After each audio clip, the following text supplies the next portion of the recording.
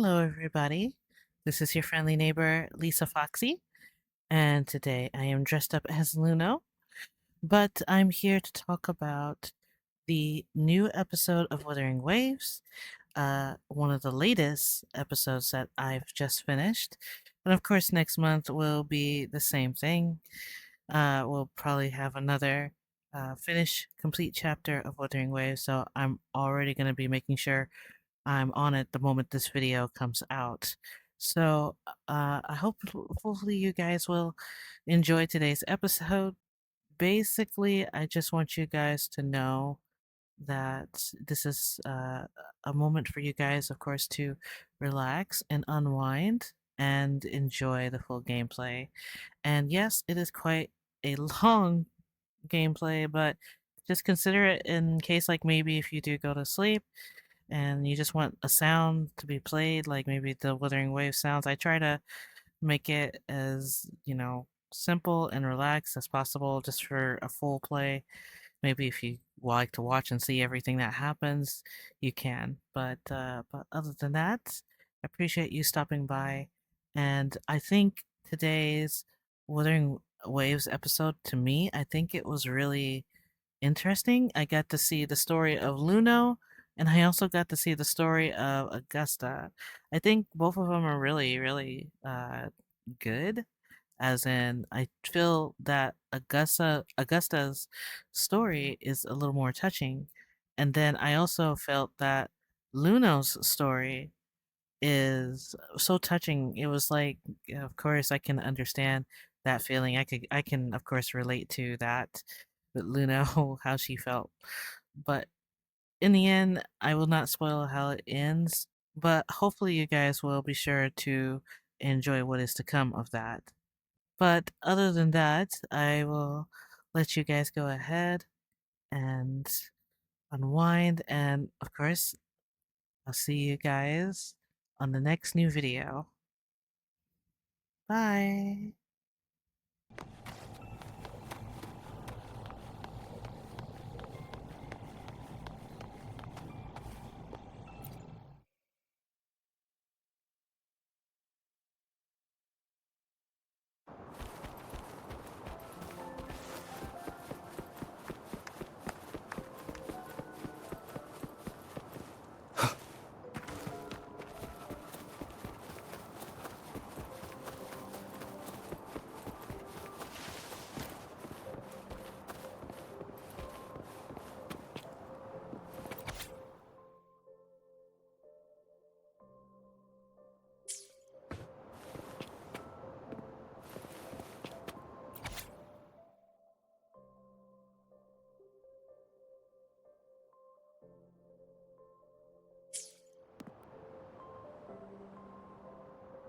The attempts recorded here line up with the research notes Frolova left behind.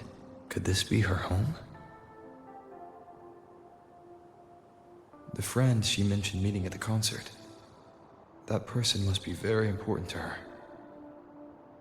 But what does a new anchor mean? Who is she using? And who is using her? None shall stop the final cadenza. Frolova?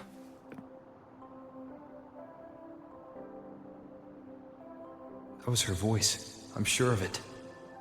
But why can't I reach her? I won't find any more answers here. I should check somewhere else. Why are there so many tacit discords now? Where is everyone? Are they hiding in their homes?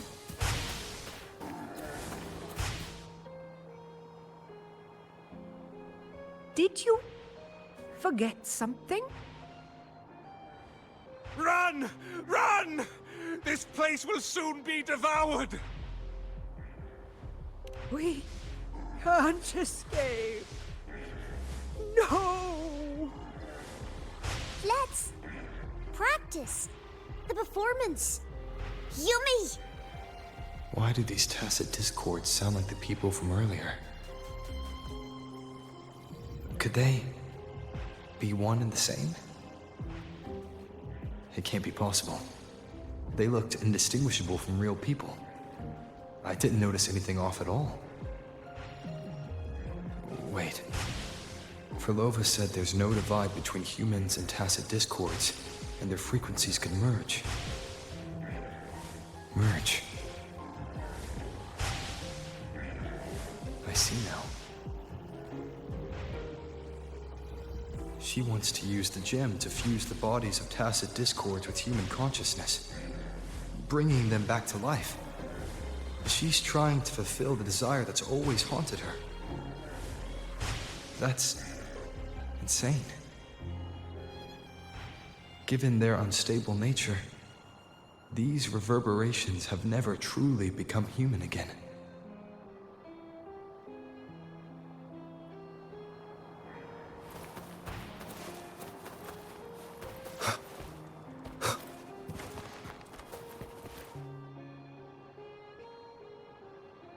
Why do you keep alone?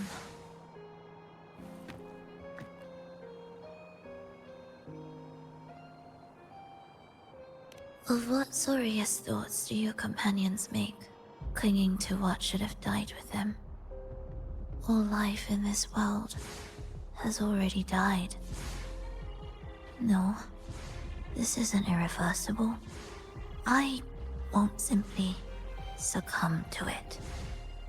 I searched everywhere, but why can't I find it? Tell me, have you found it? My violin. My ambition. My companion. The most precious gem among all that I have. I can't lose it. But where could it be? It must be waiting for me.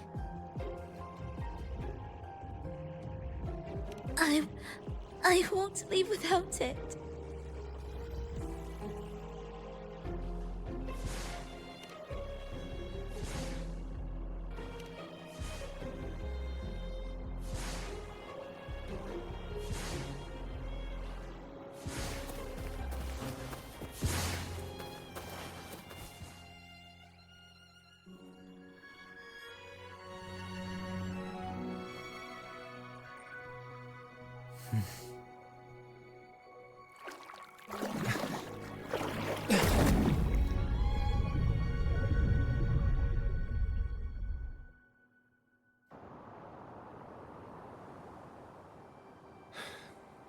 Frolova, this is your debut in this city.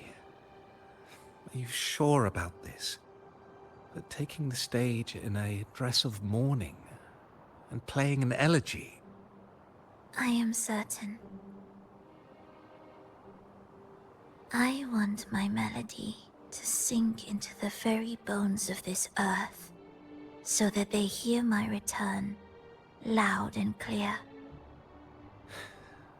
All right. I respect your decision. Time's almost up. I'll inform the orchestra.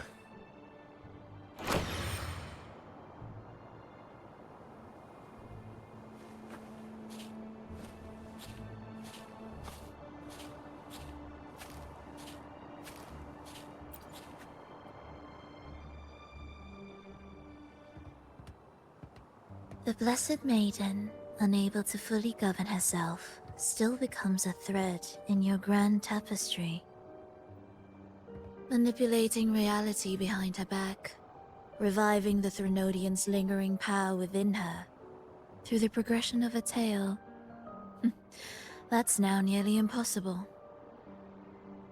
Ah, but at the very least, we have affirmed her resilience and stability after the merging. That alone offers invaluable insight into our research sample. If we allow the story to unfold, we may have the chance to further destabilize Cartathea and mold her into the Threnodian. Do you not hear Rover on our heels? And you're willing to gamble everything on a mere chance to deliver what the Grand Architect desires? So eager to witness the Beyond's completion at the seabed.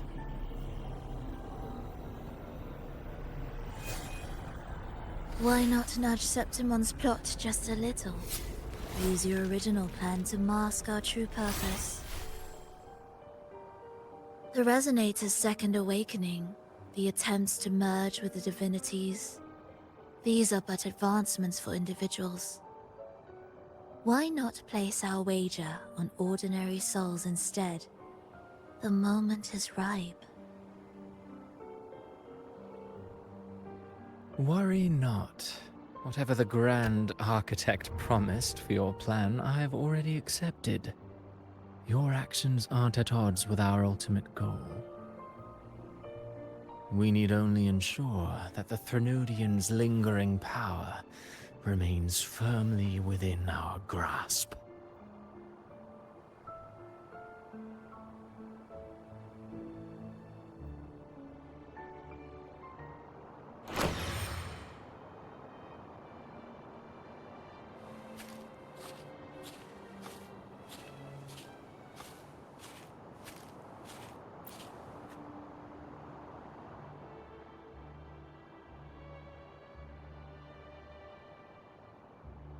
The two divinities have been entwined for centuries.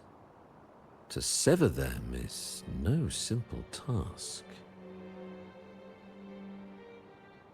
Without them, the lost beyond will fail to take its destined form. Their power is bound to faith.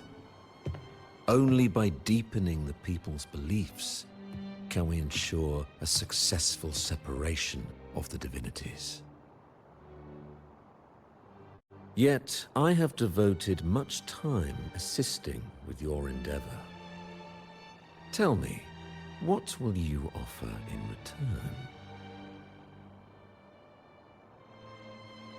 return? Primus Fenrico, there's no need for pretense before me. You have already gained much from this grand design, have you not?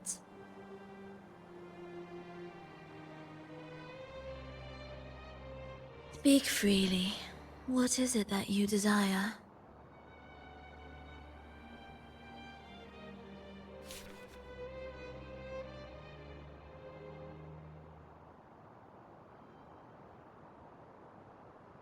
Travelers from far and wide, a grand celebration upon us. Such a convergence invites chaos, and I fear for Raguna's stability.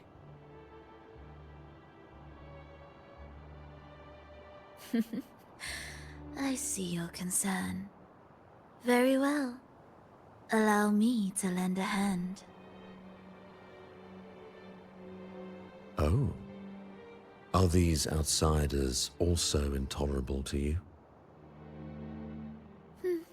No, I simply noticed a new variable on the list.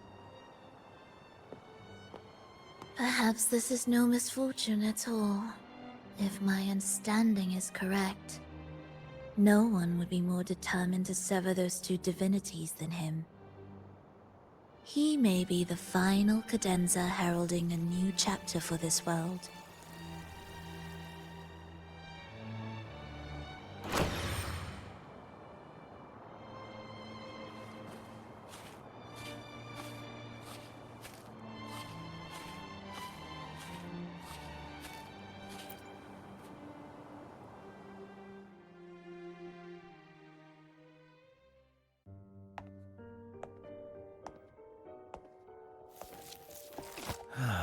The Threnodian's awakening has slowed.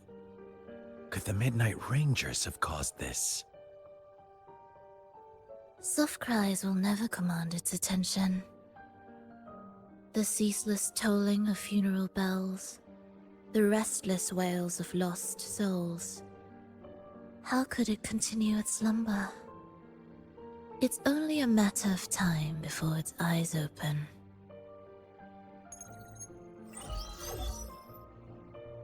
Oh. So, he's made his move. No wonder. He's in the Gorges of Spirits. Care to witness it firsthand? No need. For now, He has nothing to offer me. I will remain here and listen to what the people have to say.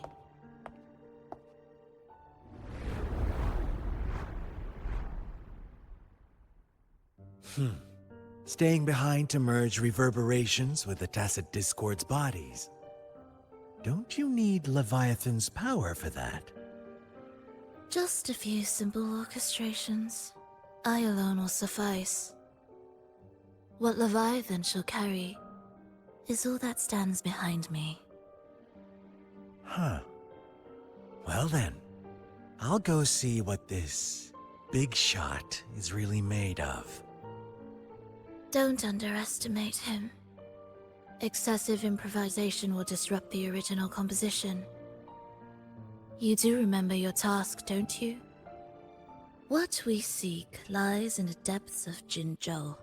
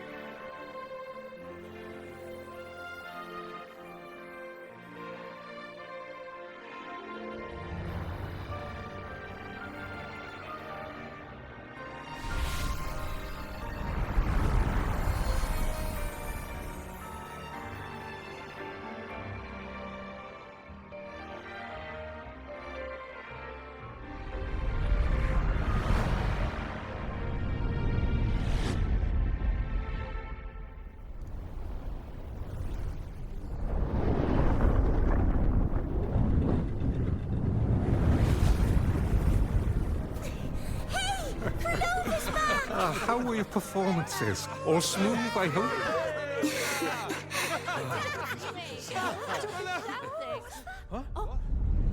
Look over there! What's that?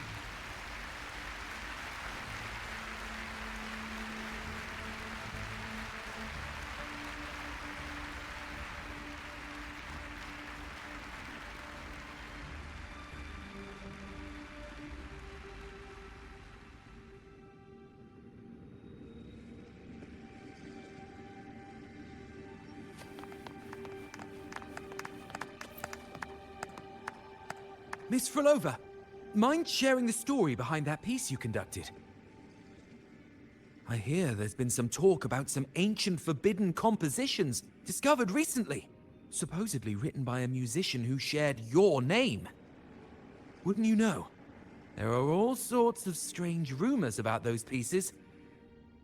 Word is, they were so depressing they'd drag anyone already on the edge right down to despair. They were condemned as luring people to their ruin. That's why they disappeared from history, they say. So, any chance this composer might be related to you? An interesting story, sir.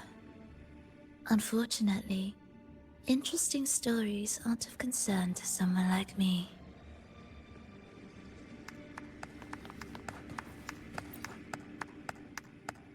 The music you conducted was sensational. Oh, it was so graceful and ethereal. Oh, every note was pure magic, striking deep into the soul. I was so lucky to attend this concert, Miss Frolova. I'm already one of your biggest admirers. Thank you.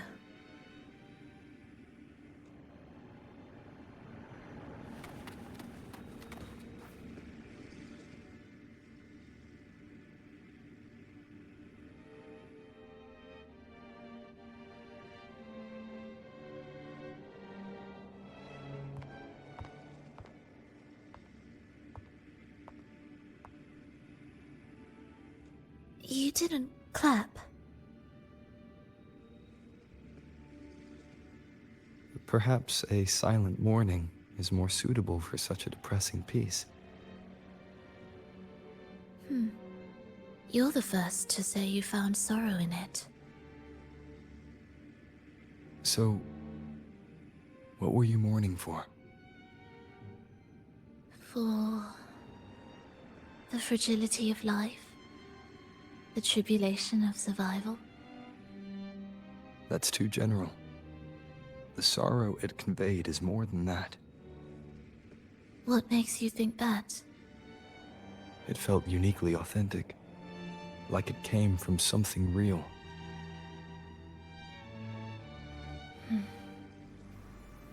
Do you know how this concert hall came to be?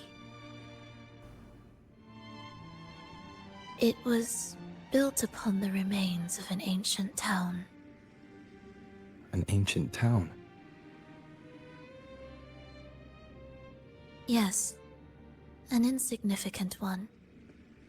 A tiny grain of sand in the long course of history. No divine blessings, no kindly fate. Only desperate hands clinging to life. Despite their struggle, this town was swallowed by a disaster, erased along with the entire civilization in the blink of an eye. Those good people's lives expired before the flowers in their caps, dying before they sickened.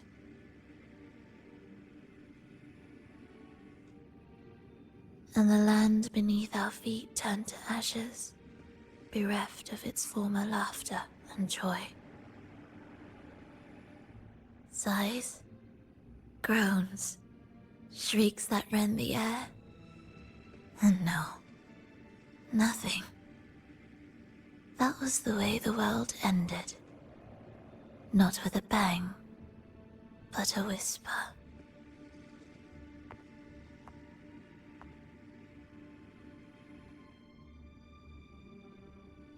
However, for some reason, one person survived. She drifted through the ruins, searching for signs of life, only to find none. On and on she walked. Yet no matter how far she strayed, she could never escape that pit of death. Tell me, do you think this lone survivor suffered more than the dead?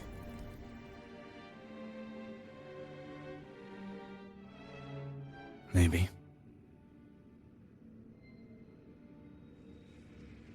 Beneath this concert hall lies the story that gave birth to this melody. I wove her burden into the composition to release it for her.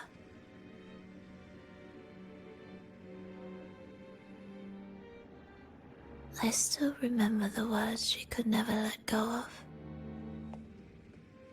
Why is our world like this?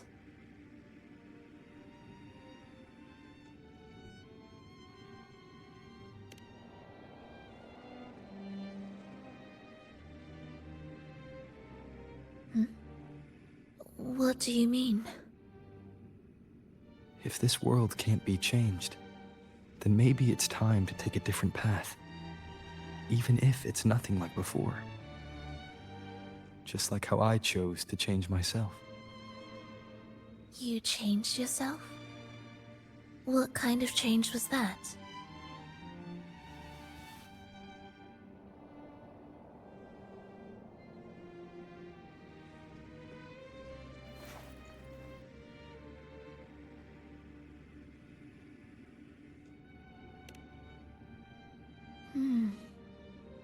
That sounds intriguing. I wonder if each of us can change in that way. I've gained more than I imagined from this performance.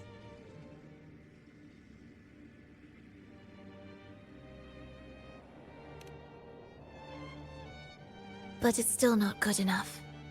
I want to include the voices of the past, making that history a true part of it.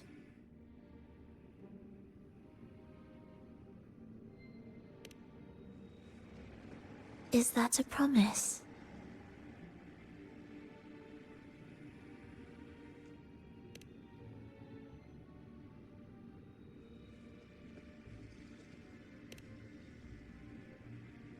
All right. I'll be waiting for you then. I'll save you a VIP seat next time. Besides, I also want to hear more stories about how you started over.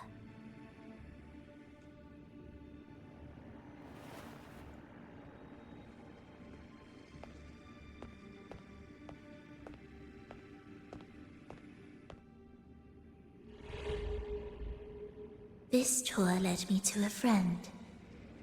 He understood the true emotions woven into my music. So, the friend she mentioned... was it me?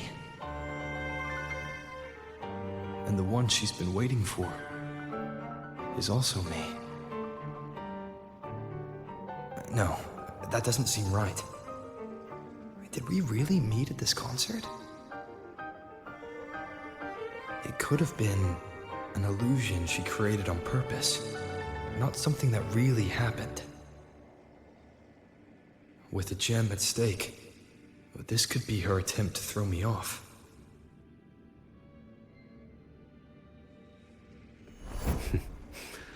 I hope this special day brought you happiness.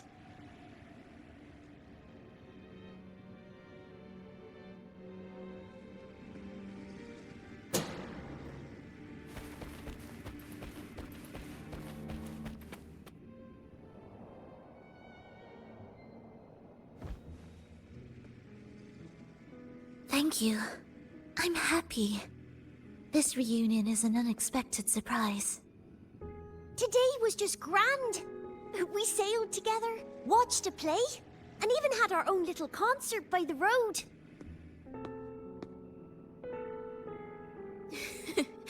Yes, it was just like the old days.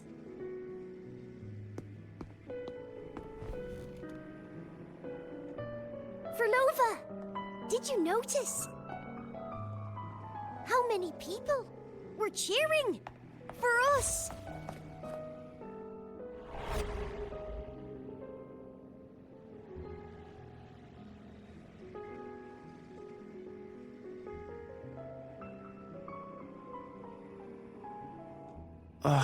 I'm sorry, but I cannot let her remain for too long.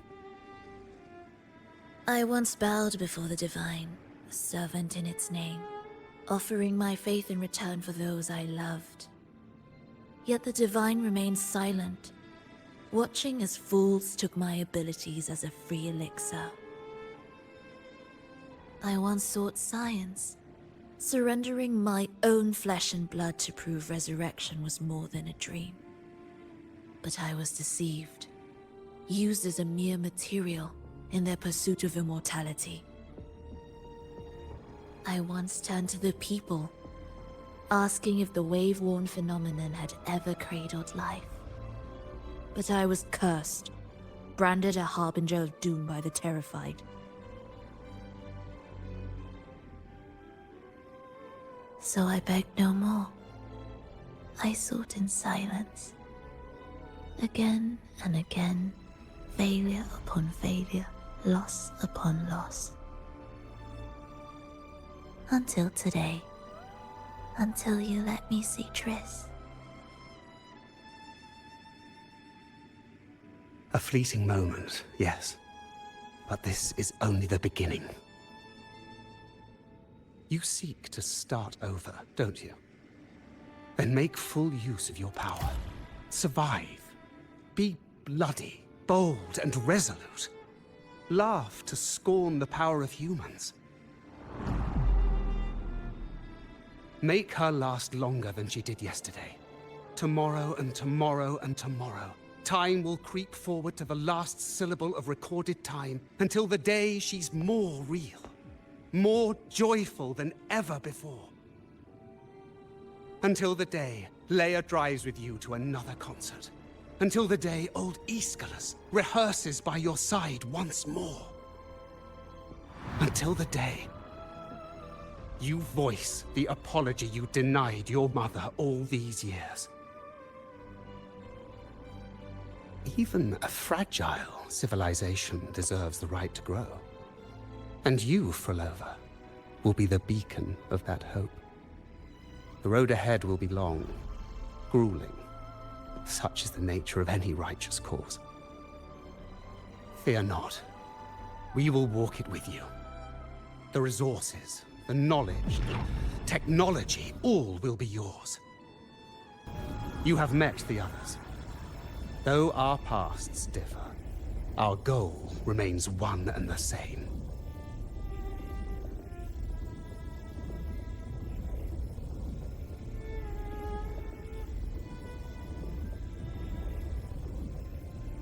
Then, from this moment on, I walk with you. I will spend endless years. I will pay the heaviest price. I will silence all distractions. I will wield everything at my disposal to bring back the light. Welcome to the Fraxiters.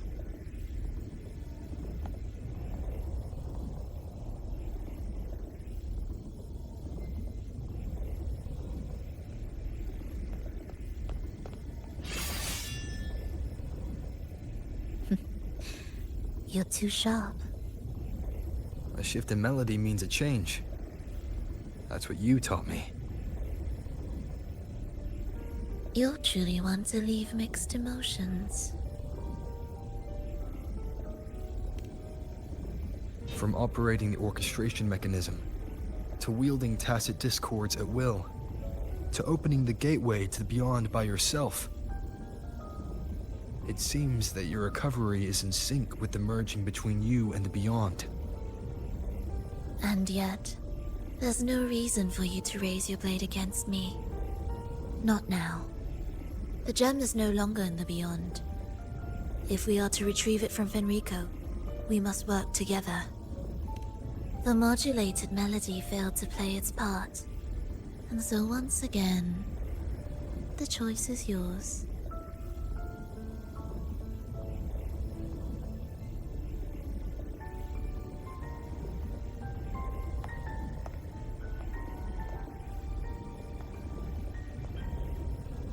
That piece. Did I really hear it before?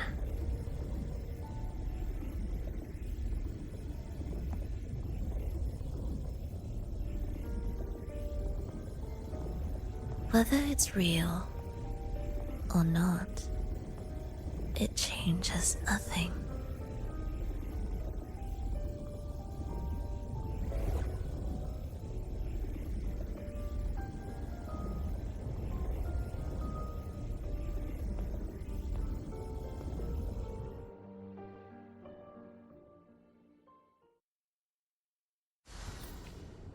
That is... Hurry.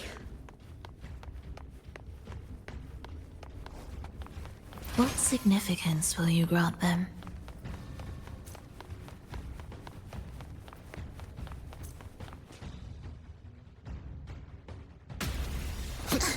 I am the first, yet shall be the servant of all. Is that the Dark Tide?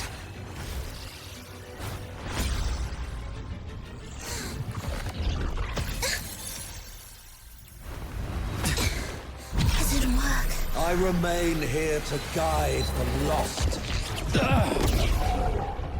And bring true peace to Laguna.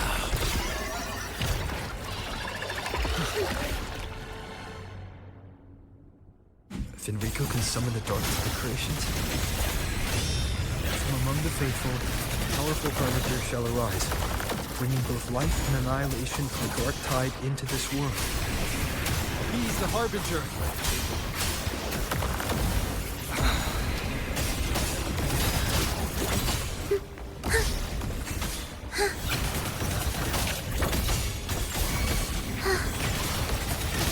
Life or death, no alternative. Chant songs of old.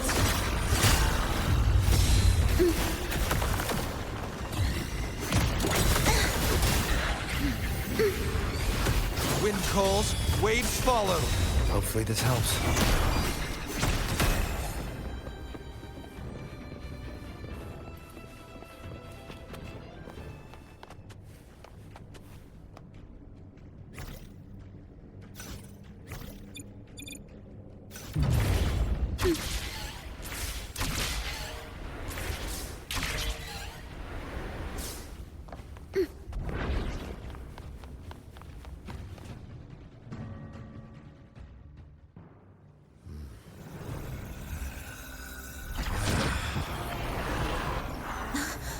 The gem's power grows.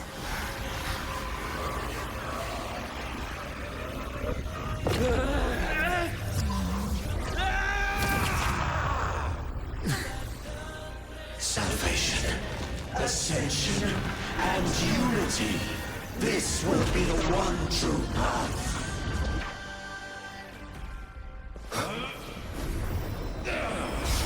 Wind rock. Hopefully this helps.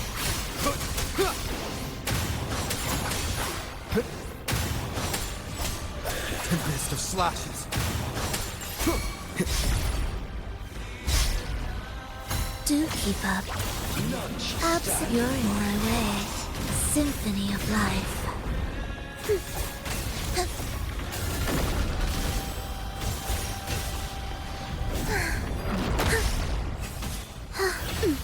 We were the Ictus. Ready. Witness. Blossoms in wilt. Wind calls, waves follow. Hopefully this helps. We'll face judgment. I am the Tempest!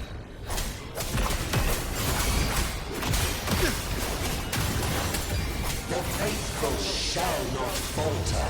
By faith shall their souls be preserved.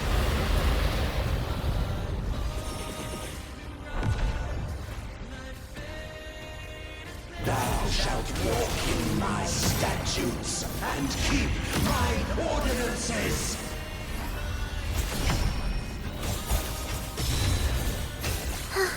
Preparatory beat. Begin. Cadence. Halt. Hark, O breath of the winds. Bow ye down and yield, ye lost souls.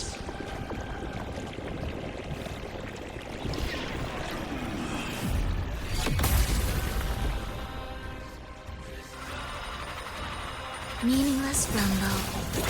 Symphony of life. The soul never entombed. Wind calls, waves follow. Hopefully this helps. Waves rise.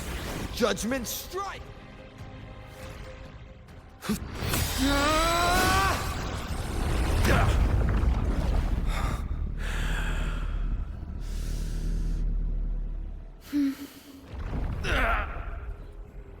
Fenrico, stop! The Thenodian is using you!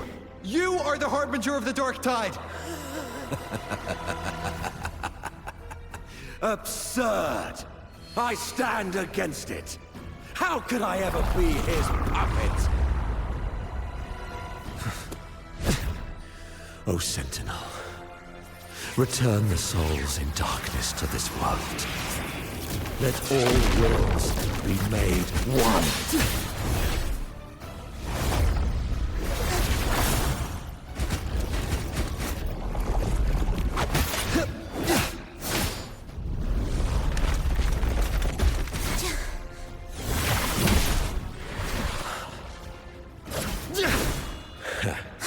The gem is fleeing into the Dark Tide.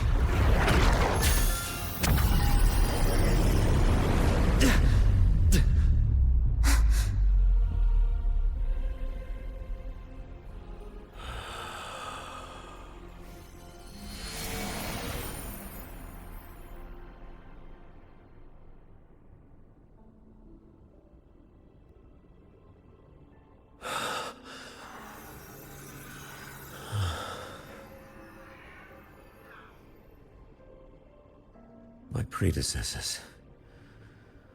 What you taught... The path born of injustice must be fortified with further transgressions.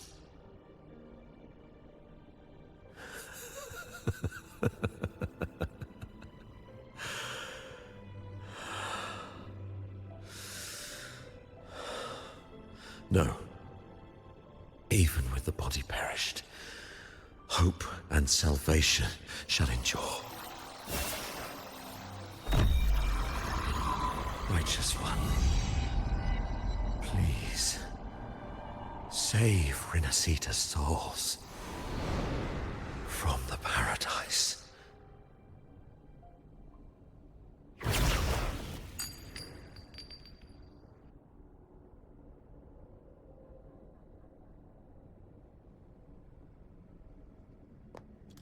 Your plan won't work.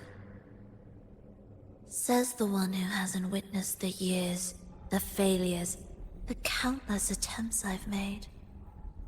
What gives you the audacity to pass such judgment? You've already tried everything. Can't you see? The path you're on only leads here, nowhere beyond. Among thousands of paths, surely one will lead me back to them. And even if I'm wrong, I fear not starting over. I've done it time and time again. What meaning is there in chasing something that's neither realistic nor attainable? I know they're there.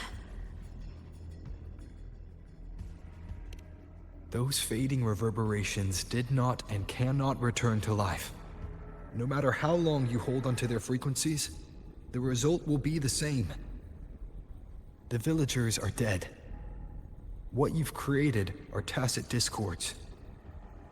If you continue turning the entire town into that, you're not creating a paradise. You're creating a hell. The villagers are dead. So, you saw them in their human form. Then how can you claim my goal is unattainable? It's what they forced on you. And the Triss you saw? Fleeting, unstable, an illusion.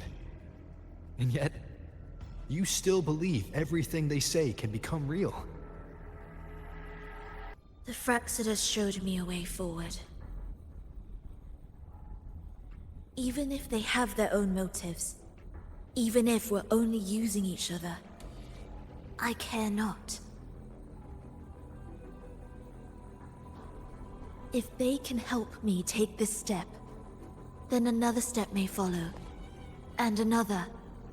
No matter how steep the price, I'll pay it, step by step, until I reach the end I seek. Love, sincerity, compassion, trust. What you and your cronies hold dear is but a jest to the Fraxidus. No bond lasts forever. Without true loyalties, there can be no betrayal, no deceit. I no longer buy into such illusions. After all, even if you believe with all your heart, even if you wait patiently at a crossroads, the one you're waiting for may have long since forgotten you. Forgotten the promise they swore to keep.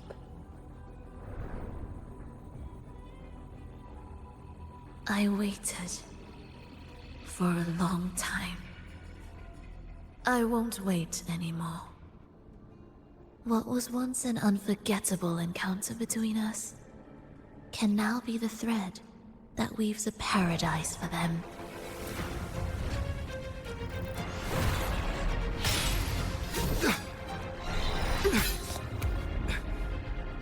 You've gone too far.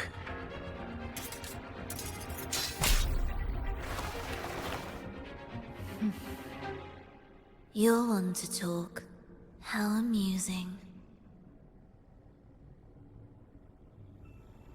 You, with your long life and its endless possibilities, still choosing to start over, even at the cost of all your memories. The irreplaceable bonds, the emotions that make us human, are the brightest lights and most precious treasures in our fragile existence. What madness, what cruelty, what impossible goal would drive you to cast them all aside? You've gone further than I ever could. Perhaps you believe more than I do, that only in endless time can true eternal perfection arise. That only then will a brave new world arrive. We walk different paths, yet in the end, we are both driven by the same madness. Why argue who's fallen further? The only difference is that you've forgotten it all.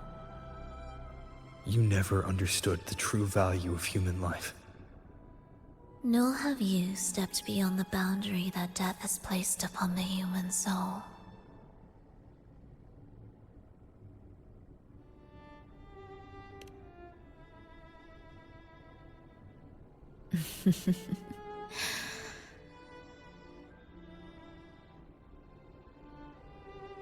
So, this is our finale.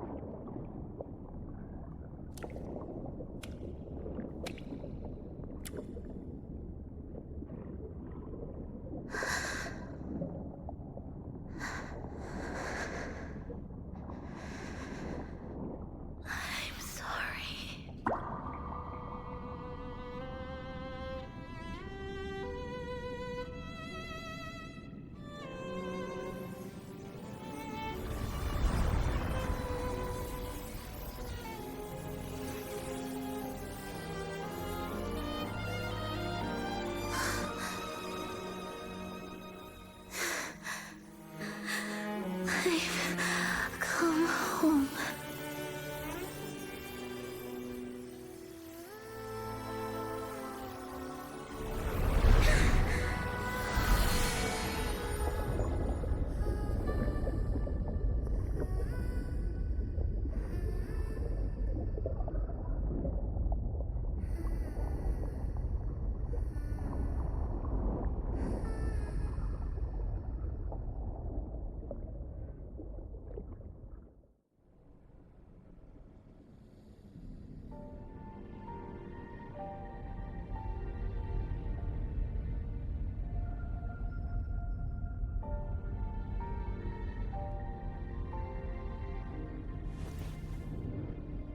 Fenrico spoke of a paradise. What does it mean? And save Renacita's souls? Was he pointing to the source of the anomaly in Renacita? I heard curses. Not loud, but deep. I deserve them. Soon, it will gather enough strength to herd the people and drown Renacita beneath the dark tide.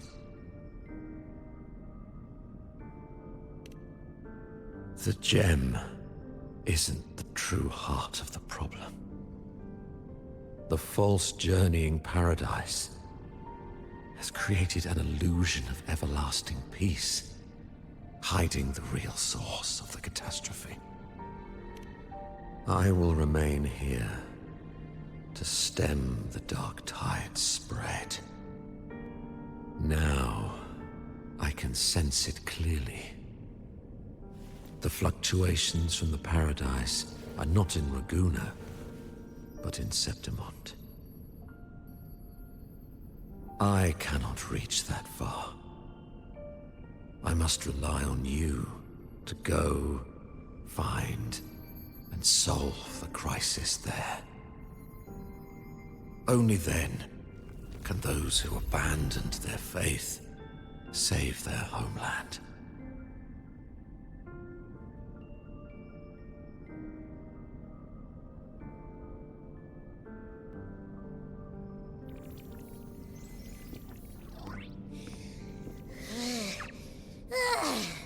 That was exhausting. I can't believe it. That gate sent me to some lab so far away. Finally made it back. So, what happened after that? Did we win?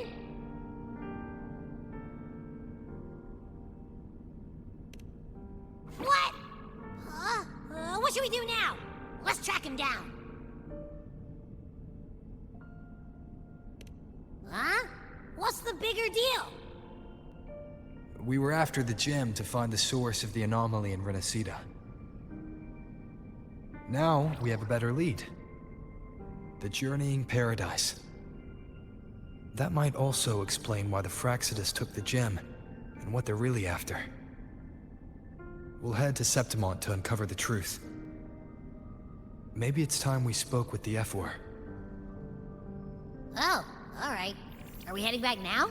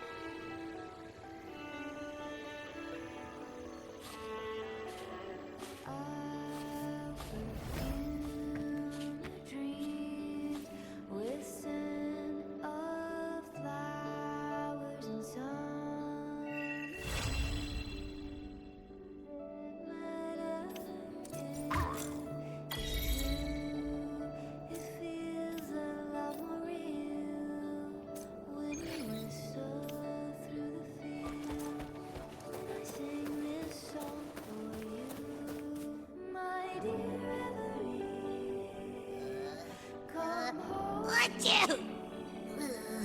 The smell here is kind of weird. Wait!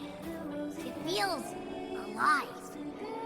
I know that sounds odd, but I mean, whatever's on the other side is pulsing along to the beat of someone's life. It's kind of faint, but it's definitely a part of a person's frequency. Hey, what was that thing you were holding? It smelled exactly the same as this place. You mean her baton? It seems like the Beyond is now completely merged with her. If you can feel the pulse of life in the Beyond, it means she's still alive. Okay, I just gave the place a good sniffing. Only some leftover energy. Nothing smells wrong. Maybe. It's kind of like we're walking right into someone's thoughts.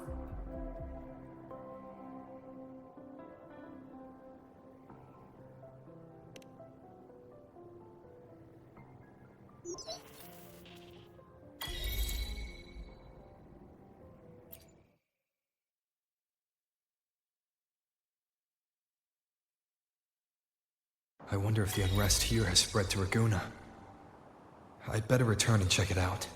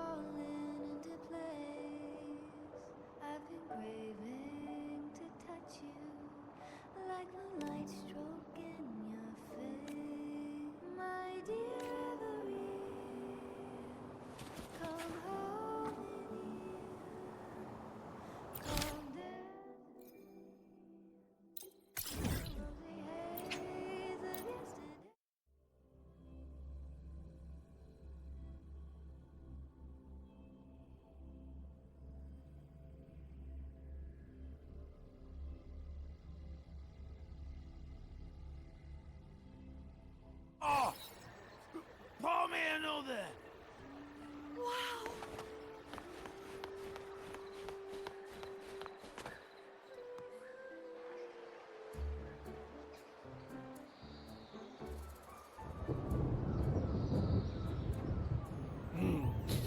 Muggy day. Sky's gloomy, air's all wet. Oh, man. At least let me finish my sentence. Ugh. Ugh. Cold, cold, cold. Oh.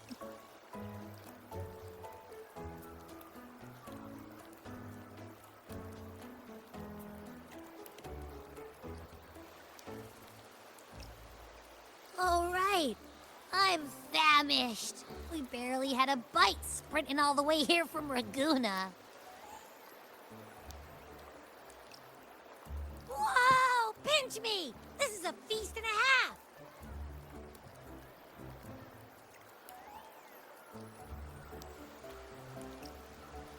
Hey, Rover. So, we did bring enough money, right? I mean, we kind of rushed out without grabbing anything. Oh, that? Don't worry. Money's not an issue. Augusta made sure we're covered. All our food and lodging here in Septimont is billed straight to the F4's palace. But I think the owner might have overdone it a little. Ha! Better get used to it. You're the champ of the Great Aegon. And you know me. If food's on offer, I'll be a scoffer. Yeah, no leftovers, guaranteed.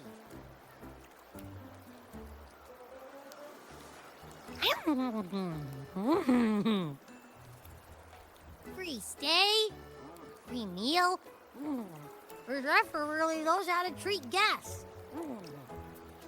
Maybe we should, you know, hang around a bit longer.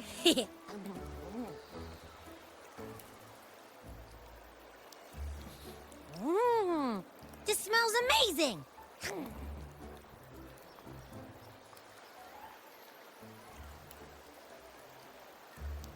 Abby, what do you think Imperator wants me to find?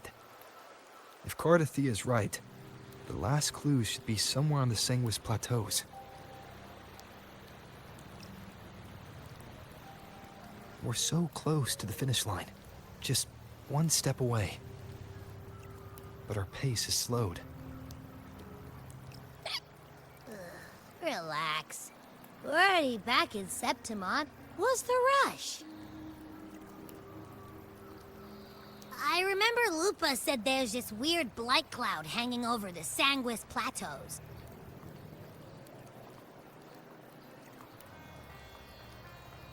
And when the high tide, or whatever, rolls around, all the gladiators go there to hunt tacit discords. Wait, is the high tide coming up soon? The Aphra's invite did say something about a big hunt. Huh, that reminds me. Aren't we supposed to meet her today?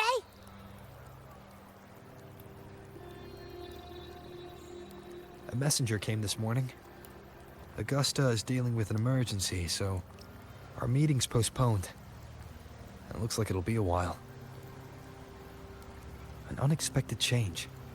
It's throwing everything off course. I don't like the feel of it. And why me for this hunt? If it's about the Great Aegon, the messenger said none of the other gladiators were invited.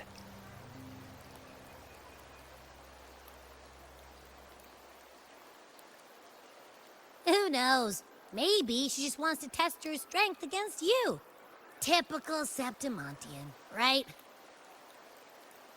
You think so? I've only met her a few times, but I doubt she acts on such simple impulses. And as the F4, can she really thoughtlessly do whatever she wants? Guessed from afar, you possess eyes as clear as crystal.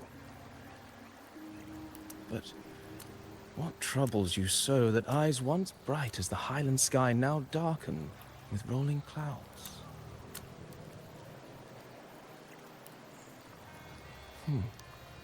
A warrior who walks the blade's edge does not falter over trifles. The clouds, if I may guess, are cast from the throne. At the peak of Capitolini Hill, beneath the pale walls of the Ephes Palace, secrets lie buried.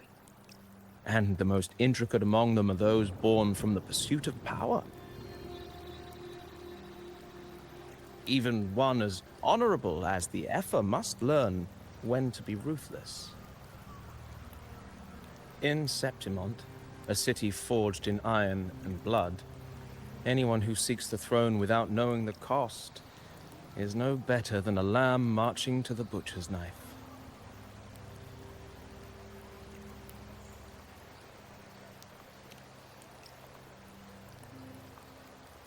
I am Nestor, a traveling poet.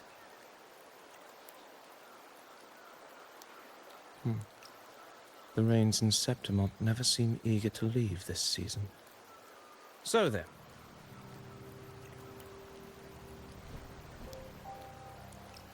If you are curious about the effort, then allow me to say that nothing would honor me more than to offer even a modest service to the champion of the great Aegon. Wait, how do you know he's the champion? And all that stuff about the F-word, too. Oh, your eyes. Were we talking too loud? To see and to hear are but two of the many ways to perceive. Trusting the senses is a habit, a natural expedience, but not the only option. Truth be told, I've been gathering inspiration for my next epic, and its protagonist is none other than Augusta, the Ephor of Septimont. That's why I speak of her with some familiarity. I have a feeling your tale with her will soon be written. And knowing more about those who walk alongside you is rarely without its benefits.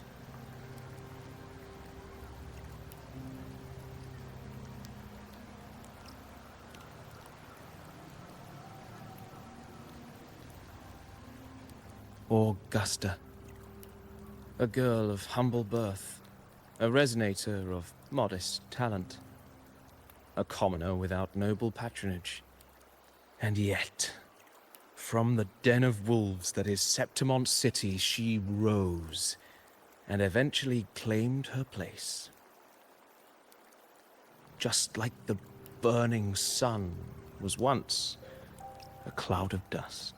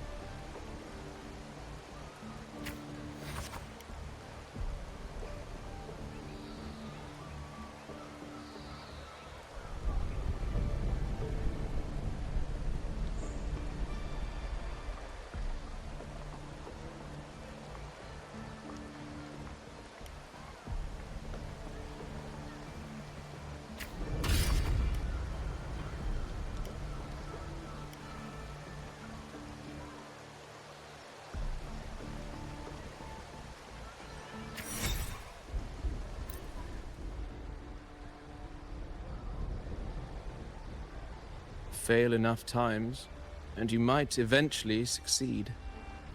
Should we call it resilience? Or mere stubbornness? Or perhaps, for a girl who has lost everything, there was never a second option. She had no one to trust but herself, and naught but a blade to hold. And yet, as the first stanza of an epic, this is nothing extraordinary. Since the lament, across the scorched lands of Solaris, I've heard this story repeat itself, again and again. Greatness. Yes, our era has certainly seen it. But true greatness is never found on the first page of a story. Courage, glory, and honor. Such immortal virtues have been etched in tablet and stone. They are never forged overnight. Light as a thread, elusive as the wind, they weave themselves into every twist of fate, tangling with every insignificant choice we make.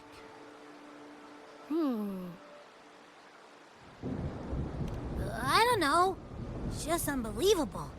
The Augusta he's talking about, and the F-word we saw in the arena. No way they're the same person. A girl far from home, arriving in the city upon Capitolini Hill in pursuit of strength. No title, no status, no wealth. I doubt anyone at the time could have imagined her rising to where she is now. Do you mean Kato? Do you believe Kato handed her that final victory on purpose, and that his scathing words were a test of her resolve? Then Kato must have been an idealist, to place his faith in a girl with nothing to her name. Now, why don't we keep this question in mind and see where the story leads us?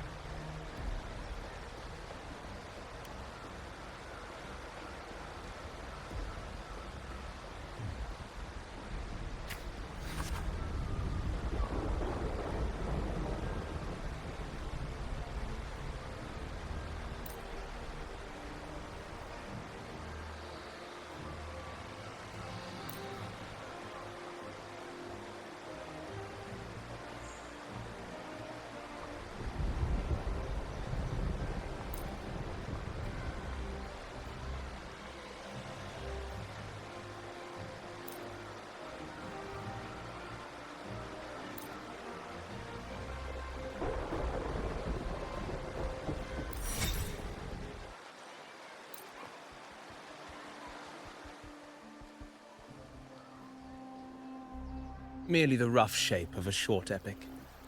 This is all I can offer about the F4.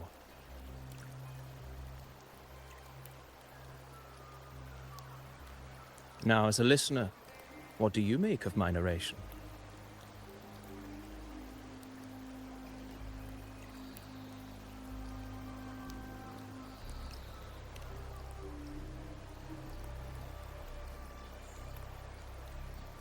I appreciate your kind words, my generous listener. I am only a humble wordsmith, spinning verses and rhymes. The essence of poetry is granted by those who dare defy their fate. But there is one thing I must confess. Through my words, your knowledge of the F4 is partial, at best. Poetry can only offer a glimpse of the true story.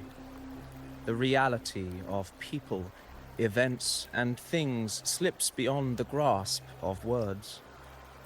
I do not belong in the pages of the epic, so I remain confined to the observer's gaze. I can imagine events and emotions unfold, but I cannot truly recreate them.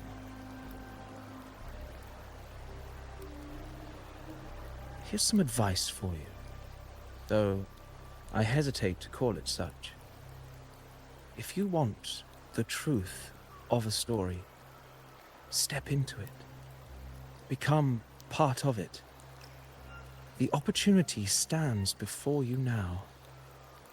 As I've said, the tale between you and Augusta, the hero of Septimont, is only now turning its next page.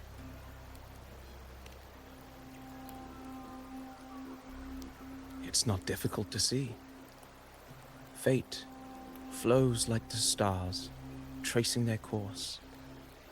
Your destination is written in the steps you take.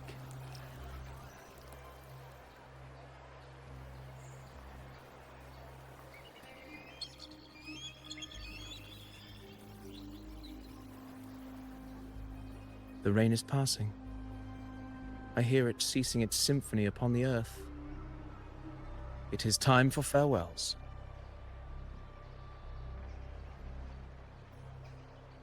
Before I leave, may I ask you one last question? What is it that has lifted Augusta to the seat of power? What is it that makes a ruler?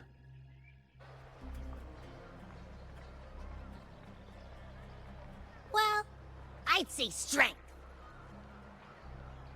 Let's be real. There's no way Augusta could have passed those trials without strength.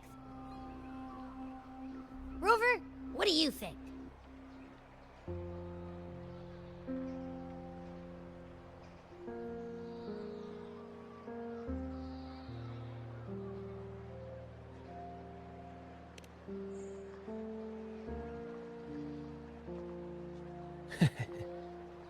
You needn't rush to answer now. Keep it in mind as you continue your journey. When the final chapter is written, the answer will reveal itself.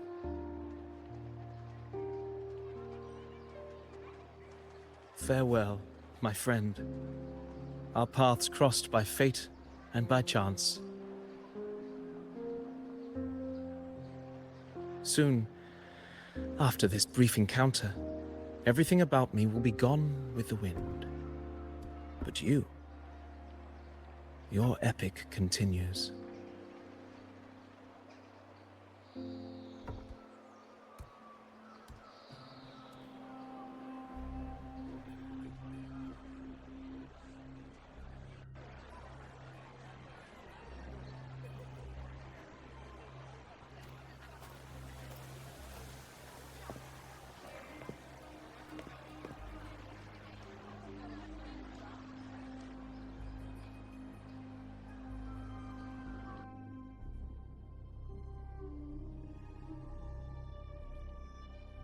Your Excellency, you have indulged her too much. As the priestess, Yuno is far too unruly in both action and word. It's a disgrace to her title. Indeed. She entered the palace unannounced, uninvited, and with no decorum. A blatant affront to the authority of the palace. Same as always. Senators, all she crossed was a doorway. One too insignificant to carry the weight of our authority, or defend anyone's fragile pride. Let us not forget, it is not the walls of Capitolini Hill that command fear. It is my will, my sword, and our relentless conquest.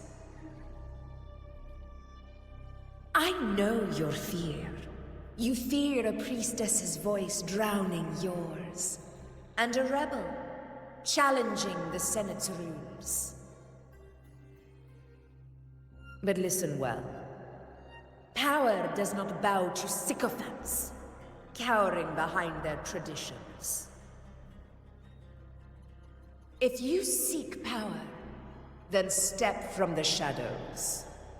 Face me, and prove yourself worthy.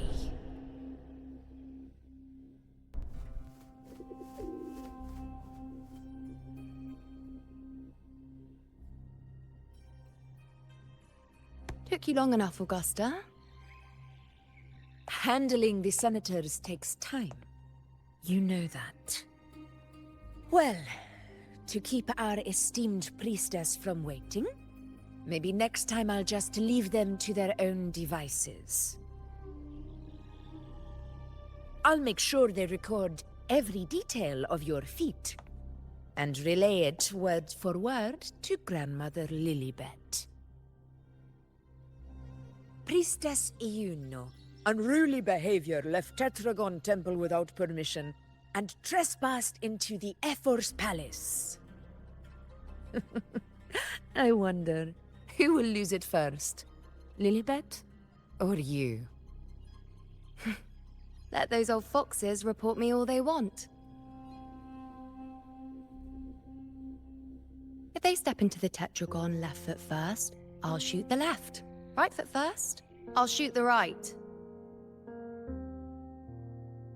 Hey, I'm with you on that one. The Senate should be reminded now and then that the Tetragon's kindness is not a reason to take Priestess Yuno lightly.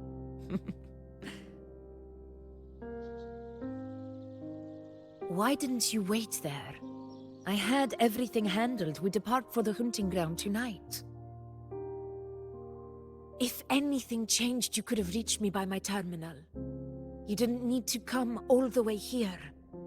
I want you free of duty until that day arrives. You're overthinking it, Augusta. I'm here to see that person. Grandmother Lilibet said his fate is one of unknowable void. Sounds intriguing enough to make time for.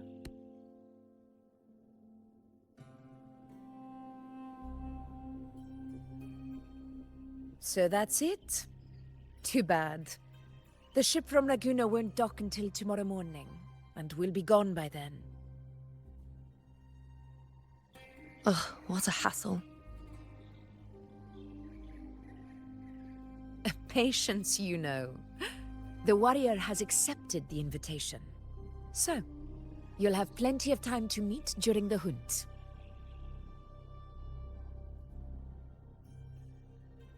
Is there something else you want to say?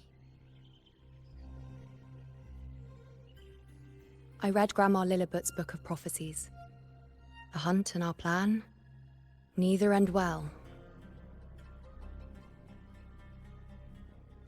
Are you sure we should go through with this? Risk does not trouble me. Peril simply requires greater strength. But really, when did you start caring about the temple's traditions?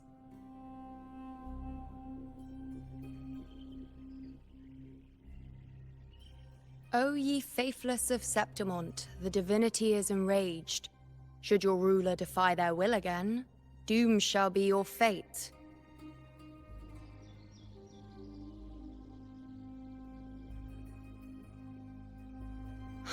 Lately, I've been hearing murmurs from the nobles again about the ancient prophecy from Raguna. I will admit, those words once carried weight.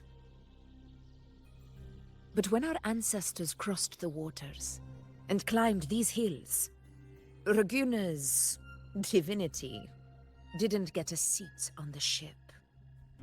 And the priestesses all said the prophecy was incomplete. Only the hero of heroes, wielding extraordinary power, risen from the dark tides, shall bring eternity to Septimont. Then shall the waters quiet, the tempest still, and glory return with the blood of the old king.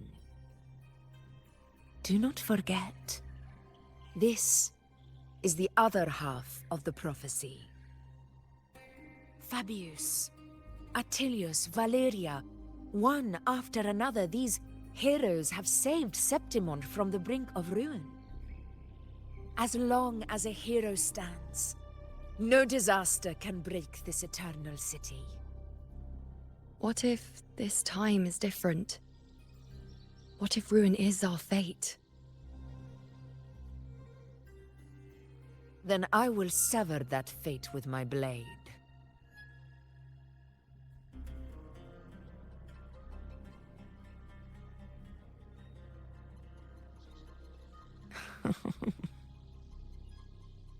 What's so amusing? So, the fearless priestess Iuno can be frightened after all. But it's fine. If you're afraid, don't push yourself. I can handle this alone.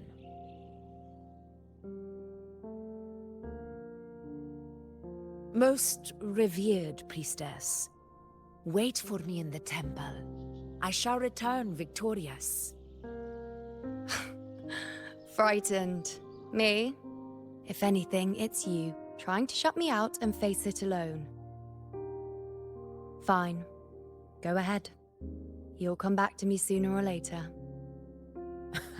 That I can't deny. I knew it. So you do need me for this hunt. Thank you. You know.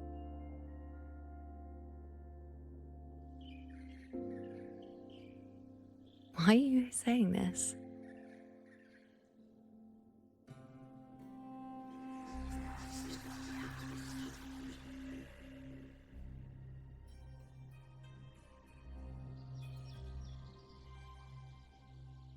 The storm is coming. Come, you know my friend. The best way to greet a storm is to walk straight into it.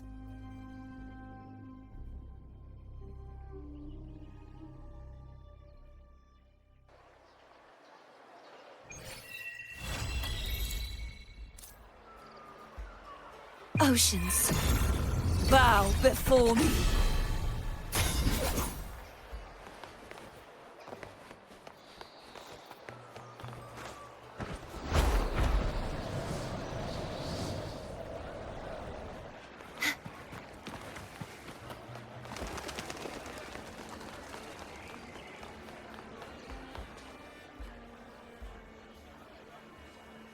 Ooh-wee.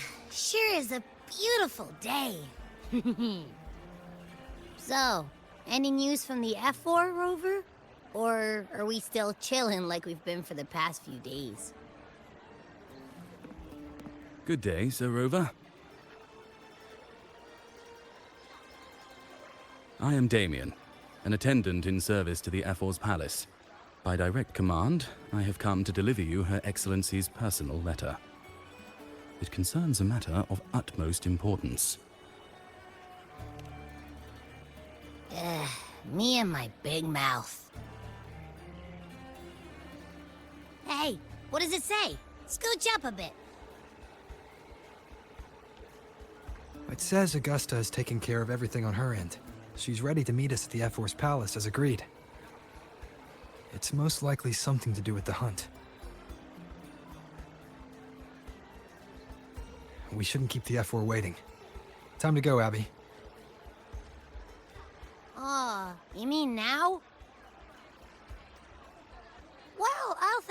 sort this one out and leave all the heavy stuff to you guys. Chat for as long as you like. Just give me a holler if you need me.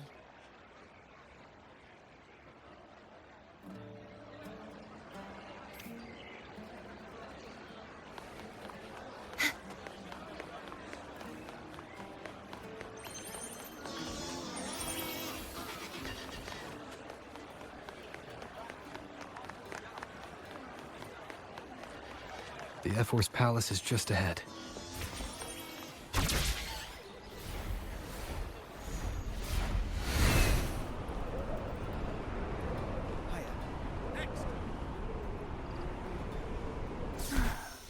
Looks like Augusta's already taken care of everything. Let's do this.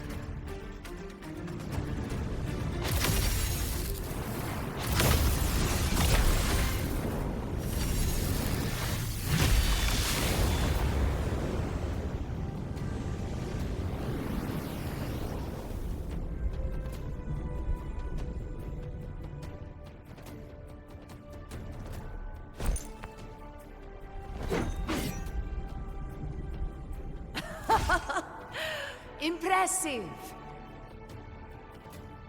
I expected a challenge, but your performance far exceeds what I had imagined. Just as I thought, watching from the Colosseum's balcony is no way to understand a warrior's true spirit. Only by crossing blades can I feel the will to fight pulsing through your veins. Come, step closer. Laureate of Raguna, champion of Septimont, favored gladiator of Arsinosa. By the honor of these titles, it is only right you stand by my side. I, Augusta, Ephor of Septimont, offer you my highest esteem.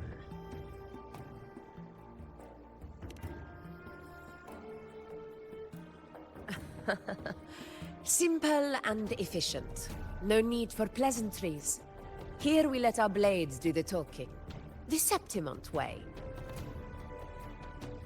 I have no doubt that you and I will have plenty of opportunities to get acquainted. But that's not why I called you here today.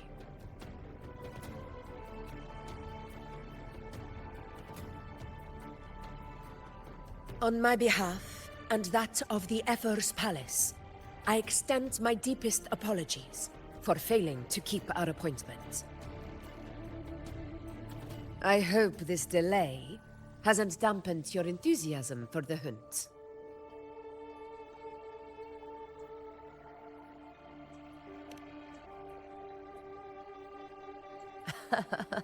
Tolerant and strong, just as I've heard. Virtues of a true hero.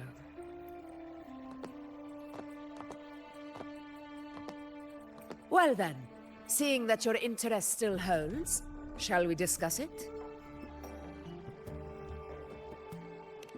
The hunt. In Septimon's long fight for survival. It holds profound significance. It is both honor and duty. For 100 years, countless gladiators have taken up the hunt and met their end in glory. It is no exaggeration to say that the blood of gladiators still burns in every inch of the Crimson Sanguis plateaus. Our ancestors built the defenses that line those grounds. To this day, they stand as the front line of Septimon's resistance against the Dark Tide.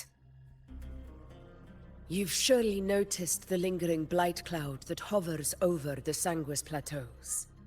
Since the first Dark Tide outbreak in Rinasita, that place has become a breeding ground for its horrors.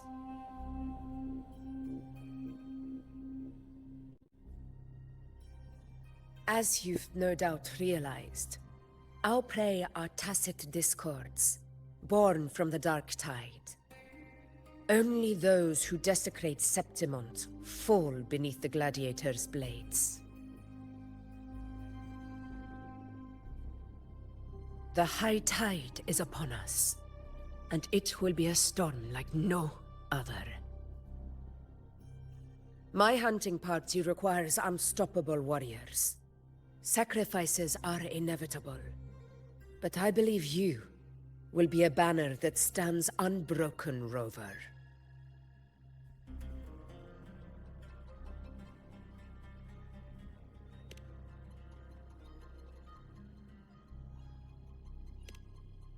I share your sentiment.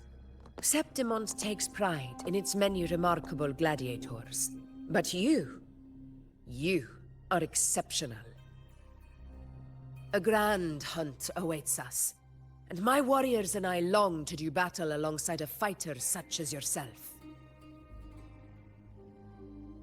Of course, the will of the extraordinary deserves to be heard. I'd like to know your thoughts on the matter.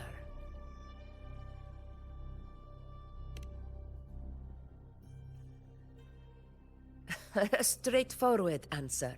I like it. As for this goal of yours...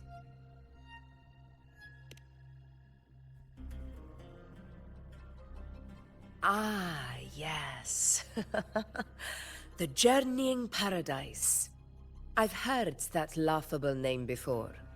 A pity the hunt was made to shatter that little fantasy. As for the Sentinel's relic,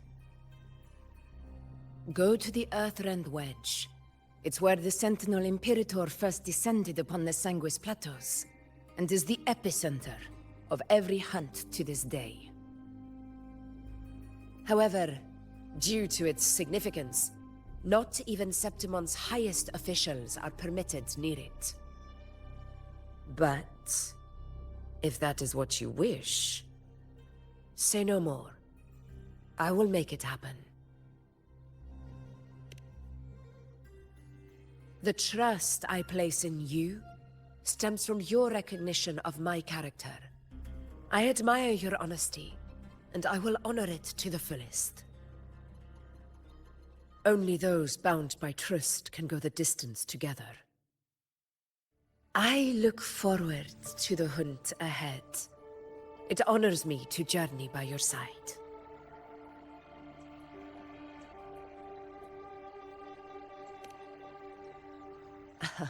Patience, my friend, is the first step to becoming a hunter. When the storm rages in the skies southeast of Septimont, I will await you at Tempest Cliffs.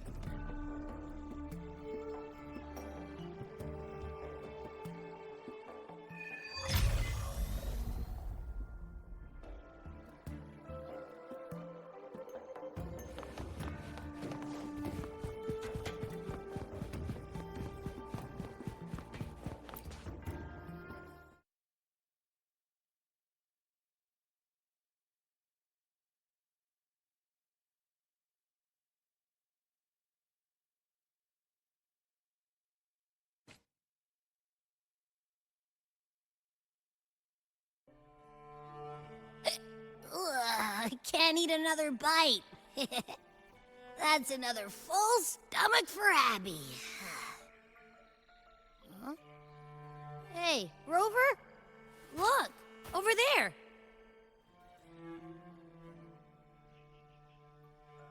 That's a storm.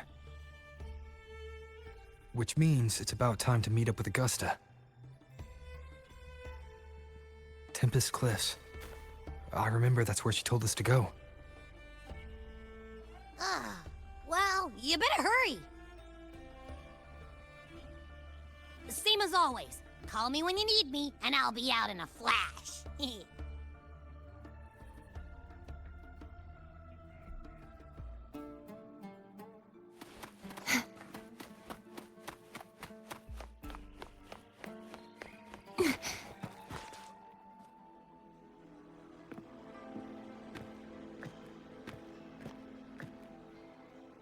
This should be the right way. If you're heading for Tempest Cliffs, head east. This path will take you straight to the Courtyard of Glory.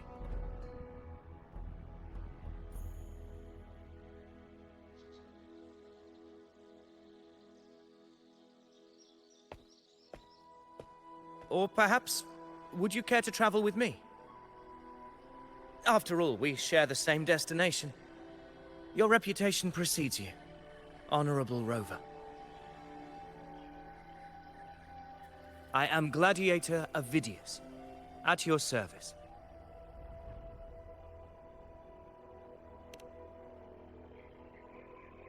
Gladiating and hunting are the very pillars upon which the glory of Septimon stands. I believe no gladiator would refuse such an honor if invited. I, of course, am no exception. Please, if you'll follow me, honored guest from afar.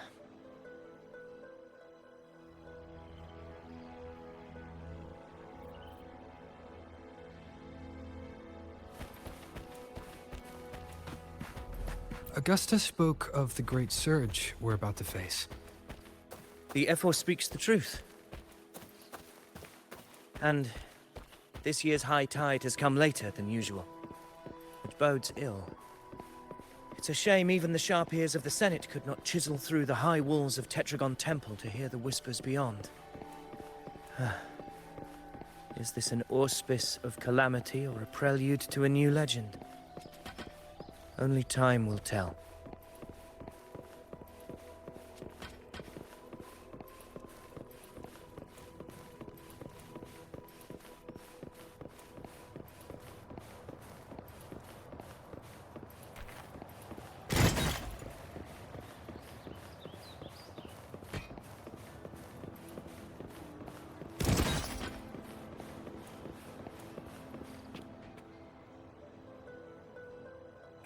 Come on, give me a hand. Did you hear? More behind. This one's serious. Not like that. Like set. Yeah, almost ready. The pleasure of escorting you to the Ephor has been fulfilled. For now, my duty ends here. From here, we march onward to the hunting grounds, where the dark tide's creations may await us. When the time comes, it will be a true pleasure to see your skills in action.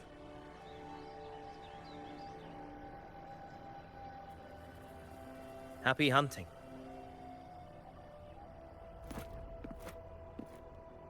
Come, join us, Rover. The horns signal our departure.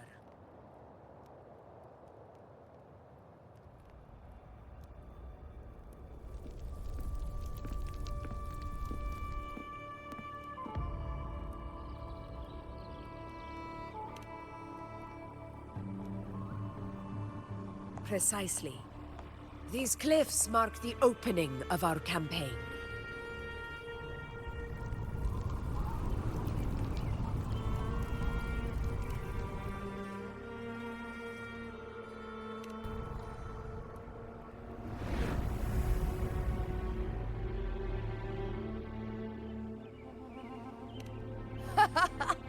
Take courage, my friends. The path to glory will reveal itself under the feet of the brave.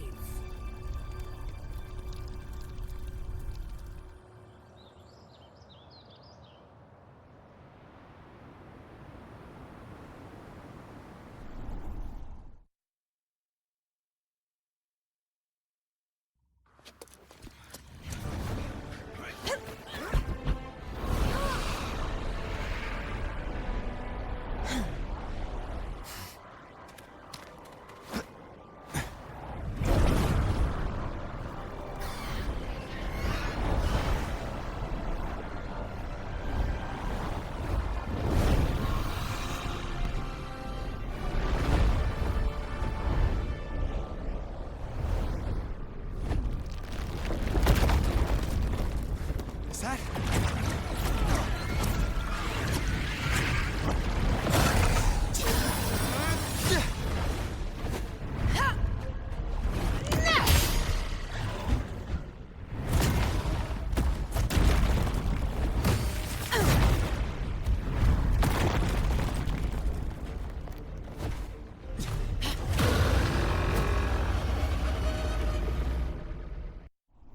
Brad salutes you.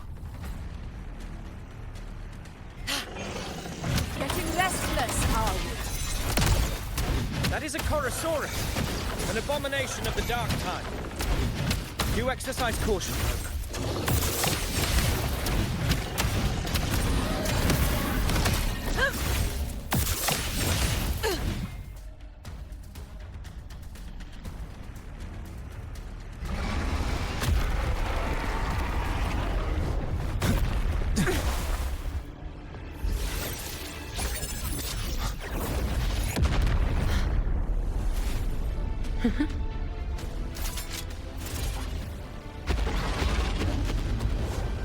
Now is not the moment. Let it flee. The path it takes leads deeper into the trap we laid.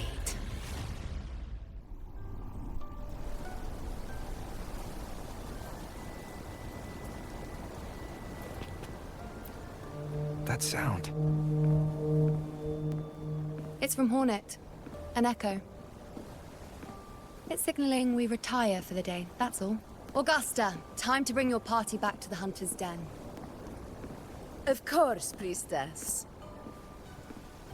Your arrow couldn't have come at a better time. Seeing that Rover is here, I'll take that as a compliment.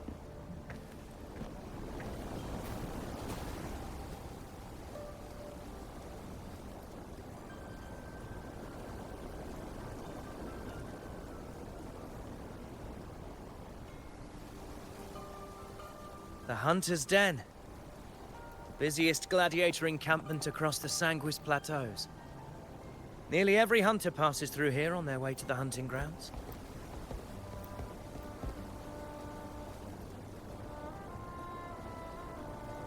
We will rest here before setting off for the next hunt. I must admit, this place is rather magnificent. I suppose my predecessors forsook the peace they ought to have enjoyed, just to share this hard-earned land with these hunters. Such magnificence is rightly owed to the temple.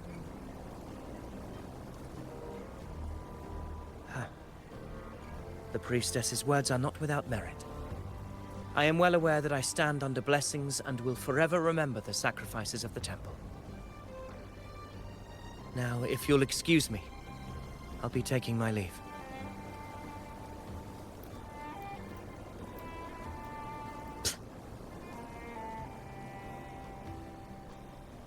Though we've already met, I suppose a proper introduction is in order.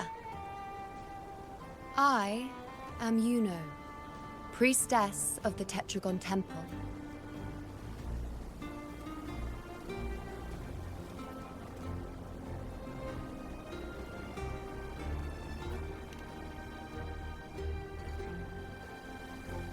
Well, aren't you caught up on things?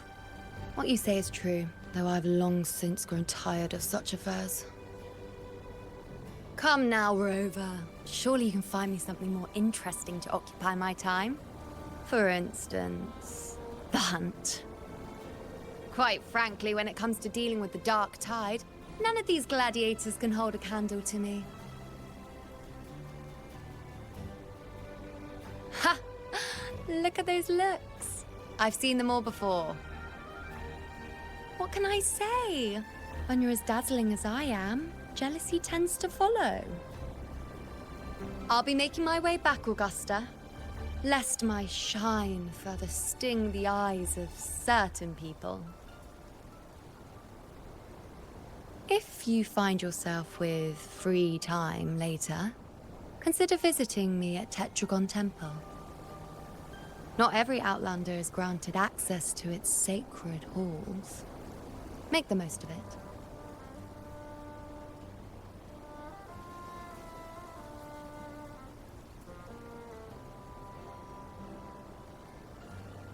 It's rare to see Yuno hold back like that. You must be someone different to her.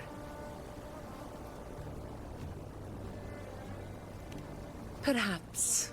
We do share some common traits. Don't let her unruly side fool you. She is as dependable as they come.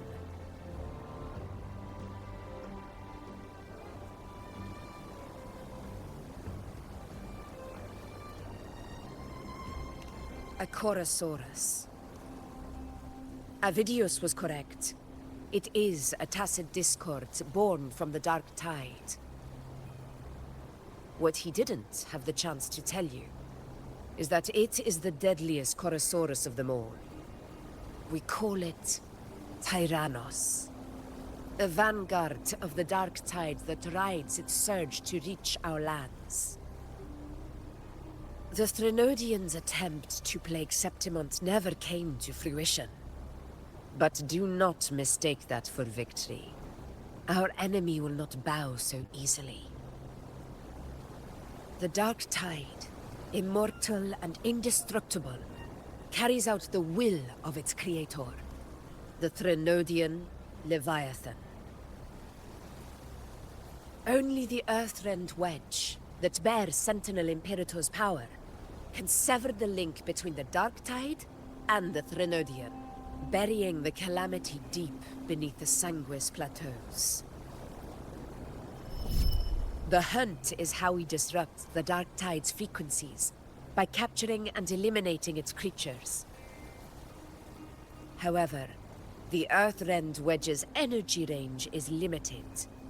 Our mission is to deliver a true death to our prey. Meaning we need to hunt and kill the beast near the Earthrender. Is that how we stop the dark tide from spreading? Yes, and it must be done within Maroonwood. This confrontation with Tyrannos was expected, but it's not a fight anyone is eager to face. That beast is well aware of our plan. It's no mere prey. In many ways, it's a cunning hunter itself.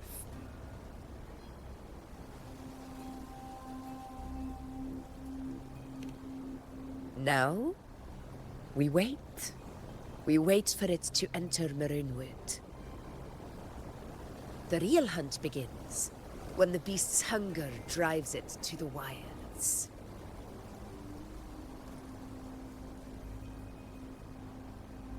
Your Excellency, the Senators request your presence in the main tent. It's to discuss plans for the hunting operation. Looks like I'll be occupied for a while. Relax. Take a walk around camp. The hornet's blare will sound our next departure. It's a sound that can be heard across the canyons. You won't miss it.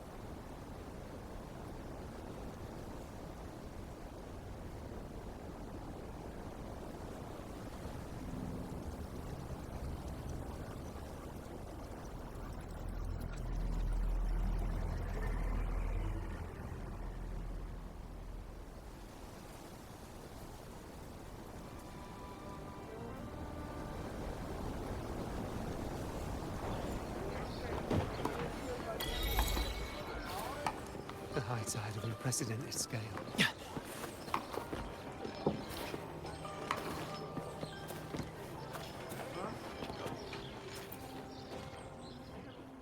A high tide of unprecedented scale. Could this be the one in the prophecy? The harbinger of Septimont's doom? The high tide is a high tide. Every hunt is a gamble with our lives, no matter the size. Just keep your blade sharp. Whatever comes, we cut it down. Don't overthink it.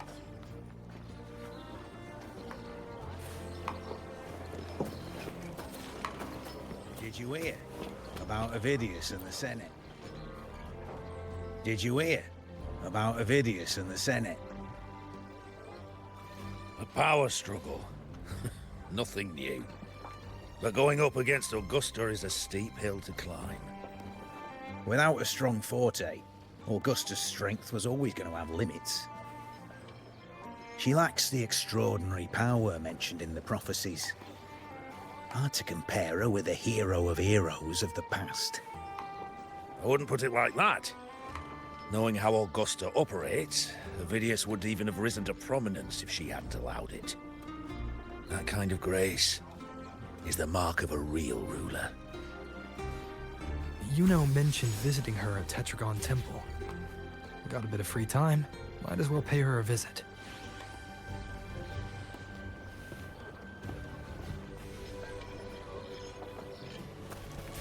Did you hear about Avidius?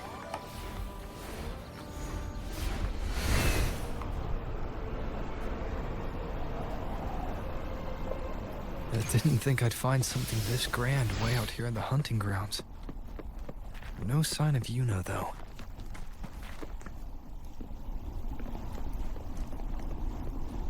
Are those murals on the wall?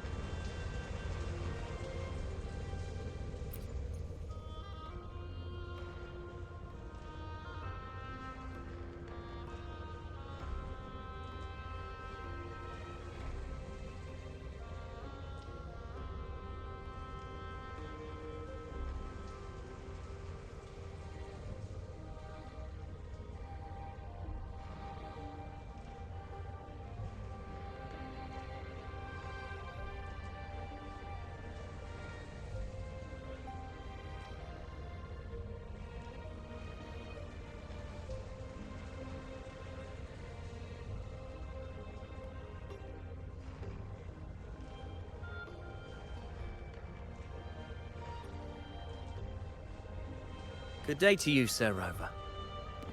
It seems you too have taken an interest in the temple's murals.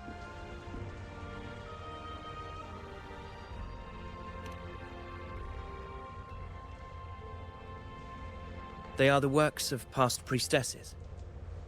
They depict prophecies glimpsed in the sacred flames. Ones already fulfilled, and ones yet to come. In any case, all these murals point to two prophecies of importance. The first is a Ragunasi prophecy condemning Septimonte's lack of faith in the Sentinel. Hear this, O faithless ones of Septimont. The divinity of the high heavens has grown enraged. Should your monarch once more stand in contempt of their will, annihilation shall be your fate. The second is a continuation of the Ragunasi prophecy, delivered by Septimonte's priestesses. Only the hero of heroes of extraordinary power, risen from the dark tides, shall bring eternity to Septimont. Then shall the waters quiet, the tempests still, and glory return with the blood of the old king.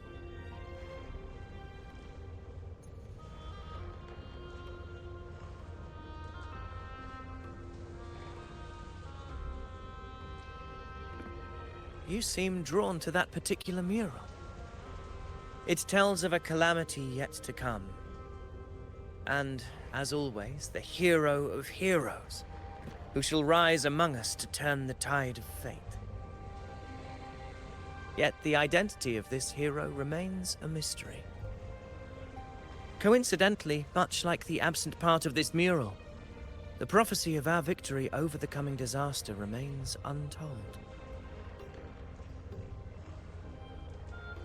Whether the priestesses can't foresee the fate that awaits, or whether the true prophecy is meant to remain hidden, is indeed a question worth pondering. Our would-be hero of heroes lost in daydreams again. What is it this time? Staring at an empty wall, hoping one day it will bear your name? I happened to wander by, passing the time as one does. No need to trouble yourself with someone as inconsequential as I, priestess. Inconsequential? Come now. Everyone knows you're the Senate's golden child. Those old loons wouldn't spare me a glance, but they hang on your every word.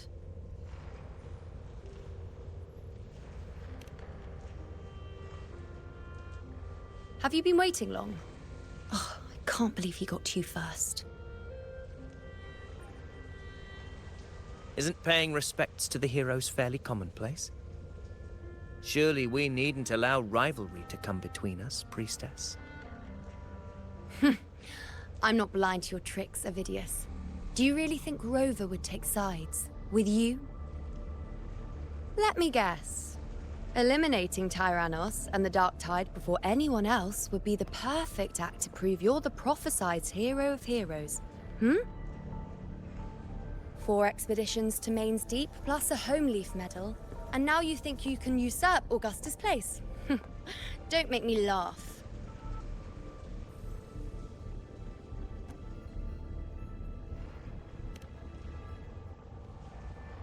Oh, read the room, will you? Please. I don't deny that I am ambitious and aspire to better my station, but I value my duty to defend Septimonte's glory just as equally. Should I become the next hero, Septimonte would be spared when the next calamity arrives.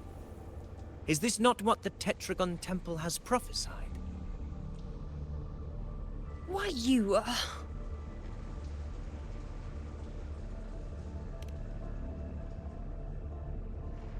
She possesses many qualities worthy of a hero, but she lacks the extraordinary power mentioned in the prophecy. As a resonator, Augusta offers nothing special. Yet throughout Septimonte's history, every hero of heroes was born with extraordinary gifts.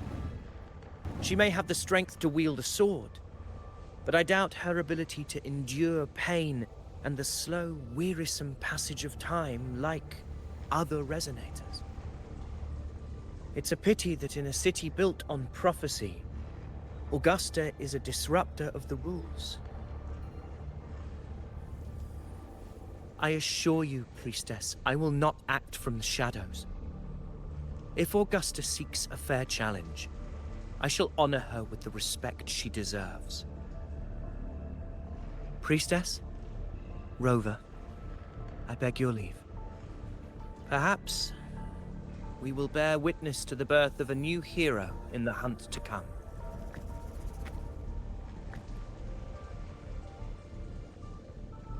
Well, there you have it. That's the gist of it. Finally, some time together, and now it's all ruined. I don't understand. Given Augusta's prestige, the Senate has no real advantage in seizing power. What's their angle? It all started when Augusta shook things up the moment she became Ephor, especially in rooting out corruption within the gladiators' Aegon while ignoring the senators in the process. Naturally, it ruffled some feathers. Some even accused her of undermining the spirit of gladiating. In reality, they're just upset their piggy banks got smashed. More importantly, this is exactly the kind of chaos Augusta wanted. That idiot. She even went so far as to say, the citizens of Septimont only need to be loyal to Septimont, not her, Augusta. And then, like it's nothing, she tells me that the Ephor position only matters when a strong gladiator wants it. She's even more stubborn than I am.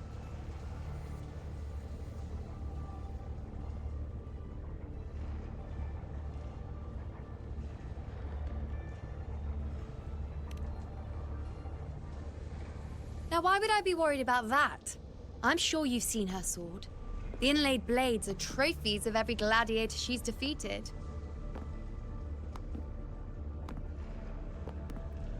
Even ones with decent resonance powers like Avidius, she eats for breakfast. Though Avidius makes me rather uncomfortable. It's got nothing to do with his stance, it's more of a hunch. Something about him feels unnatural.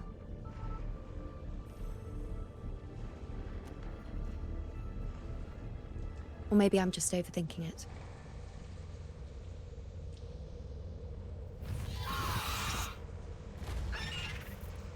It's the Griffrex. It appears our prey has finally come out for some fresh air. We'll meet again later. But next time, I'd like your undivided attention. No distractions,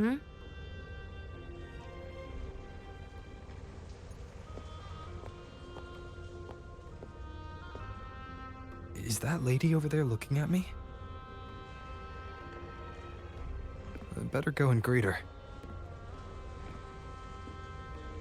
I overheard a few gladiators guessing who the next hero of heroes might be.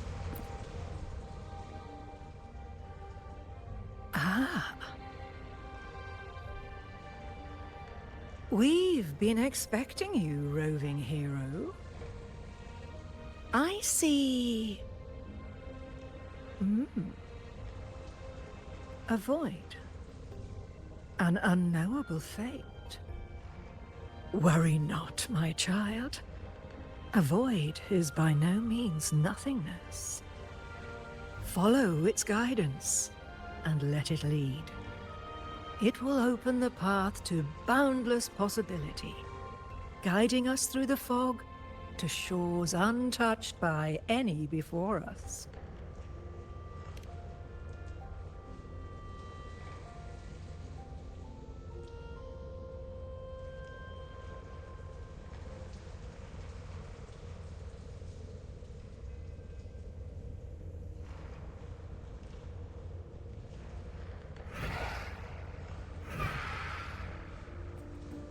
Perfect timing.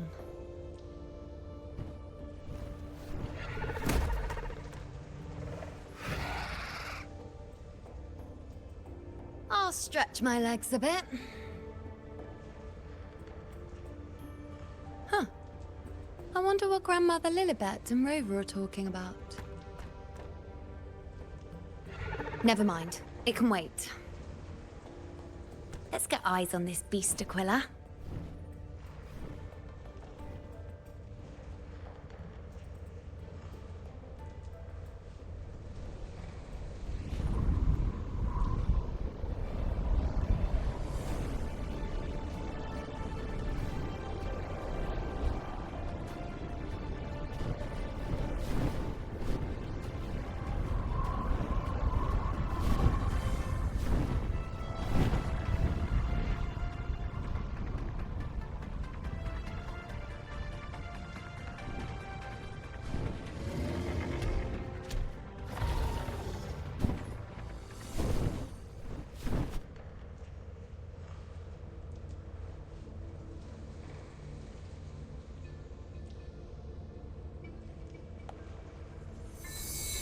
Spirits of the hallowed land, answer my call.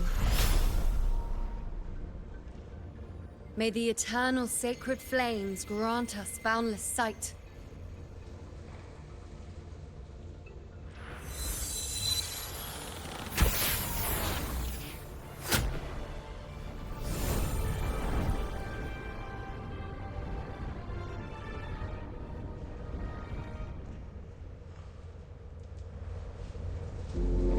It's the horn. I'd better find Augusta.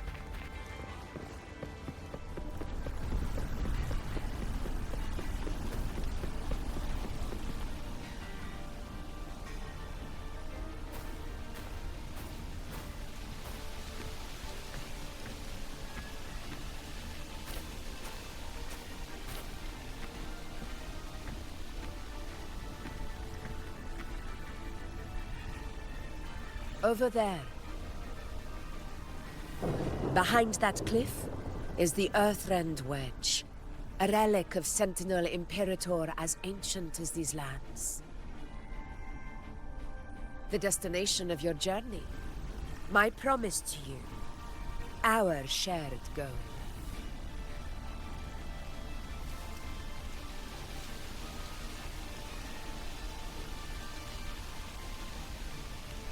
An anchor stone, made from tacitite formed around the Earthrender. It contains a fraction of the Earthrender's power. It offers no defense capabilities, but it can at least serve as a temporary measure to hold off the dark tide, or its creations. We need to deploy 3 of these in predetermined locations across Marinwood to generate a force field. This will drive the Chorosaurus to the Asphodel Barrens in the lower levels. The field blooming with asphodels is where the hunting party can safely reach the lower levels. Judging from the height, it's close to the Earthrender's base. In that field of glory, we will grant Tyrannos the death it deserves.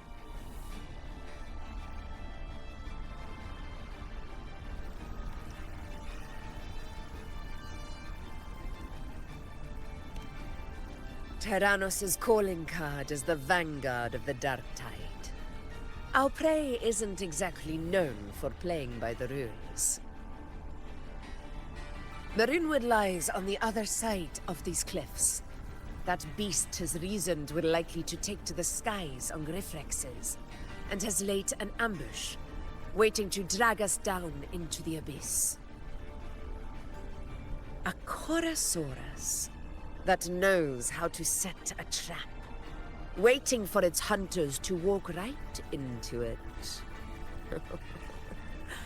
Quite an interesting opponent. Gladiators, march with me to the hunting grounds. Let the sacred flames ignite your resolve. The enemies of Septimon shall bear witness to our might!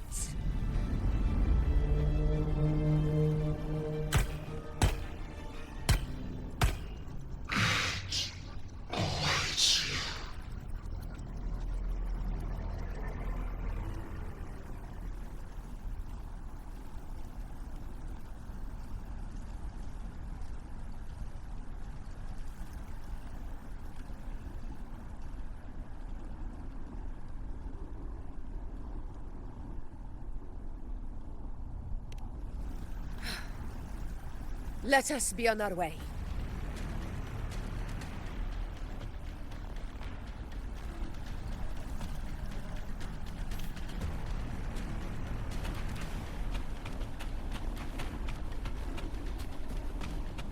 Something's not right. Be on your guard, everyone!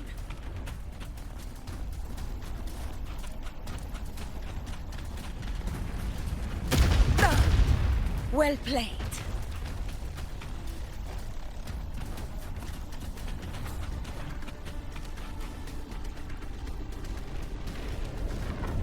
The ground is collapsing! Watch out! Honor cannot be sunk. Over there! Getting excited, are we, Tyrannos? Watch out for those molten rocks. Use the pillars for cover. Move!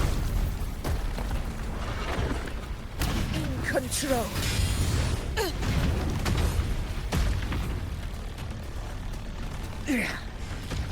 Cunning bastard. Everyone, onto the ledge, now!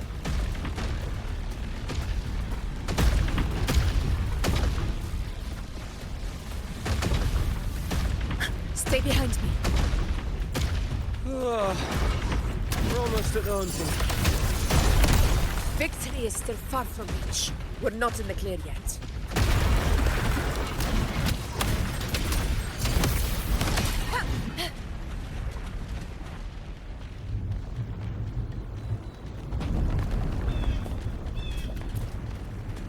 Rocks above!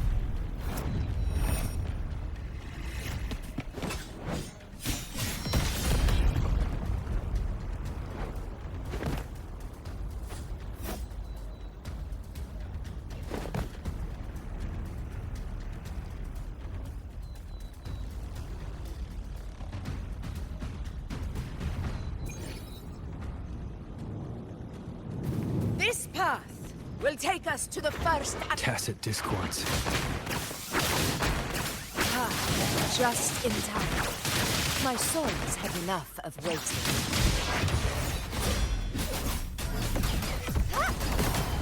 Such is their blessing.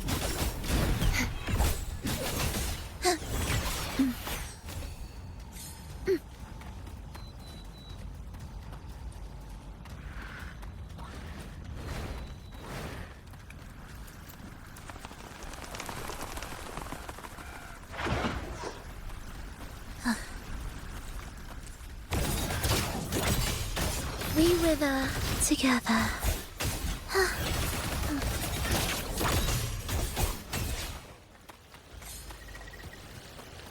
Such carnage. These tricks do not surprise me. Avidius, take a response team and get that anchor obelisk functioning. Rover and I will provide cover. As you Honor. command, Your Excellency.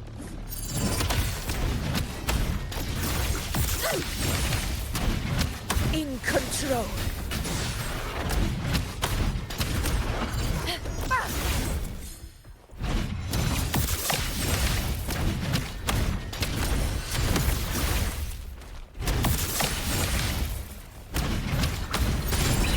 Sing of my triumph!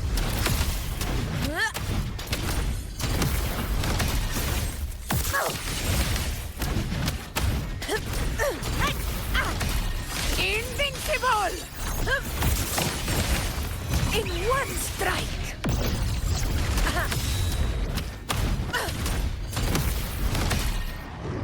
All blood! Receptimon! Here! Here! Avidius' team should be almost done, Augusta. I'll head over to join them. Your aid couldn't have come at a better time.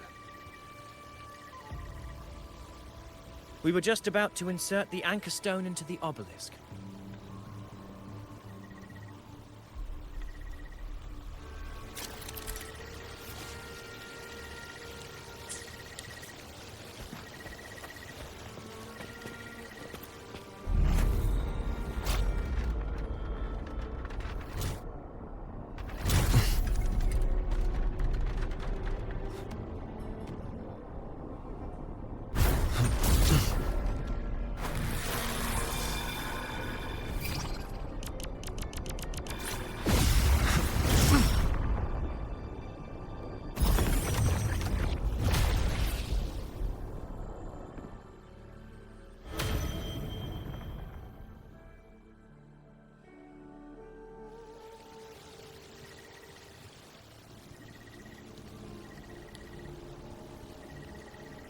Excellent work, Gord. Filthy, spiteful shadows.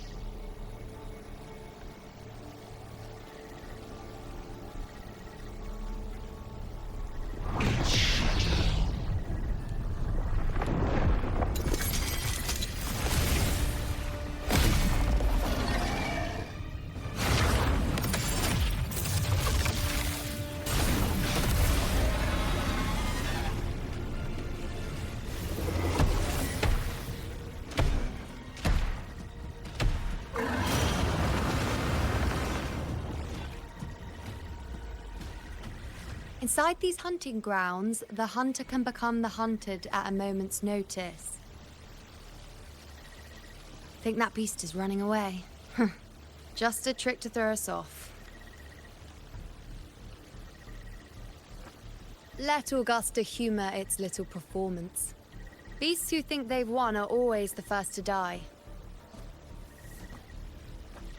Let her handle the Chorosaurus for now. We have more important matters to take care of.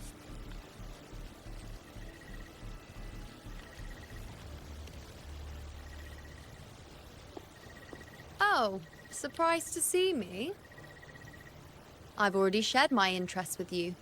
It wouldn't kill you to remember a few things I've said, would it? But fine. Since it's you, I suppose I can let you in on the secret. The Chorosaurus is just an appetizer. I've got bigger fish to fry.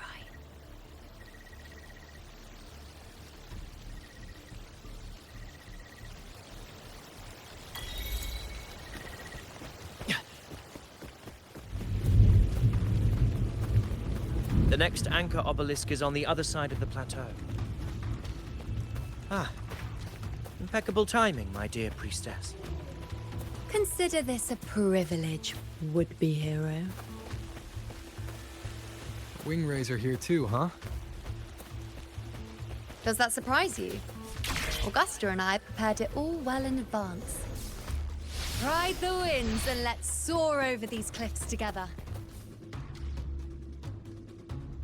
We've lost sight of Augusta and the Chorosaurus. Let me see your terminal, Rover.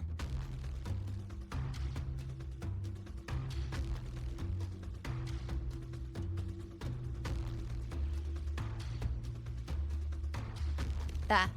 Try using the sensor. You catch on quickly.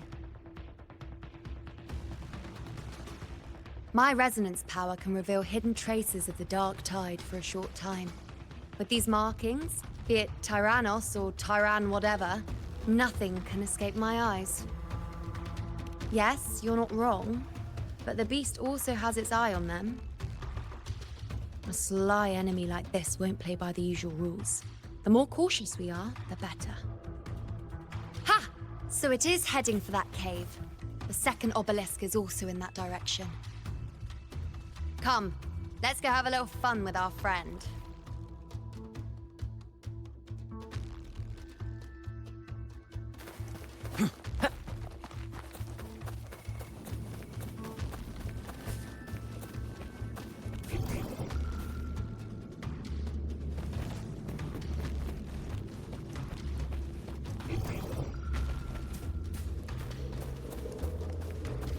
This is it. The second obelisk should be at the other end of this cave. Mind the tacit discords. I'd be more worried about yourself, would-be hero. Try not to slow us down. Huh?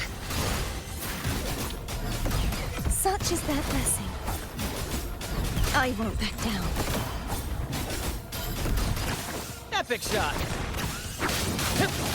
Listen carefully.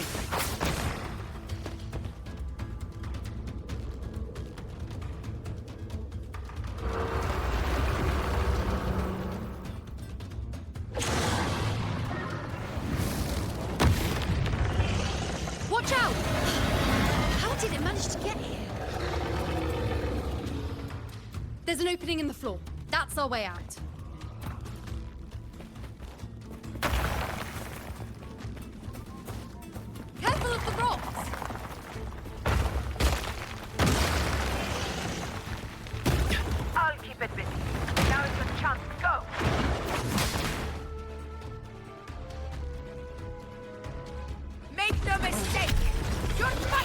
Dance with me!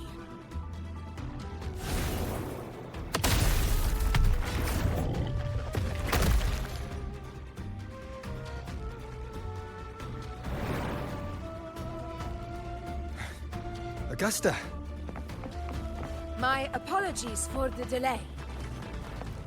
Be warned, the Chorosaurus could return at any moment. We should leave. Here it comes!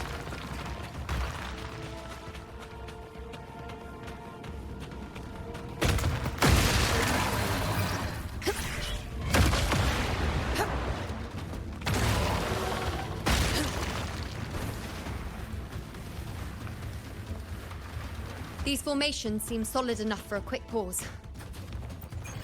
Tyrannos will not rest until we are corpses. Up there to the left. That stone seems loose. Pull it down, Rover. Honor cannot be sold.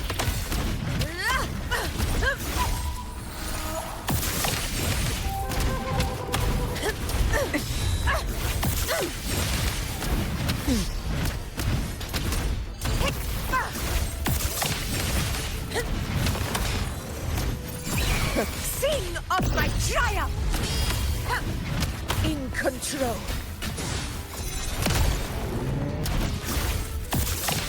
It's the obelisk. Leave it to me.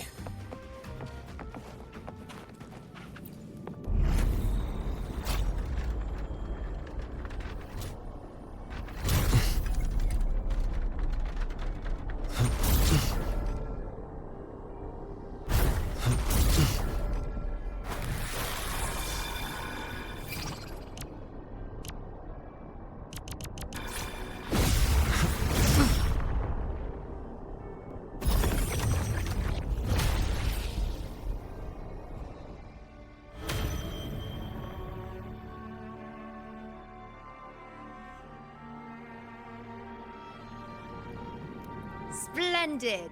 Let's keep up the momentum.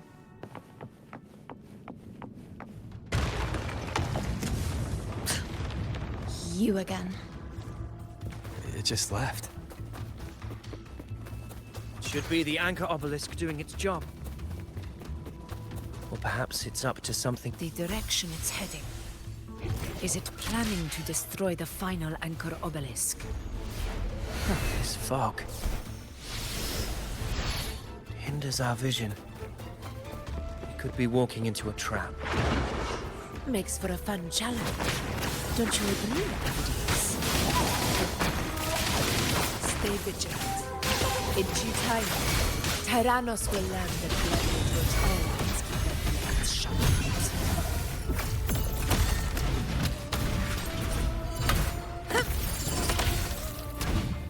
The obelisk is right over there.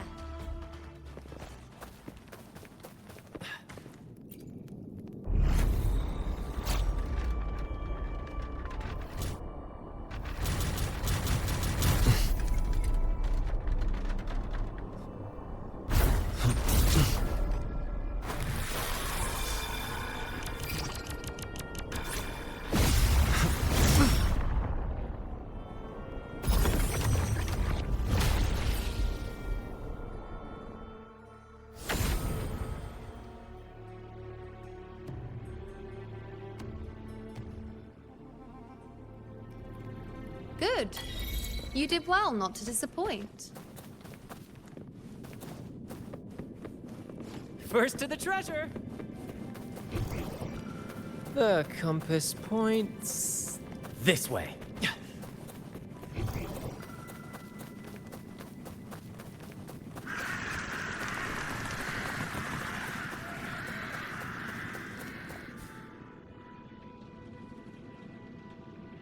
Augusta, Tyrannos is heading for the Asphodel Barrens.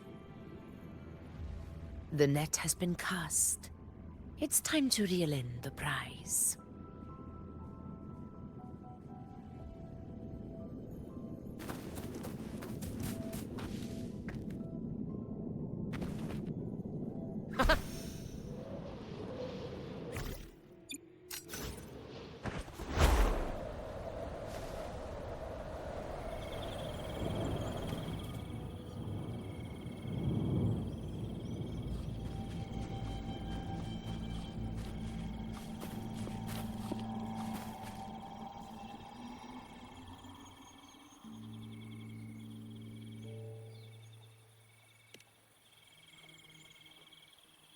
field of corpses. Horrifying, isn't it? This is Tyrannos' birthplace. A kingdom of brutality, and the beast is proud of it. Every hunt before this, it was here that we met our final battles. The gladiators went to great lengths to drive the Dark Tide's creatures into the Asphodel Barrens. Likewise, their prey were just as eager to bait their hunters here. This is destined to be an evenly matched game of life and death. Hunter or prey. Only the one still standing gets to decide.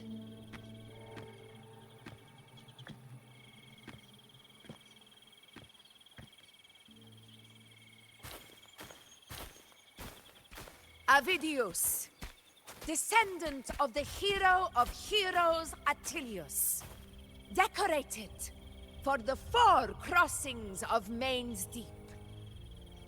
I see the desire in you, your desire for power. Yet if you wish to be my opponent, then this level of resolve is far from enough. Step forward. Stand next to me and pursue your desires without hesitation.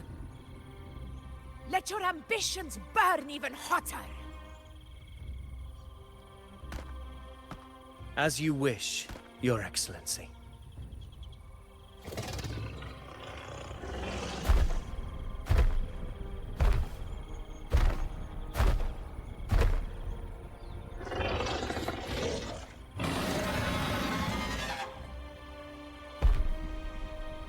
Finally, some fun for a change. Come, you need only to stay at my side, Rover. Rest. This is a matter between Augusta and Avidius. We shall not intervene for the time being.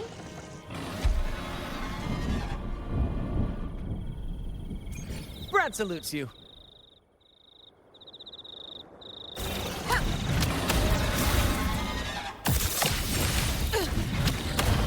In control. Barely felt it.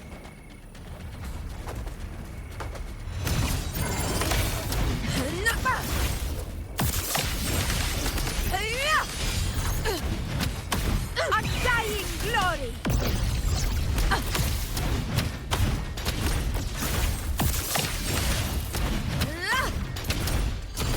Roars of conquest! Never back down. In control.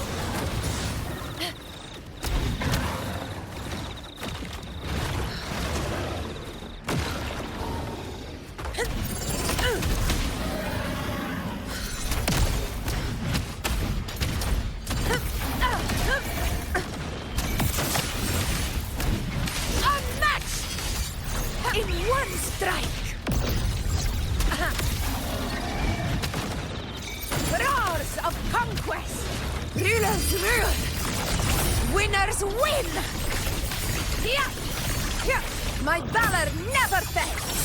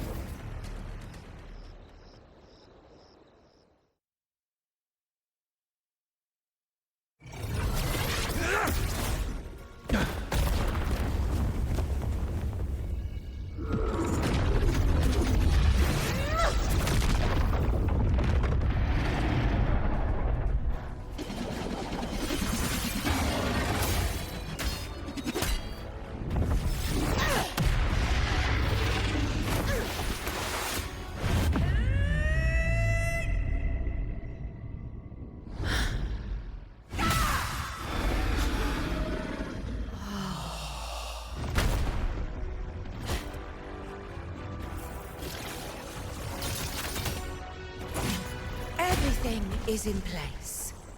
It will take the bait. That's our cue. We're going after it. All this effort we've put into setting this trap. This Gift of ours. It better take it. Nice and obediently. Over there.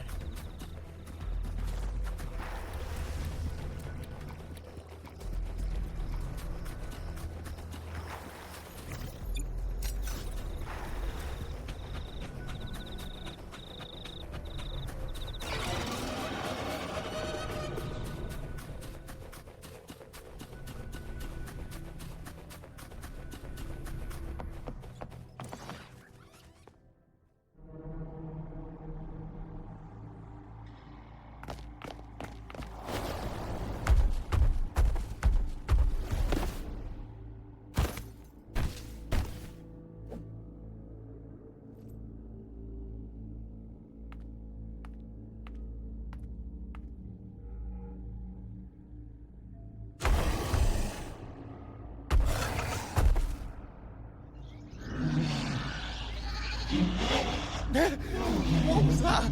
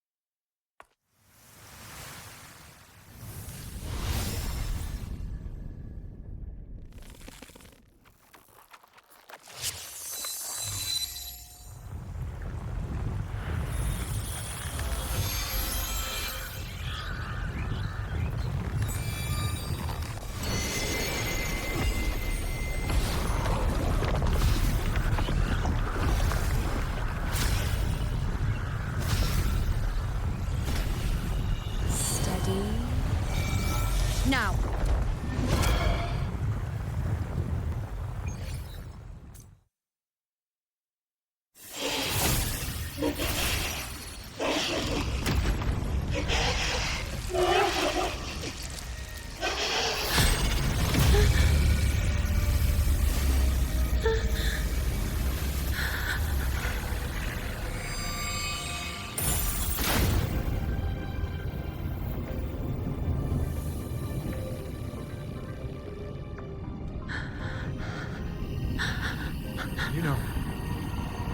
You know.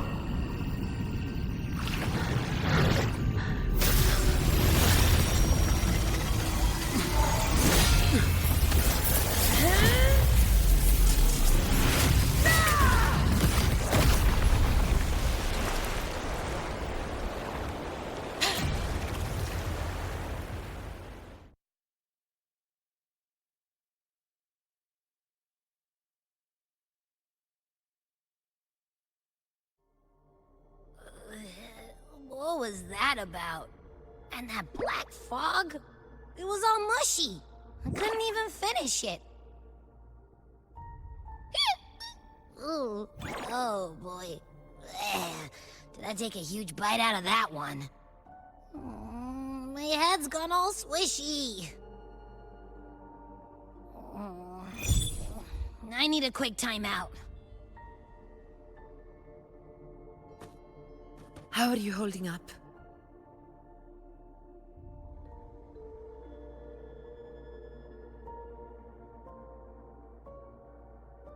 Augusta. Augusta.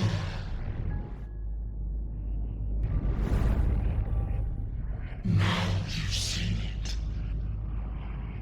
His tiny little echo, silencing the dark tide with such ease. Resonance power, such might, such perfection. Confined to this frail human form, you will achieve nothing. You nearly lost everything, as you once did.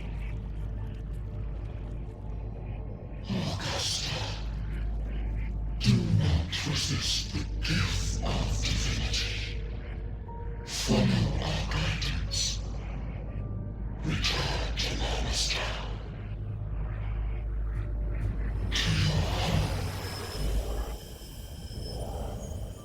Augusta.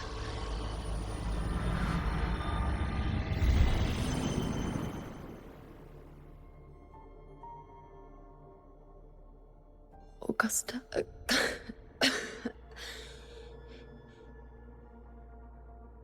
If, and I say, if Septimon's fate has already been decided,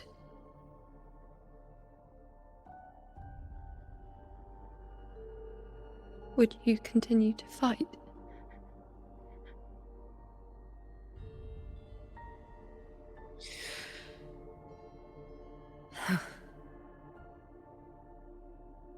A ruler assumes their place by accomplishing the impossible for their subjects.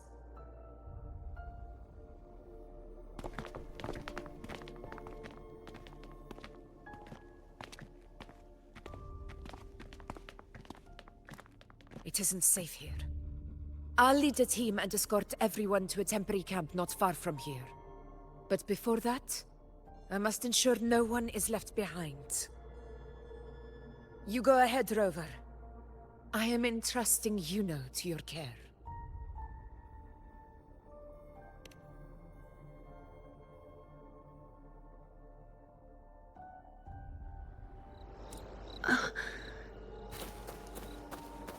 How are you feeling? Do you want to rest a bit? I appreciate your concern, but I'm not as fragile as you think. This road is nothing I can't handle.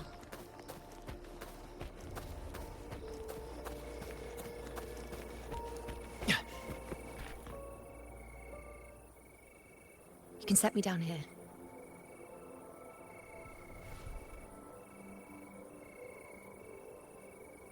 Come on. Don't give me that concerned look of yours. It's nothing to worry about.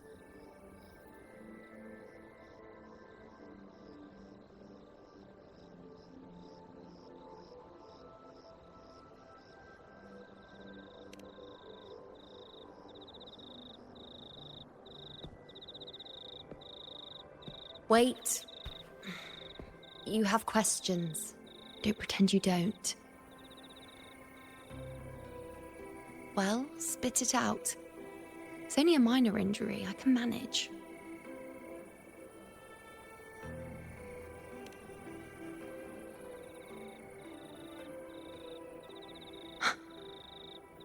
So you've managed to glimpse that far? Or is there more?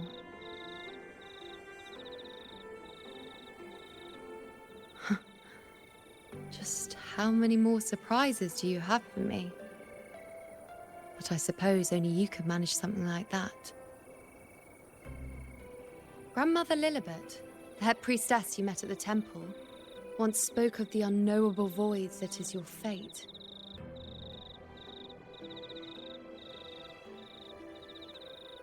I've yet to fully interpret what she meant by that, but one thing is clear. You are the most unique among us all.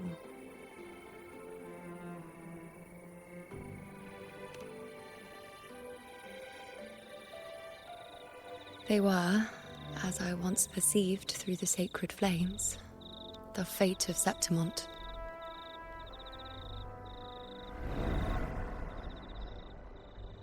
Just as you saw, the dark tide will bring destruction to Septimont and the death of Augusta.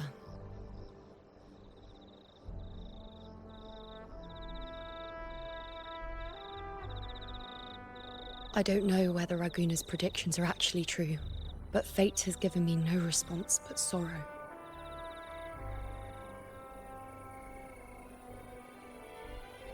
Though I would deny it to the end, as it is now, I cannot ignore it any longer. The dark tide is a force to be reckoned with. Its terror lies not in the illusions it shows or the lies it spins. Rather, it uncovers the parts of us we hide the most carefully. The parts of ourselves we least wish to face.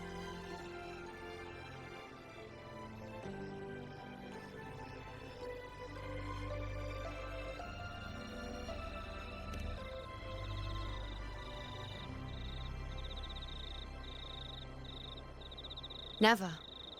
My prophecies are never wrong. How I loathe this feeling. This helplessness. To know everything, to see everything, and yet be powerless to change a thing. Since we've come this far, might as well share a secret with you.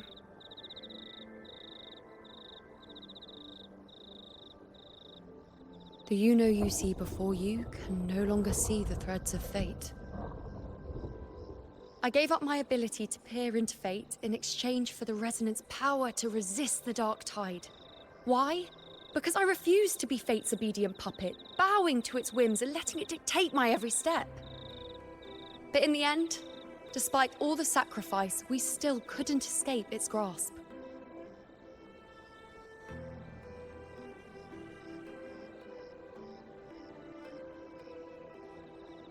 The dark figure we faced in Asphodel Barrens was, in fact, an embodiment of the dark tide. We call it the false sovereign. Unlike other dark tide creations, it can devour and reshape the scattered powers of its maker. I'm unclear how things will unfold, but I'm certain it's the source of evil that will bring about the fall of Septimont, just as the prophecy foretold. Before this hunt, Augusta and I investigated such dark tide irregularities at the Sanguis Plateaus. We then formed a plan to take advantage of the Sovereign's nature, using the Chorosaurus as bait to lure out its imperfect form. Maybe this way we can rewrite Septimont's tragedy before it even begins. But as you can see, we failed.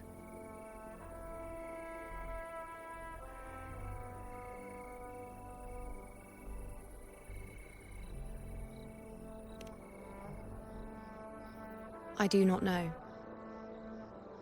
Fate doesn't lie. Perhaps death is the only choice we're given in the end. But knowing Augusta, I'm sure that fool would fight till the bitter end. There is one thing I'm not certain about. For reasons I can't explain, the fate shown to me by the dark tide feels different from what I remember. What is it exactly?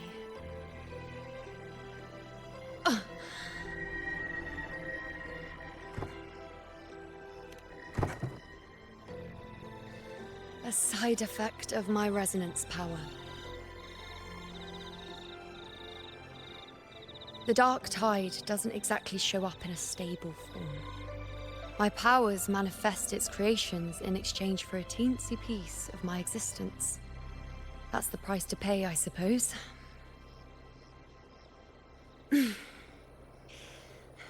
I admit it sounds a bit complicated. In short, just know a little sleep will relieve these side effects.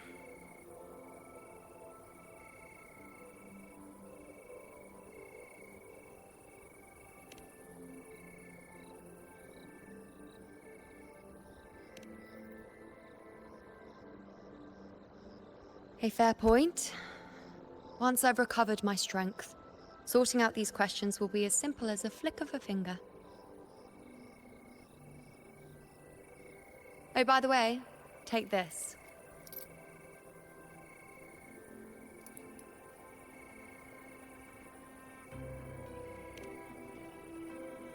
A Lunarum bracelet containing a small portion of my resonance power. It was passed down to me by my predecessor when I became a priestess. It's quite dear to me, you know, so be sure to take extra good care of it. And don't expect there'll be a spare if you lose it.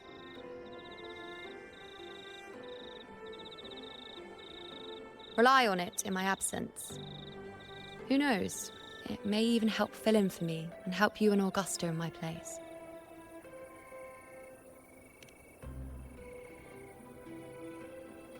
Now, why would you say that? I'll only be taking a short nap.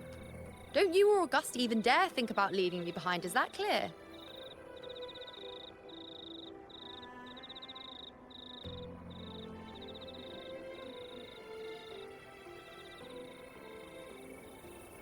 I should see how things are with Augusta now.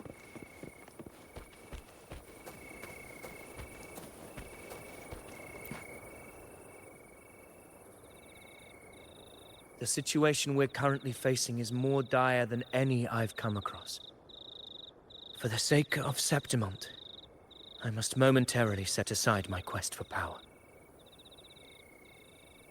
My 4 expeditions to Main's Deep. Now may not be the best time to discuss past events, but if you insist. It dates back to a high tide 4 years ago. At the time, we were driven by the fury of the dark tide into the lower levels of the hunting grounds, the wastelands. I had no intention of emulating the feats of the 3 Hero of Heroes in conquering Main's Deep. But with the dark tide's blockade, I had to lead repeated expeditions into those underground ruins.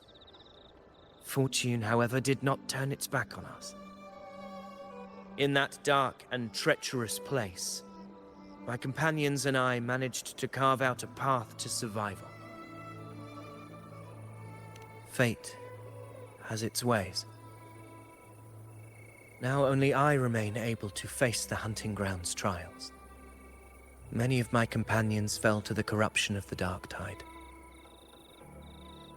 Those left barely overcame the dark tide's influence with the help of a plant unique to Main's Deep, Mizona. Even so, they still suffered from the torment it caused and were forced to cut their time as gladiators short. This home leaf medal was granted to me by the former Ephor after the crisis.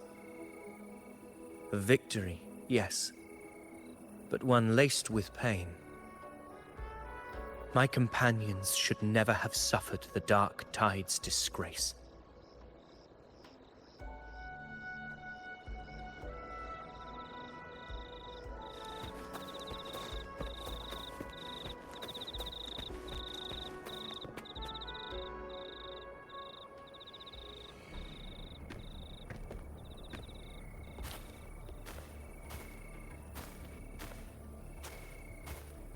Messages have been sent to the encampment and all sectors of the main island, and defenses are currently being deployed per your instructions, Your Excellency. Good. Ensure timely reports on any new developments. Yes, Your Excellency.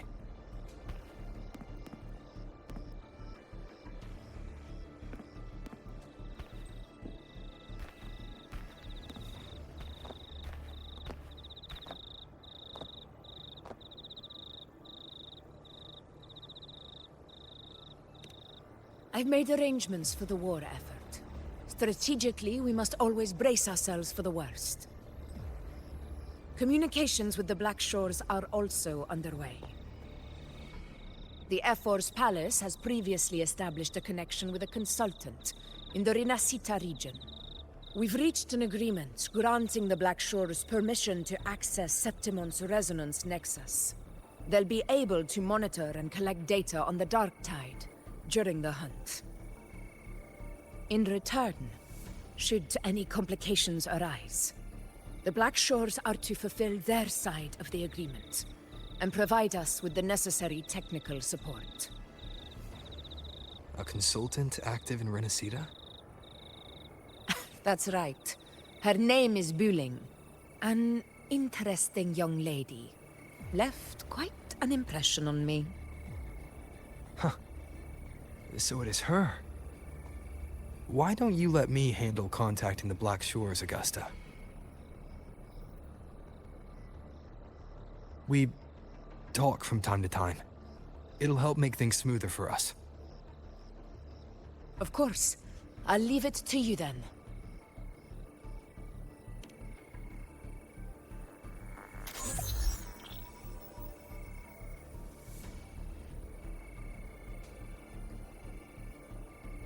Alright, I think I got the whole picture now. Ugh, Rover, how do you keep ending up in messes like this? This is one tough cookie, alright. You mean... Let me tell you, the latest data we got from the Resonance Nexus isn't so pretty. Something's really off with the Dark Tide in that Sanguis place. I don't remember it being this crazy before. Normally, the dark tide getting all freaky during high tide is whatever, right? But now, I don't know what happened, cause it's turning into a person. So listen up. I'll give you Tethys' rundown. That humanoid thing, that Sovereign, is gobbling up frequencies like a maniac. It's eating anything with energy, dark tide stuff, tacit discords, echoes, you name it. Might even be saving other things for dessert. Basically, the Sovereign isn't gonna attack Septimon or Raguna anytime soon. It's too busy getting fat first. Once it's stuffed full of energy, it'll try and smash the Earthwind wedge in one go. With the Earthrender gone, poof! All that dark tide under the hunting grounds will explode like a pimple. When that happens, it's game over for Renacita. Even if you have 3 heads and 6 arms, it will be bye-bye.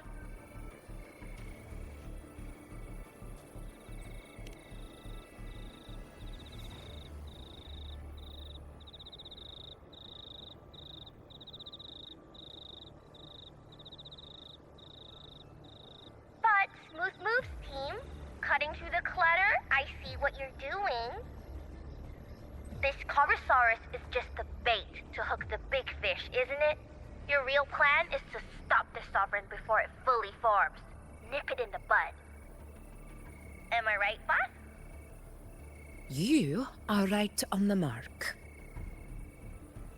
Heaven and Earth are in harmony.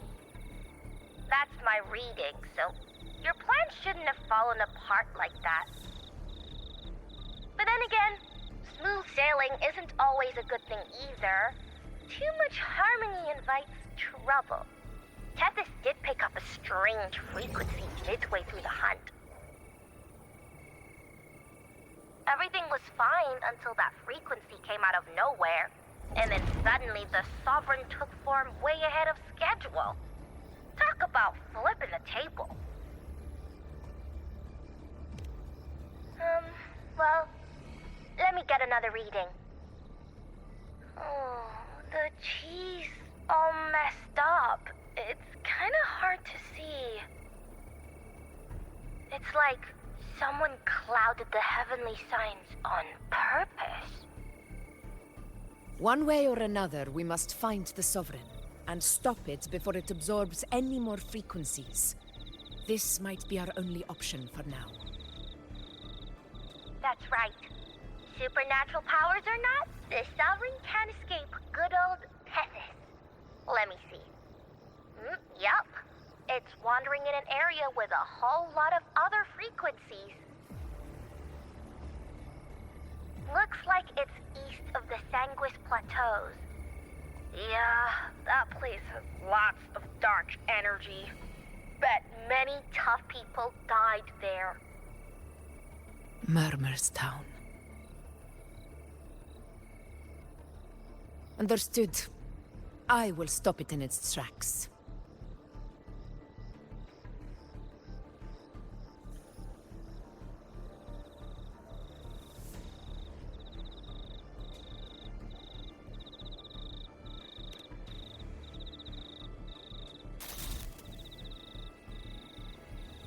Your Excellency. With your permission, I wish to accompany you to Murmur's Town. I know this request may seem bold, and I'm aware of the dangers ahead. But as a warrior of Septimont, I cannot simply stand by. Gladiators! We are united as defenders of Septimont's honor. I do not claim the right to ask this of you. But in my heart, I believe everyone here has earned the glory we bear.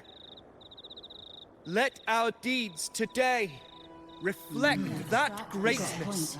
He's right. He's right. Septimont needs us. That's a good point. We have to fight. Yeah. Get up. Yeah. Go for it. Well said, young man. Gladiators of Septimont fear no challenge.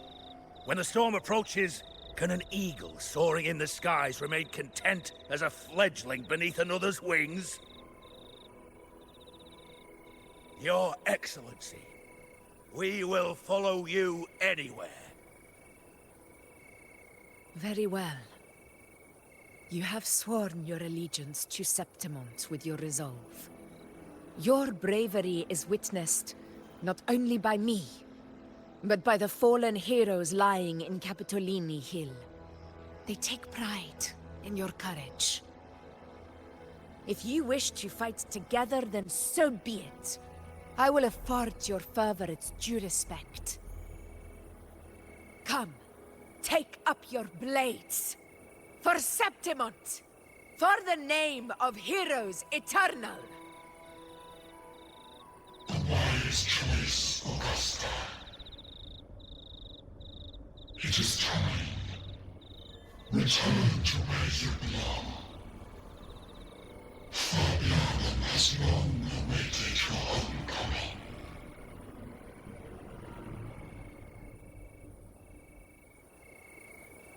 Murmur's town sits atop the wastelands, below the hunting grounds. It has since become a forbidden territory, after the Dark Tide's corruption 16 years ago. Follow me. The Wingray can give us a lift. Avidius, ready the anchor stones. We must set up a defense line around Murmur's town. It shall be done, Your Excellency.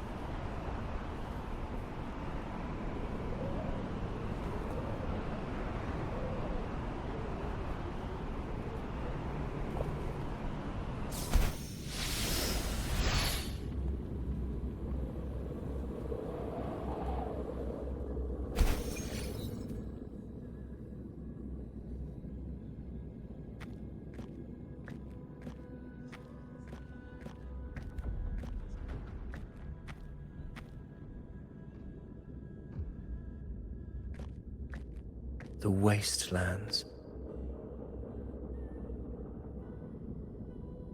I never imagined that after 4 years I would return to this place under such circumstances. How did this place get like this?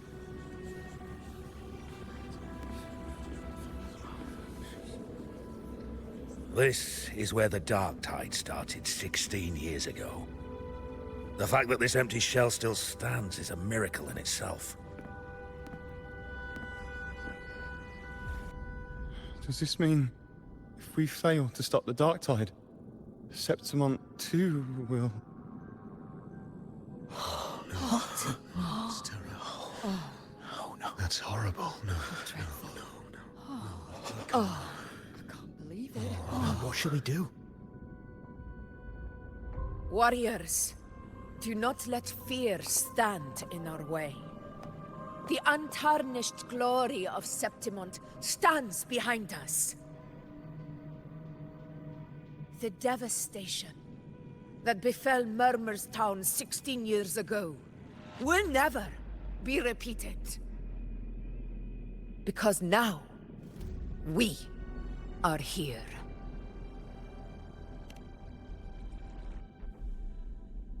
The Sovereign won't make things easy for us. Any rash action before we can confirm its location and status would be unwise. Your command is our duty, Your Excellency. We will deploy anchor stones around Murmur's town, and I'll personally see that the perimeter stays undisturbed.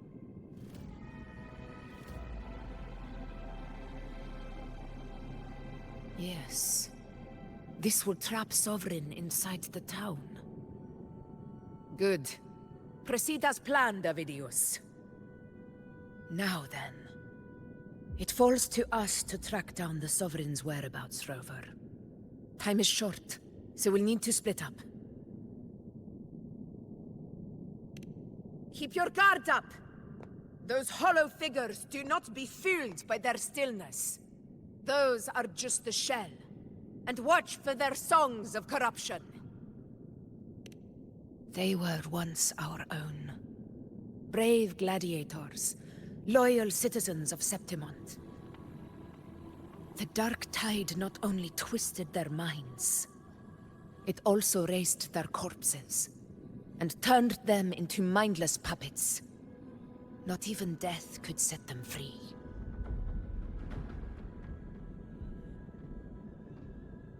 Mark my words. It will pay for this malevolence. You take the upper area, Rover. I'll take the lower one.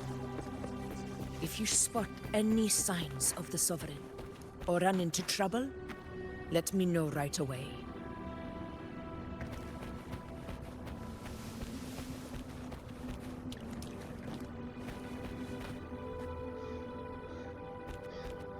This place is too quiet. No trace of the Sovereign, anyway.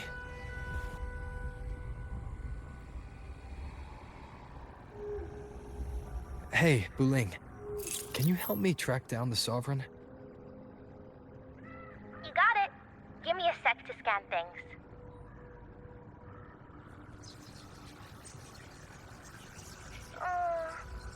Sorry, boss.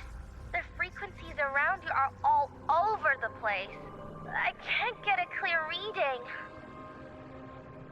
The Sovereign's a slippery eel, eating up every little frequency like it's popcorn. Now the Tethys system's got nothing to work with. It's playing hide and seek with us on purpose. What trouble?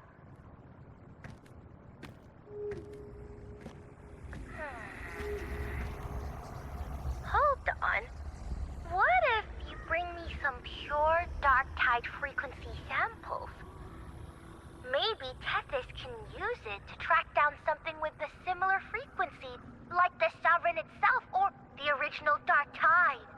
Could give you a better lead. Understood. I'll do what I can.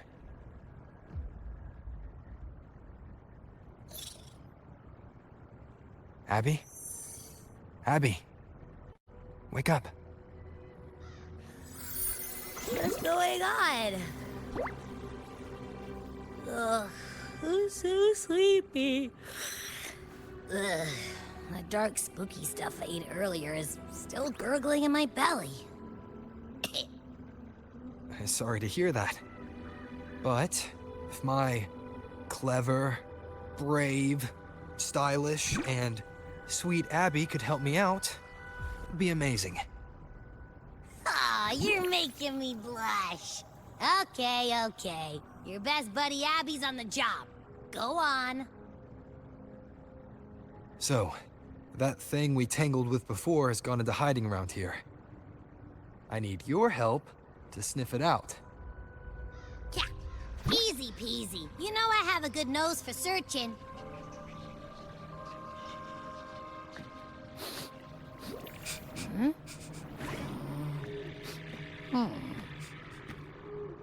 Find anything?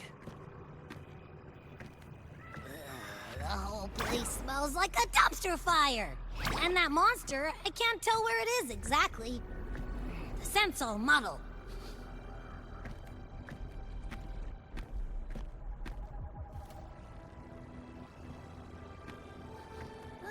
There's something weird over there.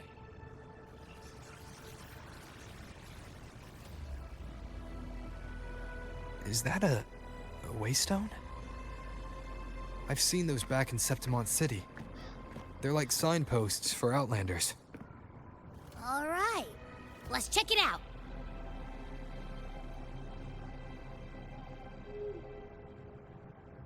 This the one? Yep, this is it. Its right arm is missing. Isn't it supposed to be pointing in that direction? I guess. It wouldn't be a waystone if it didn't show the way, right? Hey, something just flew by that way. It's that muddled scent again. Come on, we gotta catch it.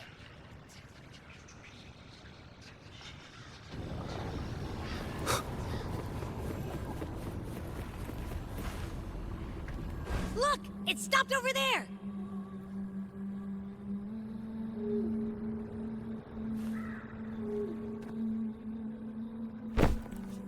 It's gone. Is it hiding among those strange statues over there? Wait, are they singing? They must be the hollow figures Augusta mentioned. And that song. No, I can't get any closer. Maybe I can split off the Dark Tide's influence.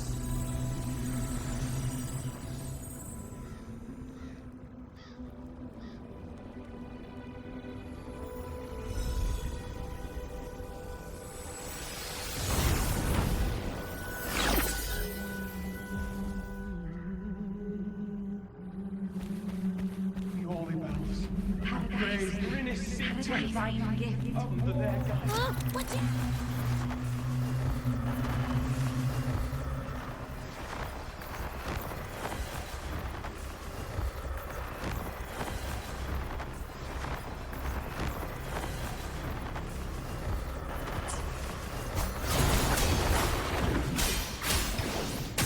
Hopefully this helps. Tempest of slashes. It worked. Nope. That troublemaker's off again.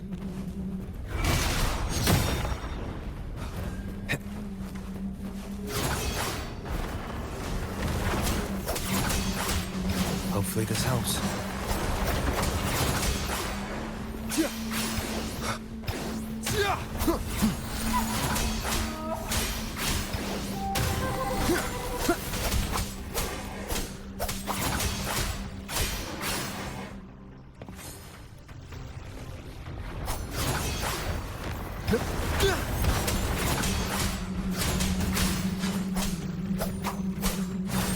Hopefully this helps. Wind rises! Waves rise. Judgment strikes! The wicked Will face judgment!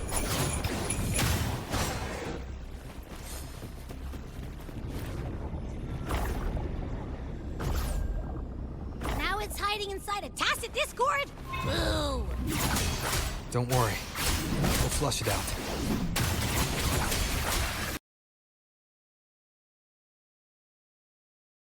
Wicked. Will face... Your hide-and-seek game is over.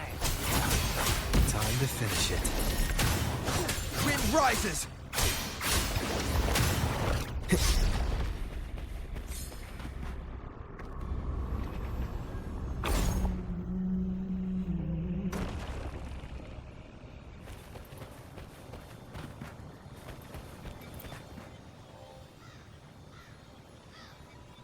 A piece of cloth.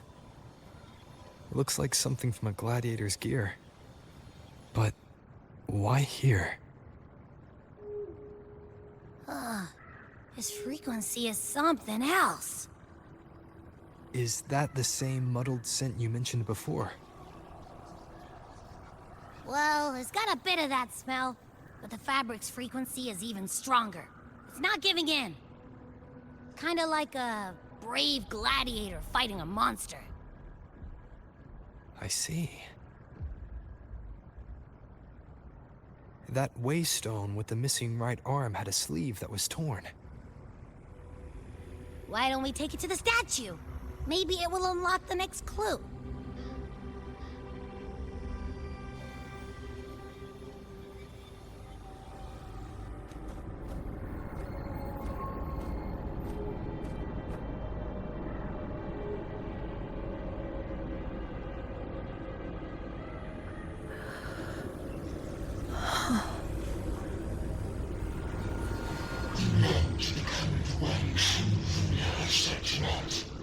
The way to end the unending tragedy of your people.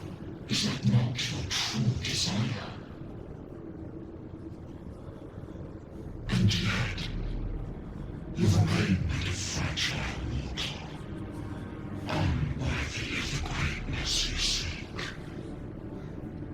How can such a weak soul claim its place among the gods? Deny it not, sweet child. Your heart is bare to us.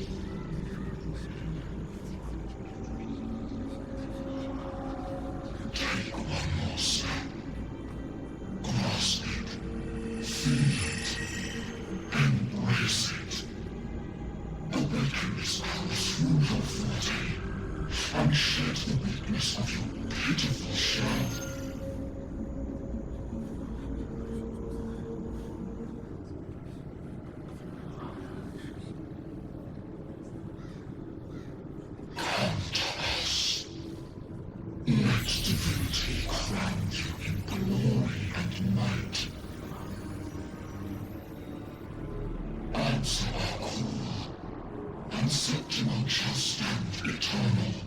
Rising above all, with you as its one true sovereign.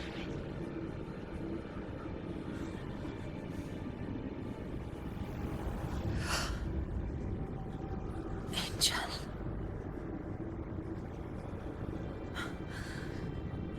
A power granted rather than earned could never truly be mine. If this power strips me of my will, how can I be sure where my sword will strike?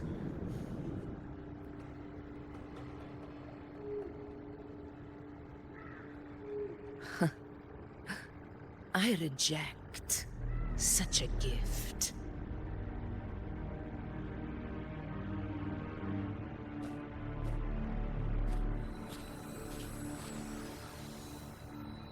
Augusta, I've got a lead.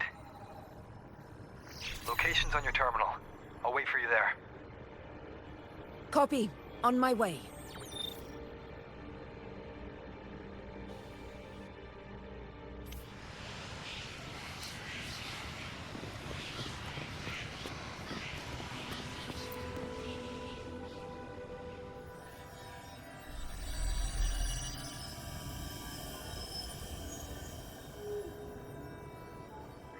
The clash of battles long past is proof of my unyielding will. Travelers who have braved the path, press onward. Step into the dark, where forsaken truths and forgotten words slumber.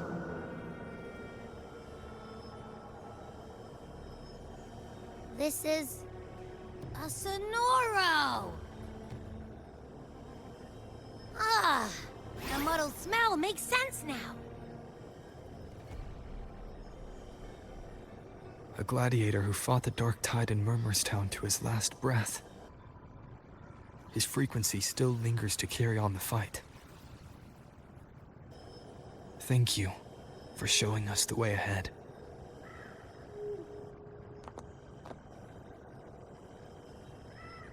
Augusta, over here.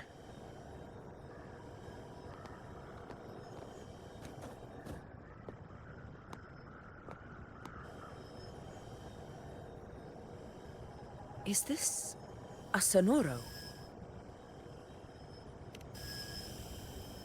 All right, time for Abby's rundown. So, Rover and I were tracking that shadowy monster fella. And I followed its scent right to, this Sonoro. Well, kinda. It's not the exact same scent, it's just really close. It's also kinda muddled. Right. The frequencies the Black Shores detected in both Murmurstown and from the Sovereign are unusually complex. To track the Sovereign, we'll need to help by isolating a pure dark tide frequency. I wasn't sure where to start, but Abby's been a big help. Don't mention it. Easy peasy lemon squeezy. I assume this is your echo friend, who saved us in the Asphodel Barrens. You have my gratitude. No biggie.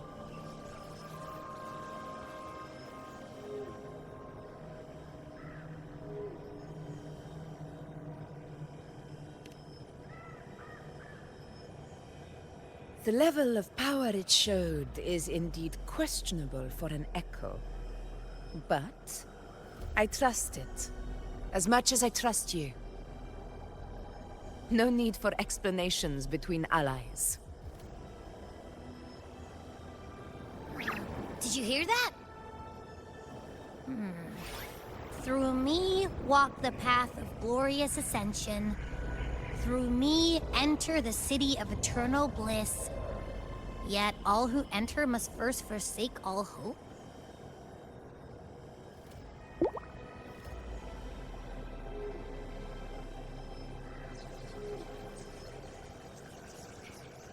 Sounds like a song. Those lyrics are pretty intense, though. Sonoro, what do you want to show us?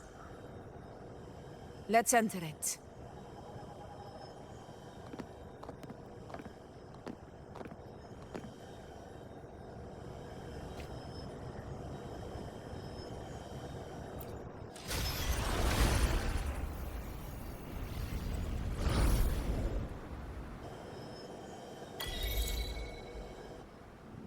Are we still in Murmurstown? No. There are small differences. This is Murmurstown, only from the past. It was once called Fabianum, the town of gladiators, visited by Fabius, the hero of heroes. But the dark tide claimed it in the end, leaving behind a scar Septimont will never forget. Augusta, look over there.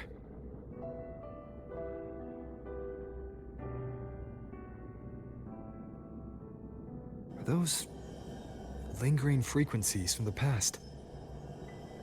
Let's follow them. It might lead us to more answers.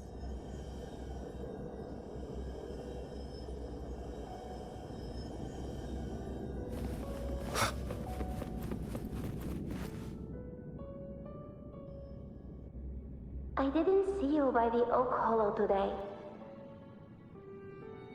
You promised we'd go explore Main's Deep together. But don't tell me you got roped into errands again. Sorry. Otto got hurt, and Uncle Philo shot on help at the shop, so I volunteered. But I lost track of time. All right. But isn't it odd how people always come asking you for help? We're children, after all. I don't know. Me neither. I guess it is high tide season. Uncle Philo must be busy at his forge. Even Ma and Pa are busy preparing for the hunt. If only we could find our way to Main's Deep. Maybe we'd hear the hero of heroes whispers and gain a mighty resonance, just like in Grandma Rosa's stories. If I were strong enough to join the hunt, maybe Ma and Pa wouldn't have to work themselves to the bone. You're strong to me, Angel. Sometimes I wish I could be as strong as you. I don't think I've ever had your gifts. Father always said, you swing a sword fine enough, but your resonance ability is average at best. Not gladiator material. Average? I don't believe that for a second. Come on, let me see your hand. Your tacit mark's there, right? Hey, why are you hesitating? Show me.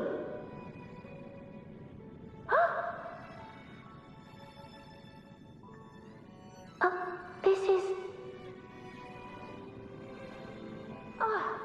I'm going to Uncle Philo. This is obviously from his forge burning you. It's not his fault. I was just being careless. I asked to borrow some of his old rusty swords, and if I worked fast enough, he'd let me. Grandma Rosa said you need 2 lives to reach Main's Deep. We don't have our swords yet. We're missing a life, so I thought if I could get us some...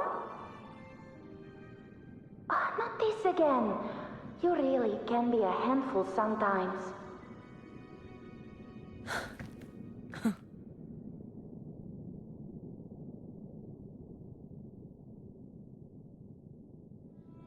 Yes, 16 years ago. Right before the dark tide hit. Huh? There's that floating thing again! I think it's trying to lead the way for us this time. We should follow it.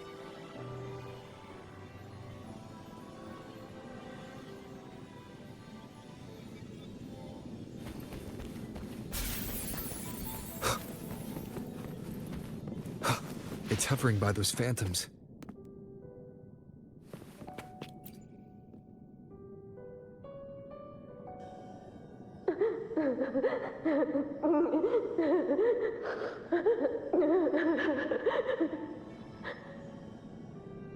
There you are. Oh, I was looking everywhere for you. Here, take some of these candies. Grandma Rosa gave them to us.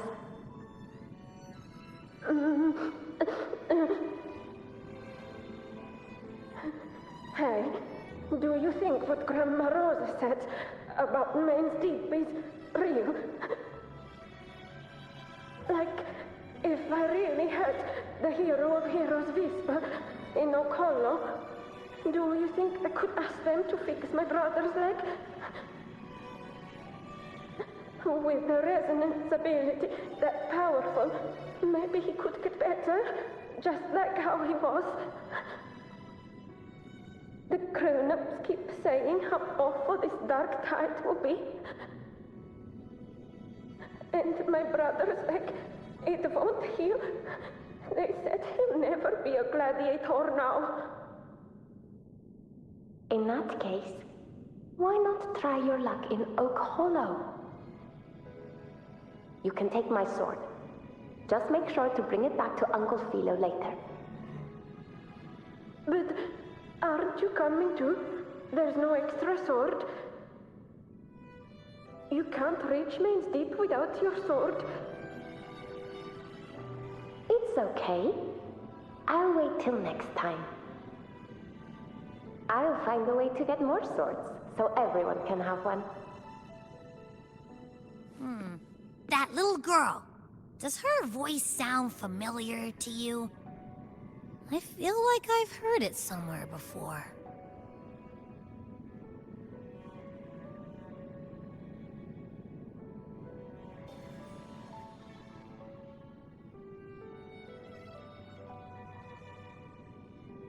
We've got no other leads for now.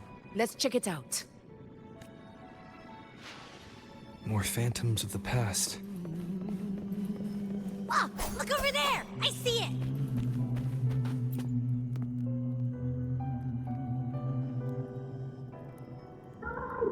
You are there! Oh, you wouldn't believe what happened.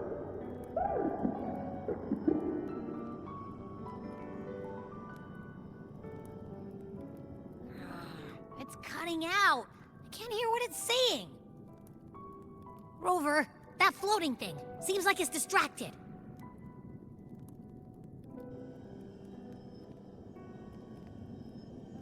Something's messing with it, but I can't see what. Feels like, I don't know, like there's an invisible wall cutting us off. Another waystone. That can't be just a coincidence. It led us into the Sonoro. Maybe it can lead us out. You're saying we should use it to leave the Sonoro, and that whatever's messing with us might be coming from outside. Could be. It's worth trying.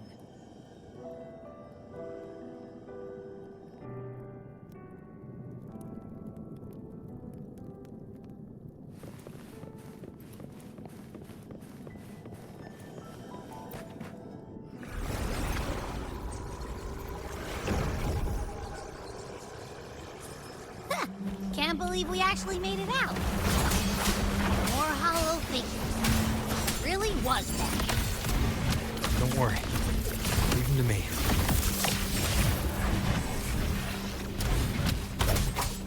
Wind rises! Stay behind me.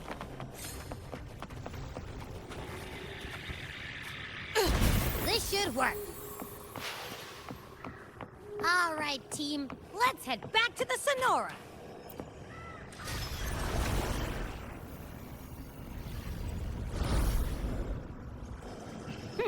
Seems like our little flutterbug has finally calmed down.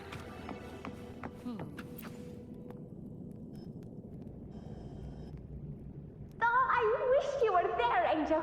Oh, you wouldn't believe what happened.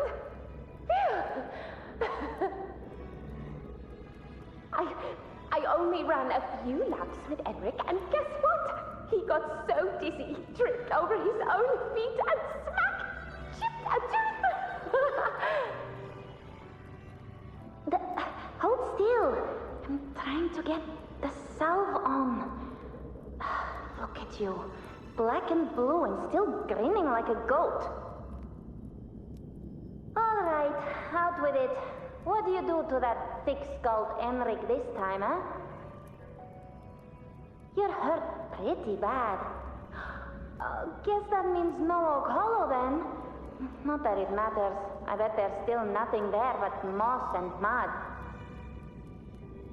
Oh, he was picking on the little ones. I couldn't just stand there and watch.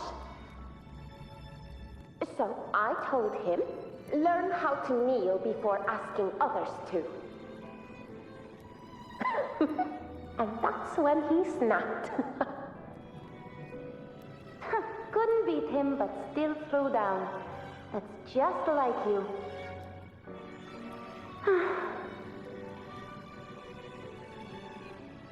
By the way, I heard things aren't going too well at the Hunter's Den. Ma and Pa haven't come home in days, and the whole town is holding its breath. We ought to return those swords to Uncle Philo, too. Anyway, Main's Deep will have to wait a bit longer. It's okay. We'll go after the high tide passes. Really? Thought you'd be storming around about it. What if the whispers are real? And the great resonance ability, too? Maybe that's how we end up heroes of heroes, both of us. A hero of heroes. That's still what you want, isn't it? It is. I think everyone in the village wants that. The priestesses say that once you become a hero of heroes, even the dark tide won't scare you. Makes sense. Not just any hero, but the hero of heroes. Feels a long way off for us. But maybe it also means making people smile. If the dark tide disappeared, everyone would be happy, right? That sounds too easy to be true. But if that's all it takes, you've done it already, Augusta. But skip Enric. Making a louse like him grin shouldn't count.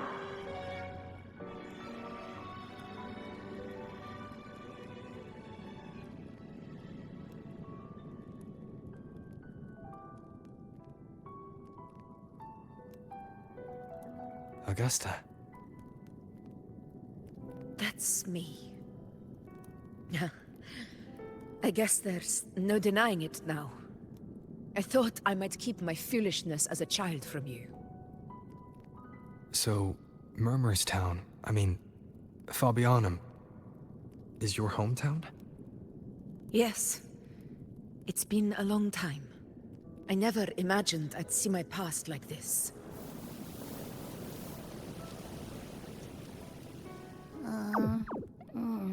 I'm curious. About Main's Deep and the Oak Hollow? Yeah. The name Fabianum once stood for glory. As Septimon's front line against the Dark Tide, it held the honor of receiving legends, like Fabius, Attilius, and Valeria. Perhaps that's why Hero of Heroes' tales always lingered here. The most popular one was the tale of a great journey to Main's Deep, the ruins of an ancient civilization. It was said that if you brought 2 lives, yourself and your sword, you'd be granted entry. And within, you'd hear the unceasing whispers of the legendary heroes. Whispers, they say, capable of awakening resonance ability, as mighty as the hero's own. As for the Oak Hollow, said to lead to Main's Deep, just children's tales. No one ever knew if it was real.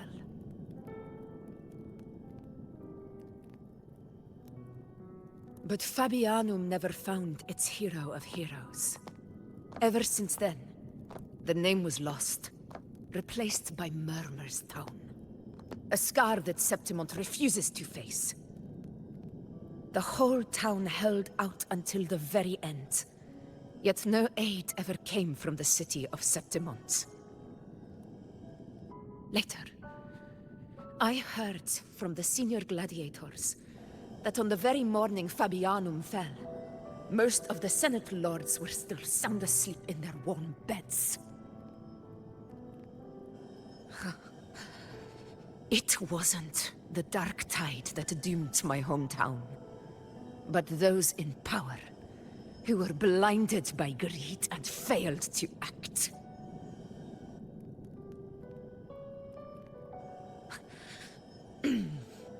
Forgive me. I let my emotions get the better of me.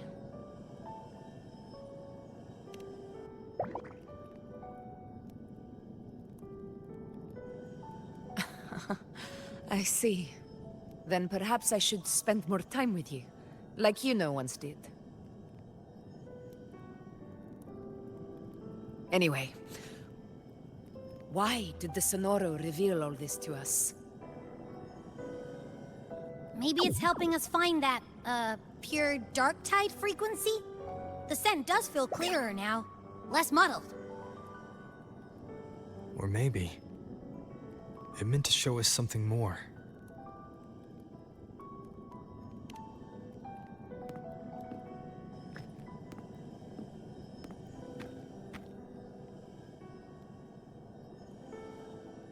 A soul who endured the Dark Tide's corruption, and still fights to speak the truth. Huh. His spirit deserves to be remembered. I will go to witness that truth with my own eyes.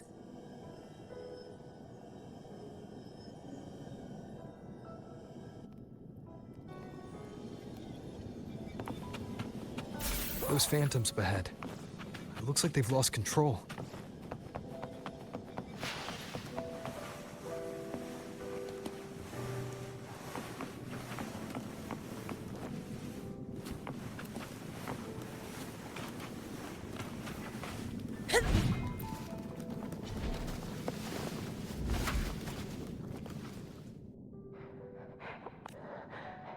Angel.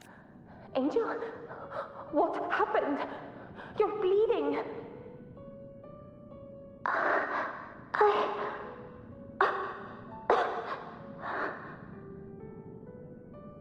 Stay with me. I'll get you out of here. No.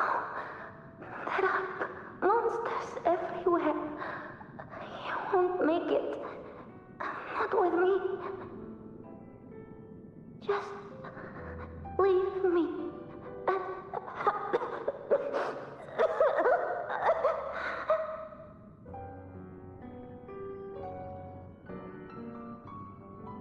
Huh? It stopped again! Did it end just like that? I remember being trapped inside with Angel, surrounded by tacit discords. If it hadn't been for a brave gladiator stepping in and fighting them off with his life, none of us would have made it.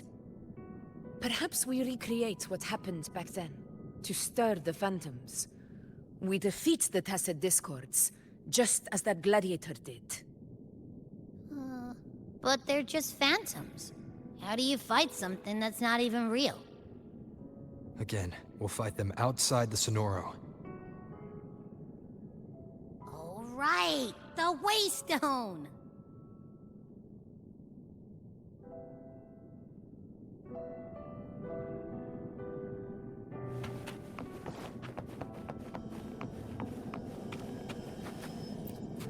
Honor cannot be silent. Tacit discords! Over there! Time to work. Here!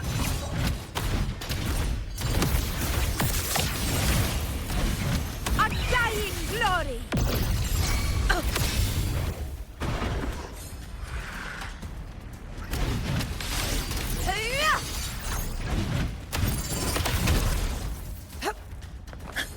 In control. Let's return to the Sonoro. There's likely something new to see there.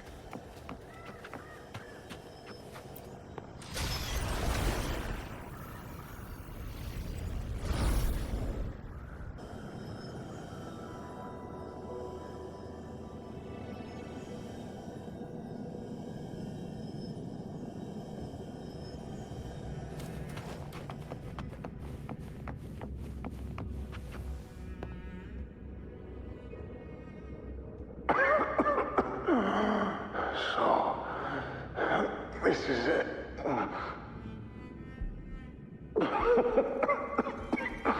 At least, I'm not on my knees.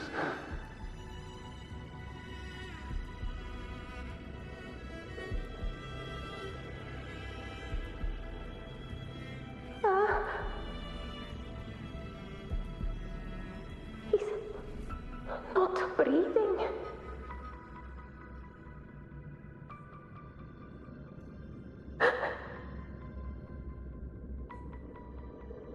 Thank you.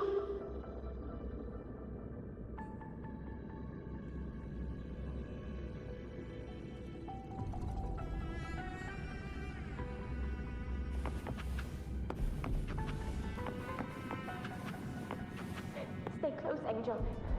It will be all right.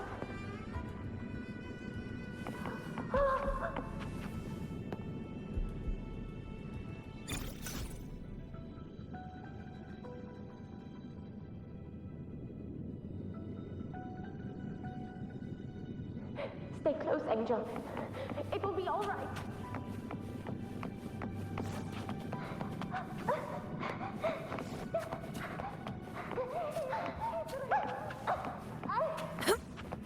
It's over by the alley. Let's go this way. Hang in there. Angel, hold my hand. Augusta!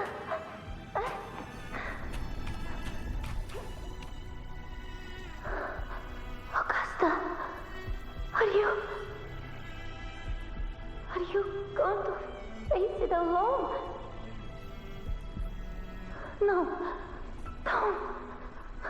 Just come with me. I promised I'd get you out of here. No! Augusta! Augusta!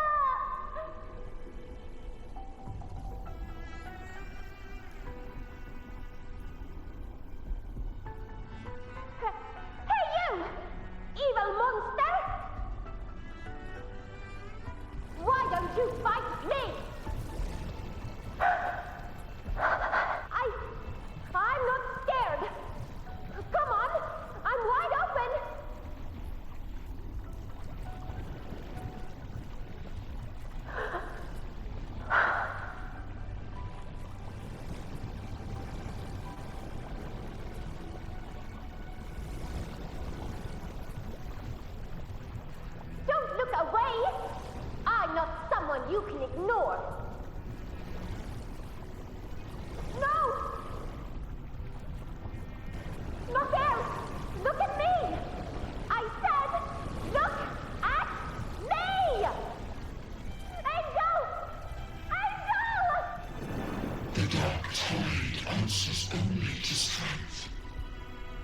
Those without it are doomed to be forsaken. Augusta, my brave yet fragile child, your strength is far too feeble, unfit to sate the hunger of the dark tide.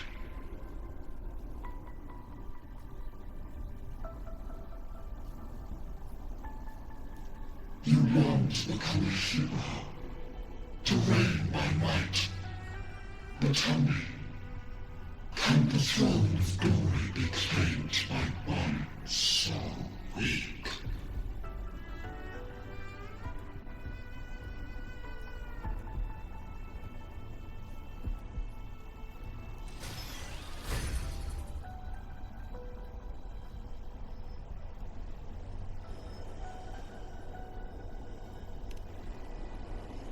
The Dark Tide paid me no mind. Its target was always Angel.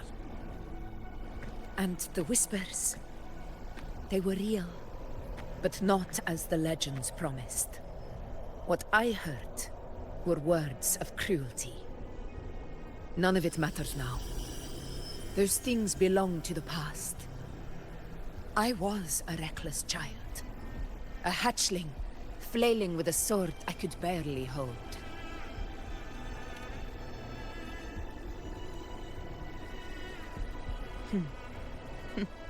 True.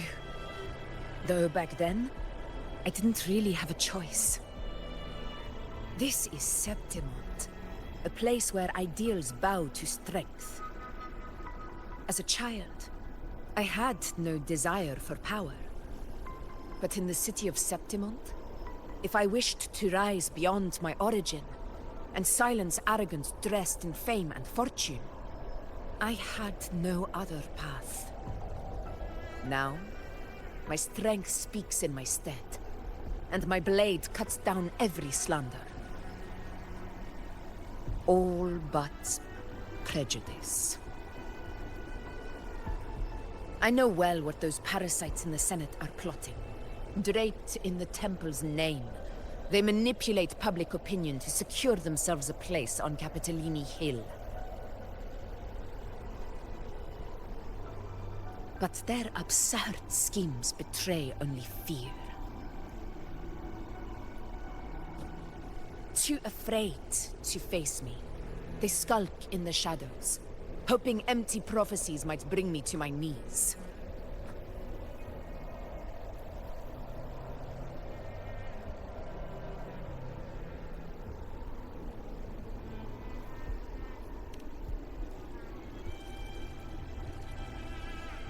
It's not about belief. It's about not fearing them. The Dark Tide still haunts Septimont. People live in terror of losing their homeland again, and so they cling to the hope of a hero of heroes. As Septimont's Ephor, I must stay strong and answer their call. Our ruler has no right to falter. If my resonance ability raises doubts about my right to rule, then let the true hero of heroes step forth and challenge me. And if none appear, I will decide whether this title is worthy of the weight of a ruler's glory.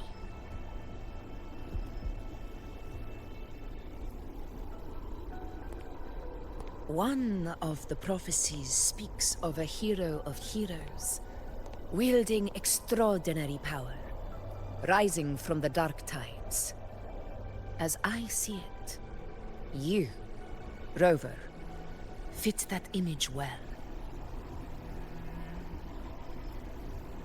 Should it be you? I would gladly accept your challenge. A person of immense strength is either a nemesis or a kindred spirit, both of which are intriguing to me and my blade.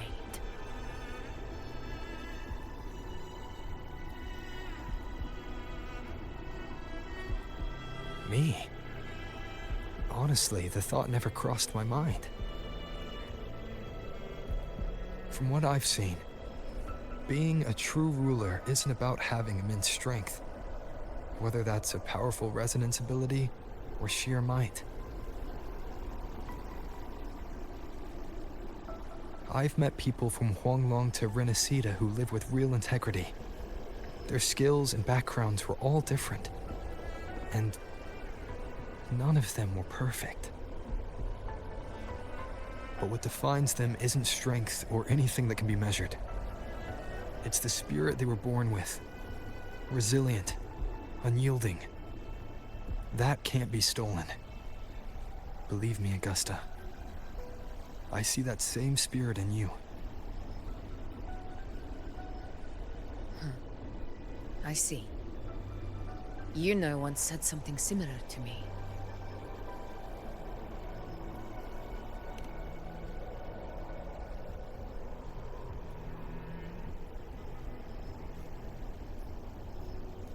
What happened within the Oak Hollow remains a mystery. All I know is, when I found her, her resonance ability had grown immensely. So powerful that even the Dark Tide could not withstand it. But she failed to control it. I could do nothing but watch as she transformed into something no longer human. After that, I never saw her again. The Dark Tide occurrence 16 years ago. Its frequency must have been more stable than it is now. Maybe this is the truth the Gladiator spirit is trying to share.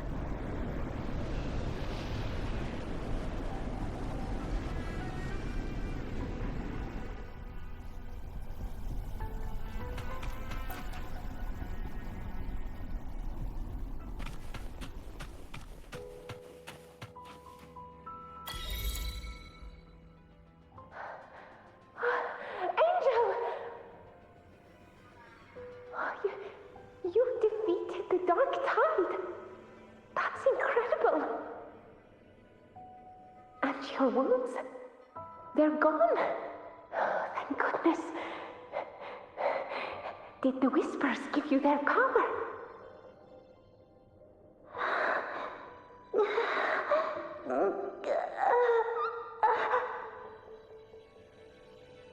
Angel, are you...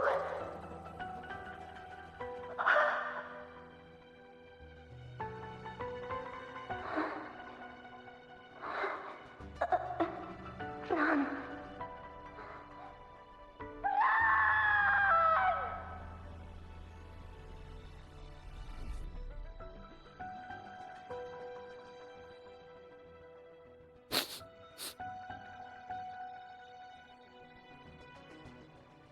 It's that smell, Rover! The truth, the Dark Tide, and the pure frequency. Are you certain that's what we're looking for? How could Angel be carrying the Dark Tide's frequency? If anyone can sniff out the truth, it's Abby. But just to be sure, I'll send the data to Buling once we're out of here. The Black Shores will give us an answer.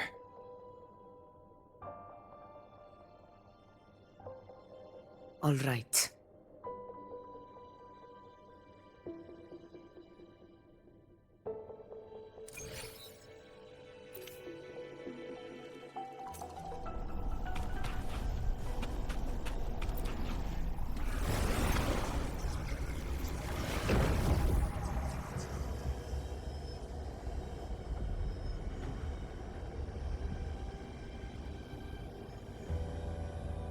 It's all done, boss. Tethys ran the data through a couple filters, and we zeroed in on one spot in the hunting grounds. Pretty sure that's where the Sovereign's been hiding. I'm sending you the coordinates now. So, the frequency we collected really was from the Dark Tide. Yeah, looks that way. But this one's weird. It feels still, like undisturbed water. Quiet like it's asleep. Basically, nothing is disturbing it. The If I had to describe it, I'd say it's like a reverberation left behind when the dark tide slams headfirst into someone's forte. On its own, it's not as dangerous as the dark tide, but if it got mixed with another forte and stirred up, well, who knows what kind of explosion of power that could cause. Angel and the dark tide. Understood. Let's go, Rover. Time to meet our prey. I'll tell the others to meet at that location.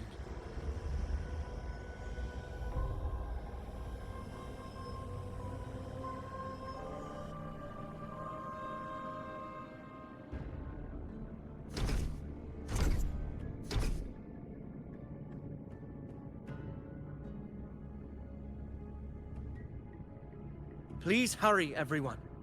The anchor stone must be in place before the Sovereign's hunt begins. Such devotion. Forgive me, but you seem to forget your place, Avidius.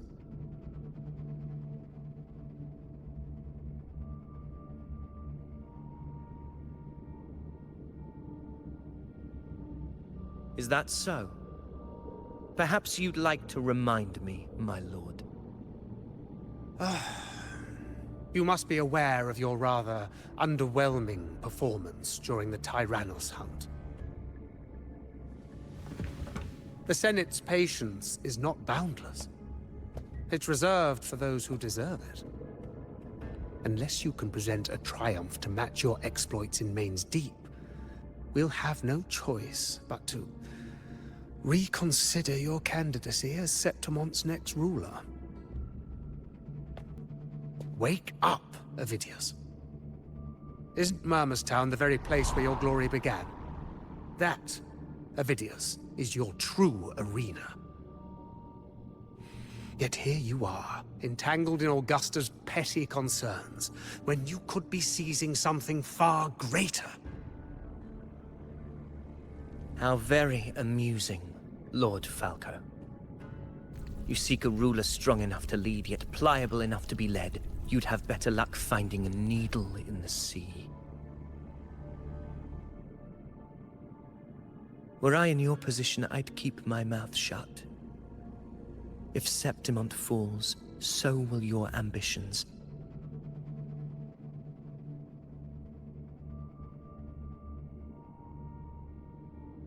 And allow me to remind you. I entered Main's Deep because I had no other choice, and my duty as a gladiator demanded it. The blood I shed, the blade I wielded, these were proof of loyalty, not entertainment for the Lords. If that's how you see it, then perhaps it is I who should reconsider this alliance. How dare you! Ha! Got some grit, eh? Haven't let ambition cloud your mind. I like that. Falco, what are you...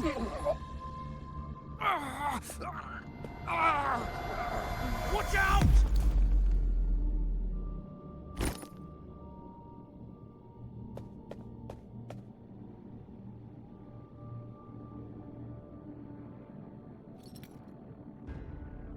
He may be under the Hollow Figure's influence.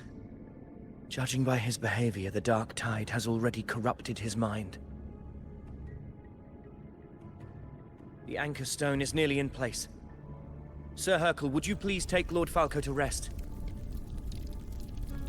This isn't far from the entrance to Main's Deep. I remember finding Mizona nearby. It's a herb that helped my companions and me resist the Dark Tide's corruption. Lord Falco has paid for his pride. But as a former hero, he deserves a death free from the Dark Tide's torment.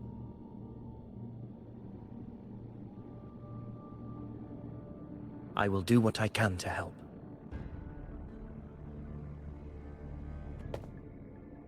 Sir Hercule, please look after him. I'll bring the herb back. I promise it won't take long. Don't worry. All right. You go do what you believe is right.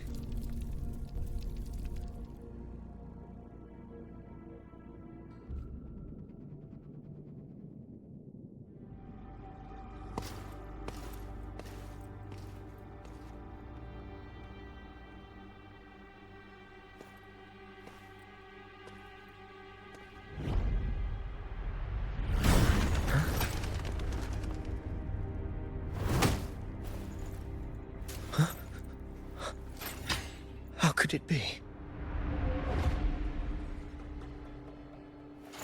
No. It must be the Dark Tide's illusion.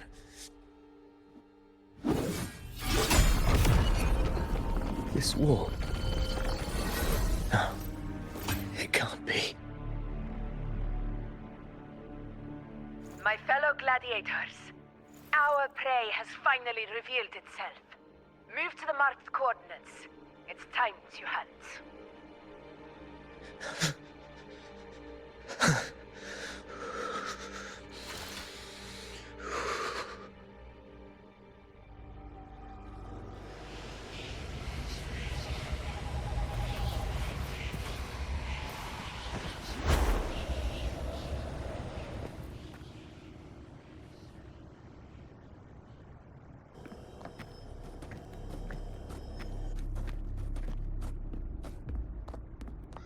This is the place!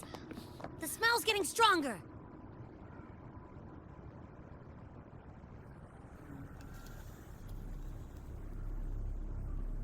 No traces of the Sovereign. It must be hiding again. We must force it to show itself. Perhaps this could work.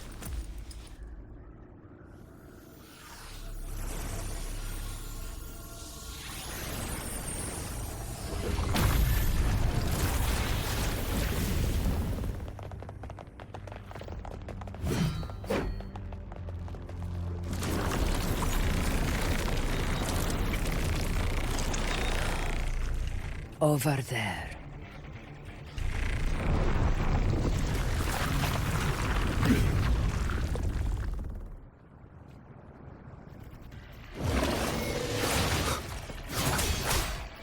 Hopefully this helps.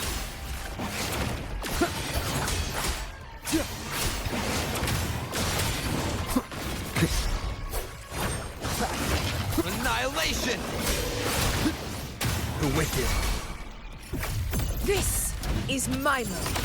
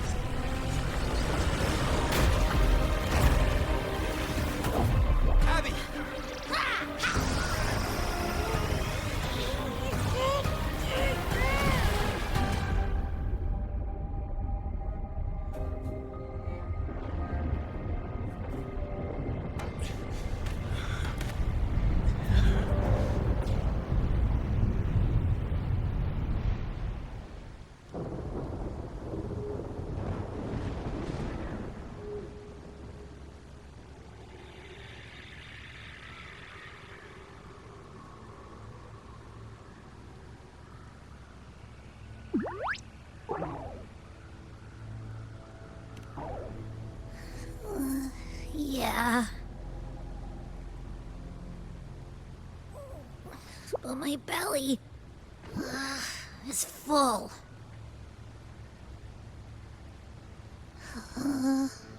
I'm so tired.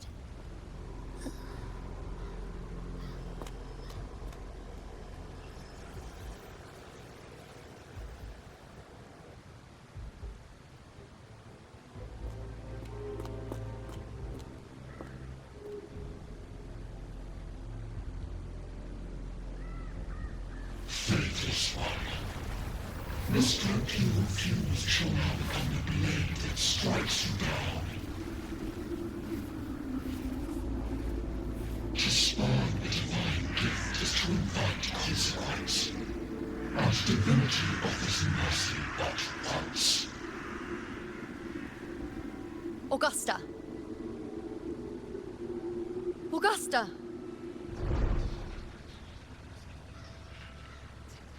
You know,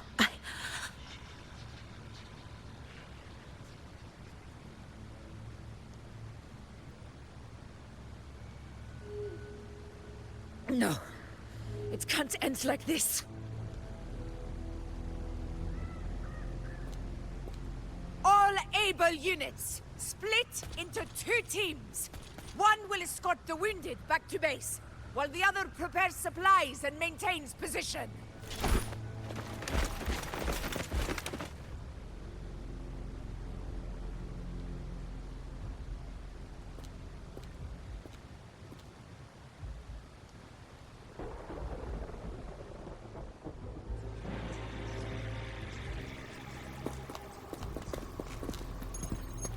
Boss, what's going on? I got a bad feeling just now and Tessus won't stop pumping out alerts.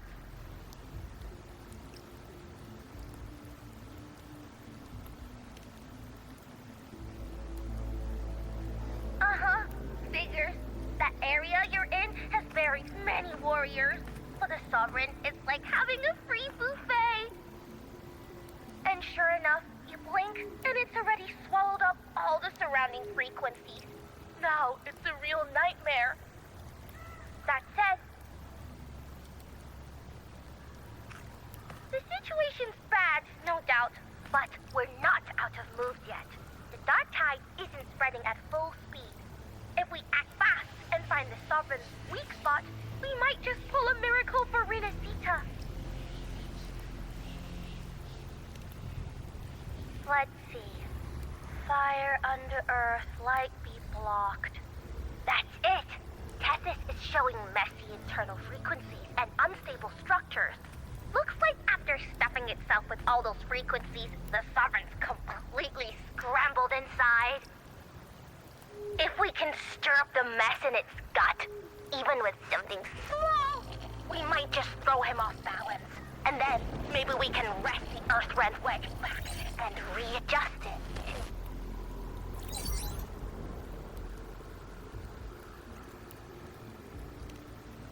Terrible timing. Is there any other way to reach her?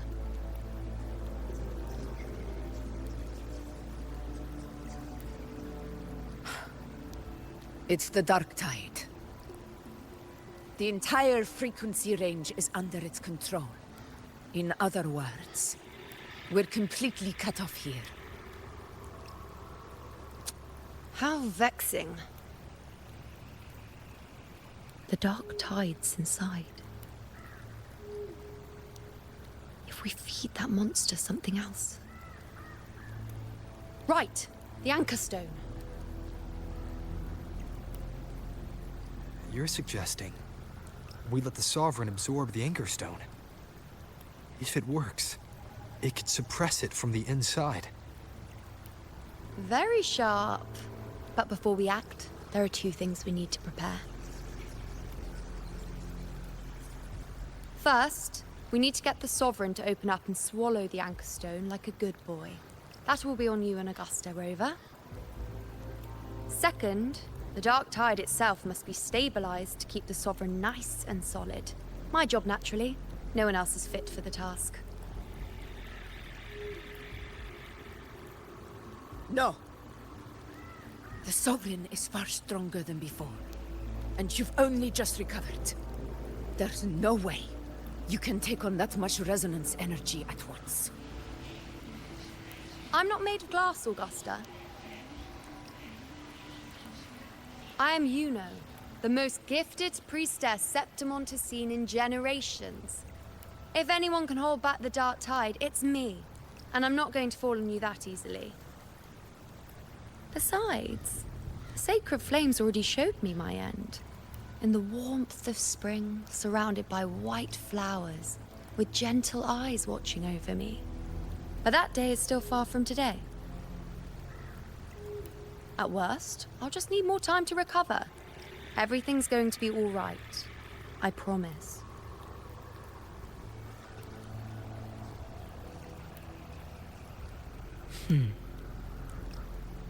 Then it's settled. I'll let you prepare. Just give me a signal when you're near the Earthrender. I won't be able to hold the Sovereign's form for long, so make the most of that window.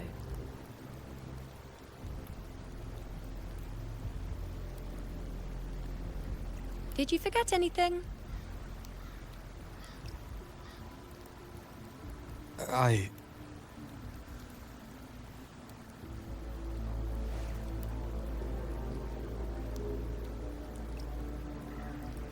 Useful, isn't it? Keep it close. No matter where you go, a part of me goes with you. Got it?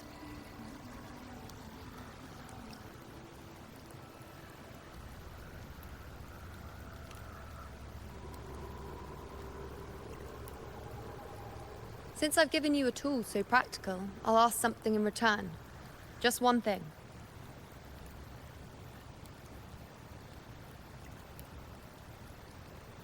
Promise me you'll stay by Augusta's side and face whatever destiny sets upon you, together.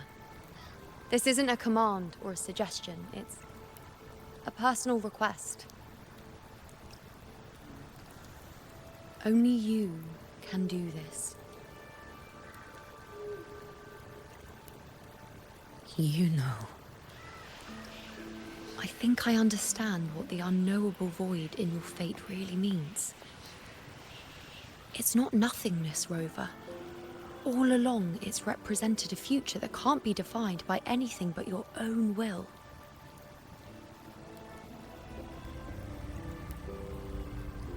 As long as that void exists, you control your story. Your existence is the meaning itself. So please, support Augusta with everything you have. I've seen how much she trusts you.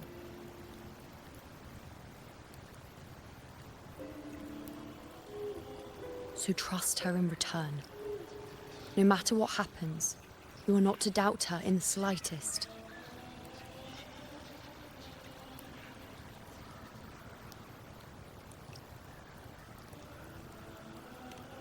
That's the spirit. All right, you two. Stop standing around and get moving.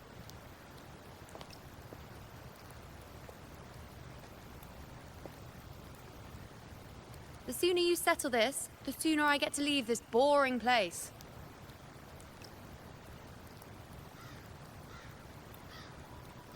You know, one last question.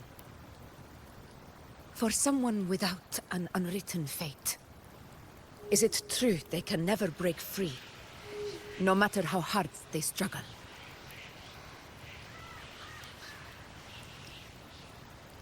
I don't know.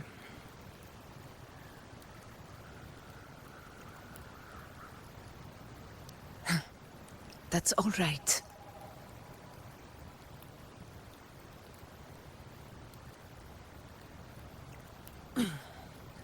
Let's go, Rover.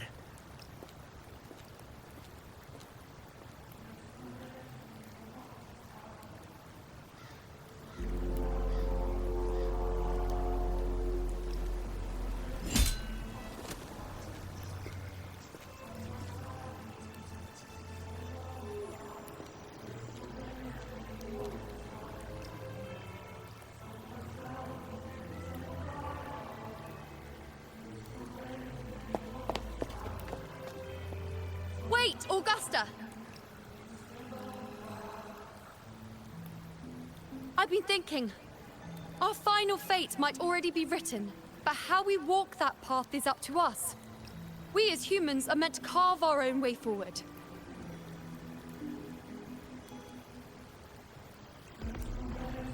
If we can't rewrite fate, then we chase it, outpace it. Then when we catch up, we'll smack it right in the face.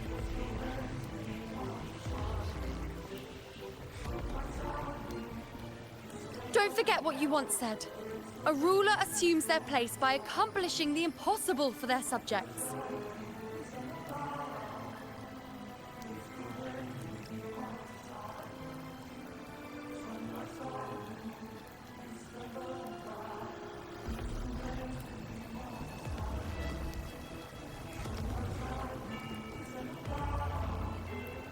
Let's head to the borders of Myrna's town, Rover.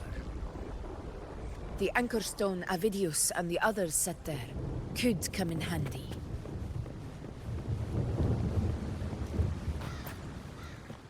Oak Hollow. I saw it. Main Street doesn't exist. Is it because of me? My memories. No.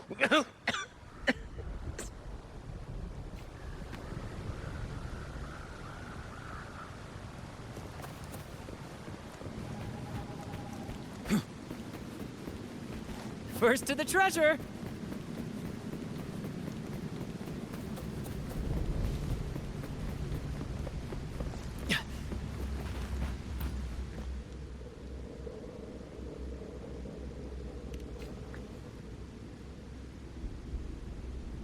Here.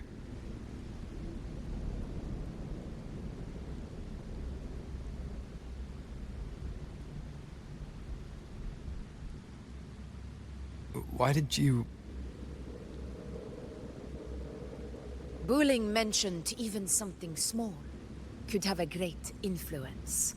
The smaller, the more unnoticed. Come, stand with me to face our reckoning. Let this small thing pry open the cracks in fate's door.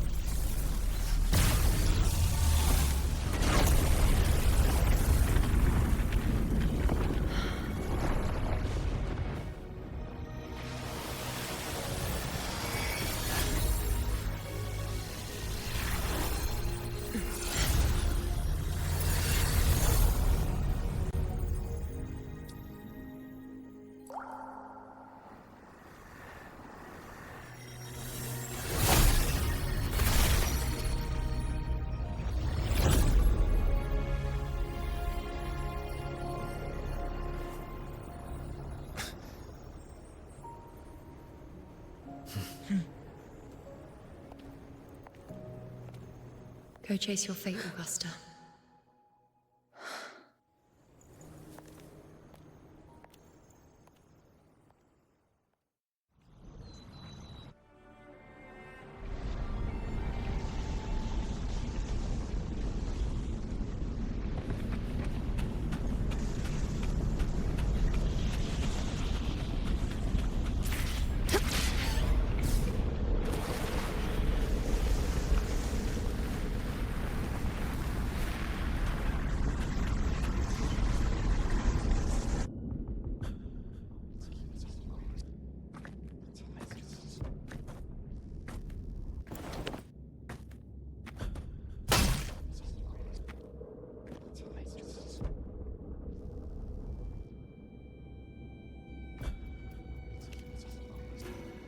Nothing, just something on my mind.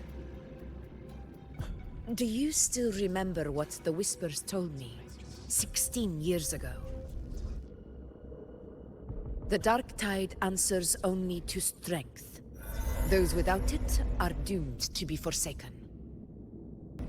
Now I think of it, it is rather interesting.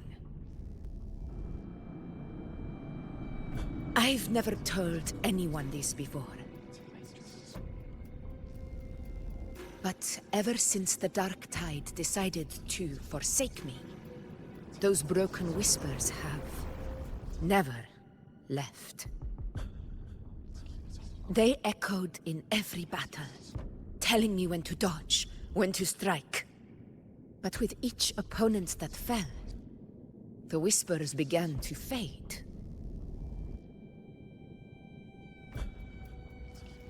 Until I became the Ephor. That's when they returned. Louder, never giving me a single moment of peace. I tried to shut them out. But every time I strayed from their guidance, fate would strike me down in the cruelest of ways. I thought I was the master of my fate. But the truth is, they always knew the path better than I ever could. The old prophecy about Raguna, that they once whispered to me, has come true. Now, it is time for me to put their power to the test. Leave it to me.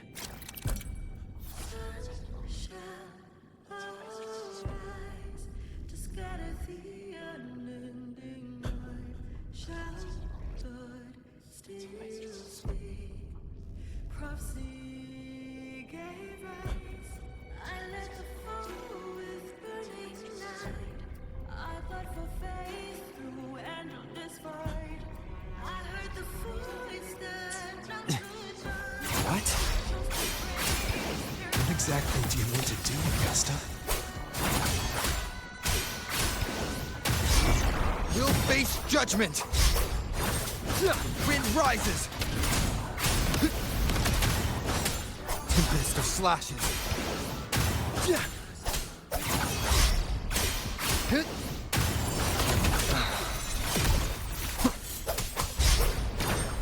Wind howls.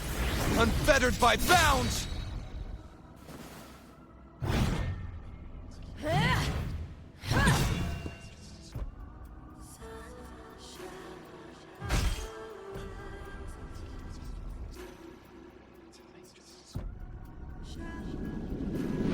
One of the prophecies speaks of a hero of heroes.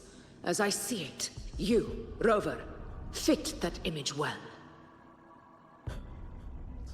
As long as that void exists, you control your story. Your existence is the meaning itself. So this is her plan. Using this battle to mark me a hero of heroes so the temple's prophecy will be fulfilled. Augusta. Give everything, Rover. I have realized this is the duty I must fulfill. Ha! That's it. Show me your strength. The one to stand beside me for the throne is you. And only you. Wind rises! One. Waves rise. Judgment strikes! Hopefully this helps.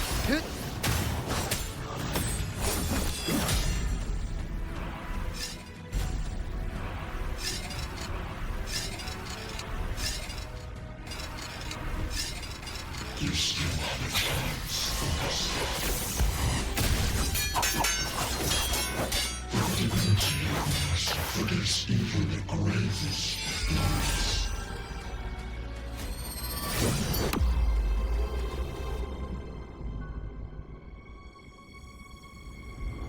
Resist no longer. Do not waver. Step forward and receive the divine gift. With this power, you shall rise as the one true ruler of Septimont.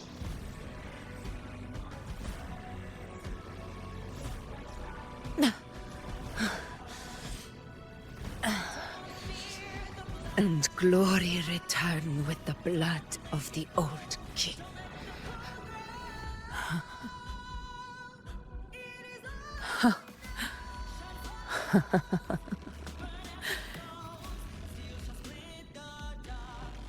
You proved the prophecy true. So why now? Why this sudden urgency to stop me from fulfilling it? Unless I was your target all along. That power you spoke of was always just a trap. Answer me. Who are you? And what did you do to Angel? How foolish, Augusta. The will of the Divine is not to be questioned. Alas, not was it too small to comprehend the grand vision.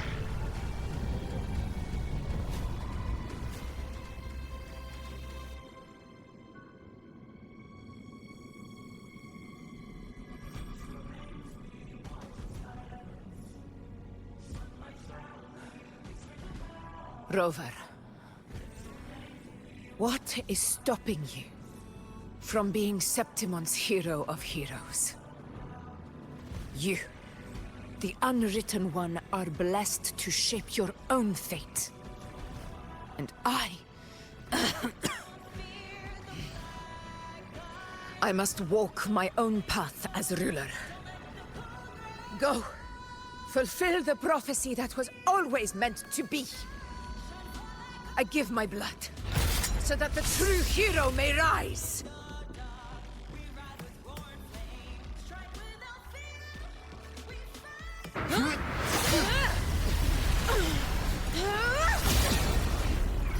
Brazen, faithless one, receive the judgment of the heavens. The sacred crucible shall reshape your soul. Fool.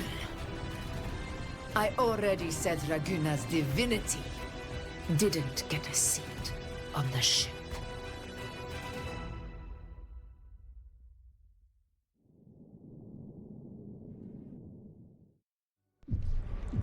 This is your end, Augusta. But we're not done just yet.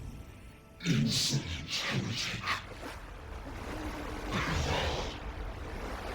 If this is what you want, we shall grant you an endless beast of despair. My sword. Cato. Where's my sword? What haunts you, my teacher? A hero shouldn't fall to the dark tide. I need my sword to fight back.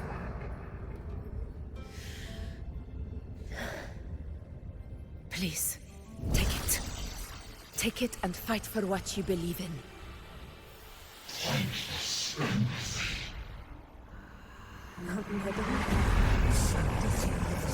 He's gone. I'll go into that.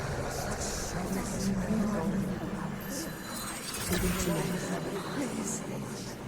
I'm begging you of your blood, of your flesh.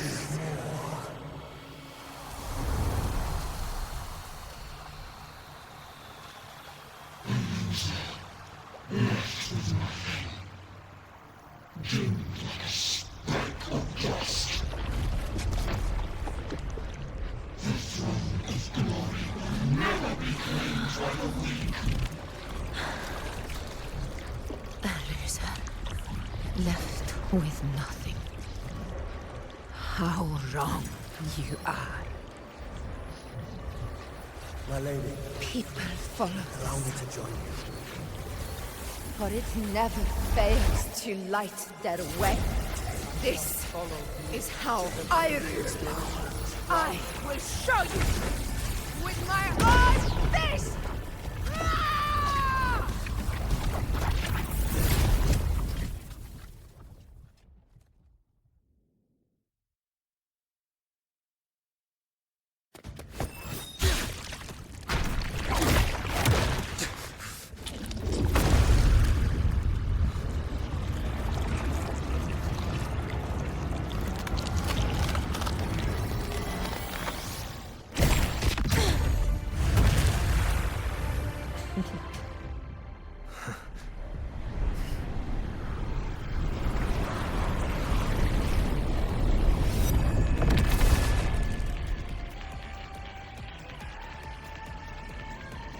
Honor cannot.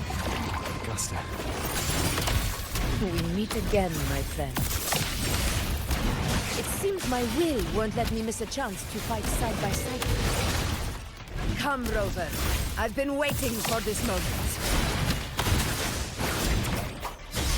Annihilation!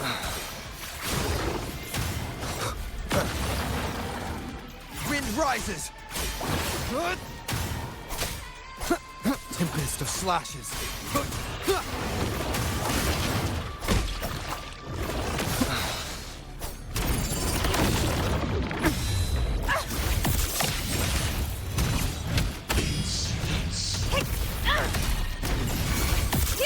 Moment of victory! Unmatched!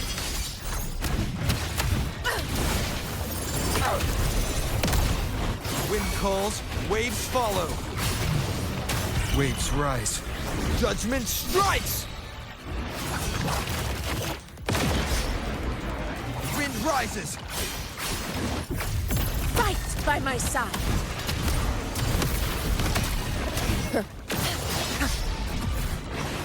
Undying glory! Barely found it. Pathetic struggle! Barely found it. So, it's finally come to this. This is how a true battle should be. Robert, fight by my side. This time, the blade of victory shall pierce the hollow sovereign's heart.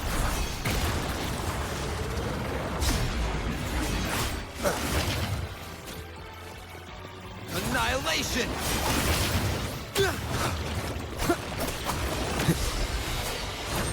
Wind howls.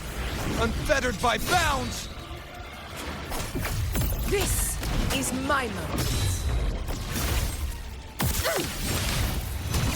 Rulers rule! Winners win! One strike is enough! Sing of my triumph! Wind calls, waves follow.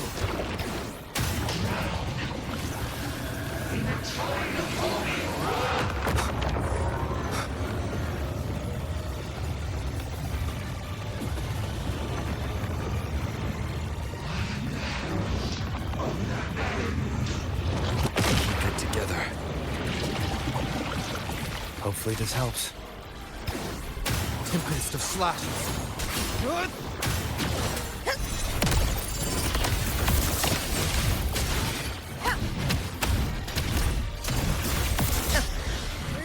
In control.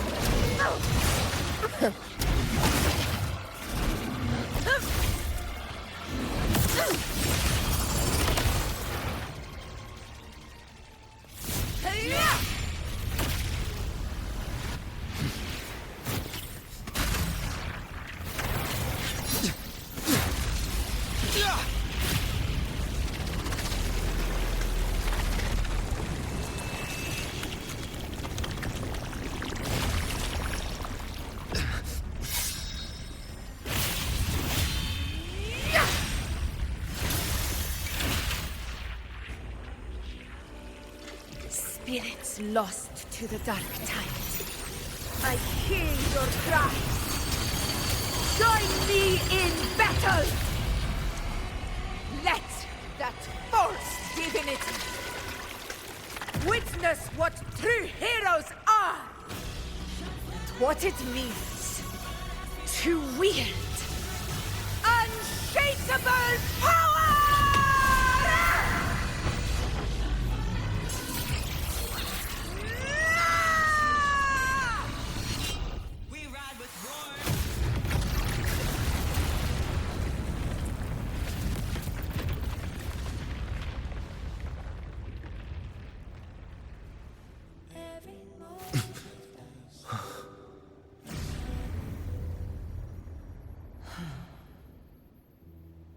May applause greet you, heroes of Septimont.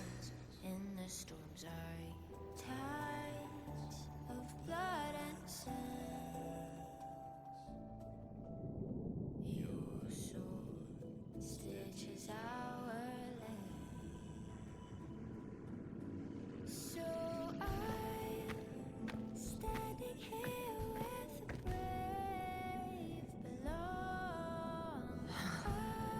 A hard-won battle, wasn't it?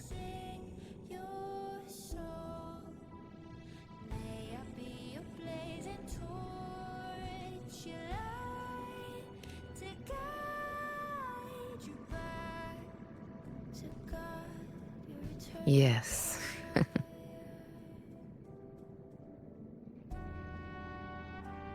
It's all thanks to you, Rover. Septimon's hero of heroes. In that case, I could say the same to you. As the prophecy goes, the hero of heroes, wielding extraordinary power, rising from the dark tides. As I see it, you, Augusta, fit that image well. Extraordinary power. That's a bit much. I know my limits. But I do think I've earned that title. And it's one we could share together.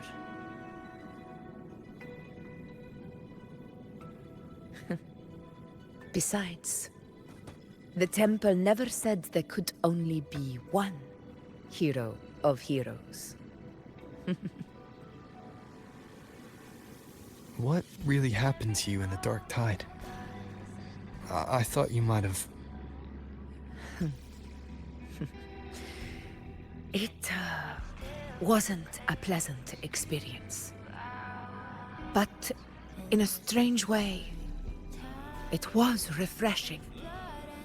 If you want to hear the full story, I'll tell you another time. But back inside the dark tide, I think the lost frequencies were always guiding me, shaping who I was becoming.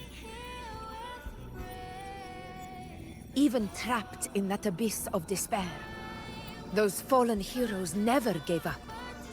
They lit a faint, warm light in the dark for me. And you, along with everyone who stood by me. Without you, we couldn't have won this battle.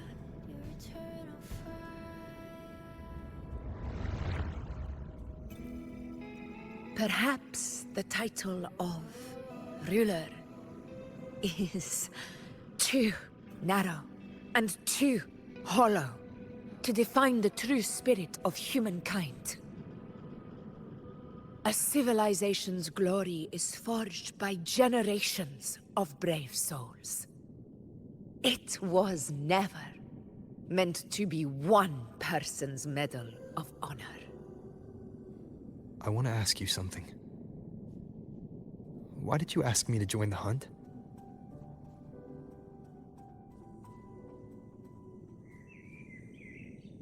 Because my warriors and I wanted to fight beside someone like you. And that hasn't changed. But I will be honest. Part of it was because of your unwritten fate. I'd been preparing for this hunt for a long time. At first, all we had were a few vague glimpses from the priestesses, and a handful of prophetic murals. No one knew when or how the disaster would strike. And then, you showed up. You've surely seen the unfinished mural in the temple, the blank wall and the unwritten fate. So I took a gamble, believing you were the key to this hunt. I couldn't explain it back then, not when I wasn't certain myself. But in the end, we realized what that blank represents. And my gamble paid off. The one who deserves to be a hero of heroes, with power over the Earthrend Wedge. Thank you for your trust.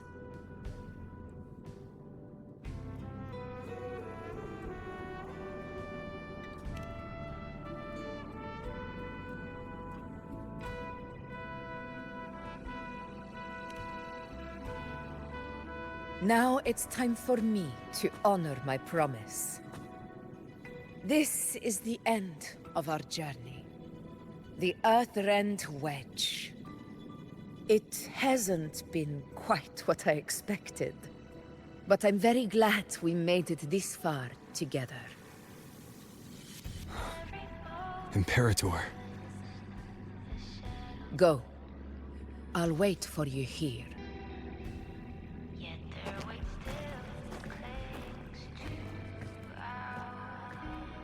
In the storms are tides of blood and sand. Your soul stitches are there. So I'm standing here with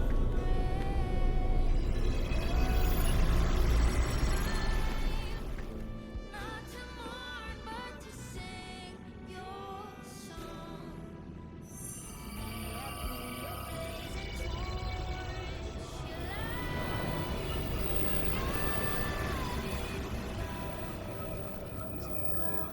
A discoid. This warmth. I feel you, Imperator.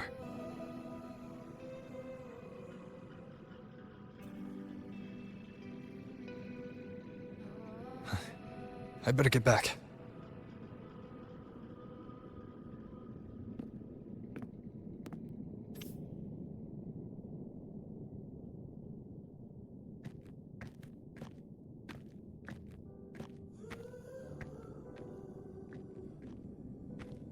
Did you find what you seek?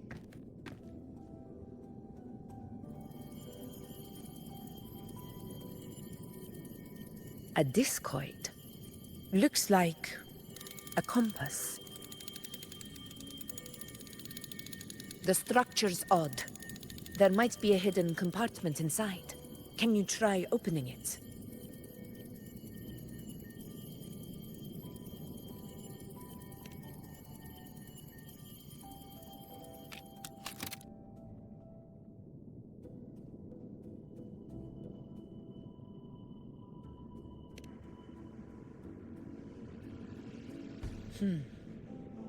If this relic was left by the Sentinel, brute force won't get us anywhere. We'll need a different approach. Maybe a special key, a mechanism, or a password? Any ideas?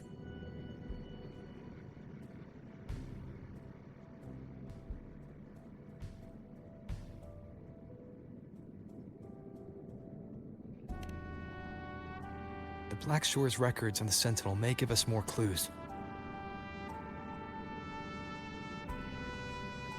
More importantly, I need their data on the Dark Tide. The Earthrender's holding back the Dark Tide for now, but we're not in the clear yet. Those sudden outbreaks, and the way it's fixated on you. It's not just a coincidence. You're right. With the Black Shore's tech, we might be able to outwit our unseen enemy. I'll contact them as soon as we're back.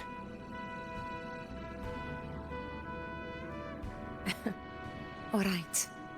Let's set all this aside and enjoy the victory we've earned. There's probably a bonfire roaring at the encampment by now. Rover, it's time to return to those waiting for us.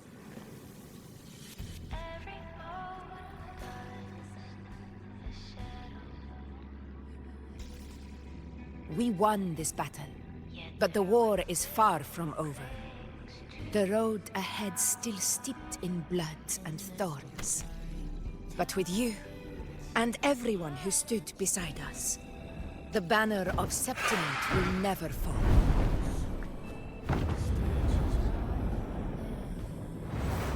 With the eternal sun as my witness, the name of hero belongs to you all.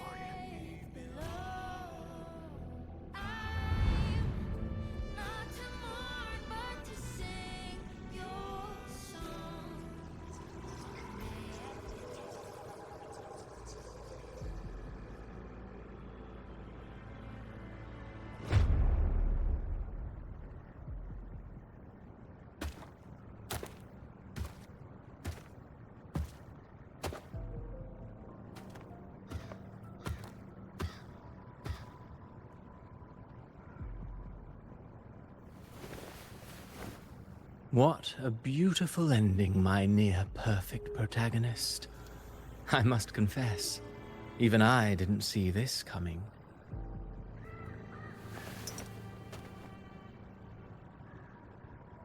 Should this be your final act?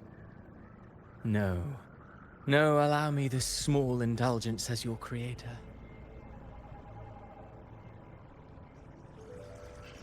The quill of fate may be sharp and cold, but still I want to see how far the soul I created can go.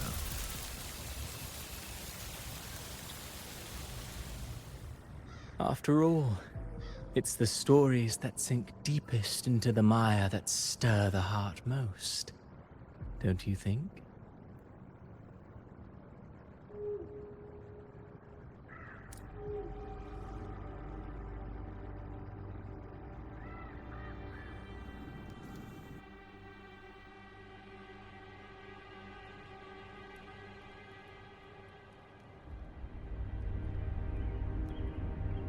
It's been a while, Rinesita.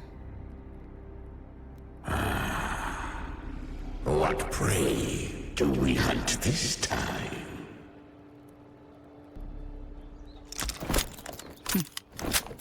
The Trenodian.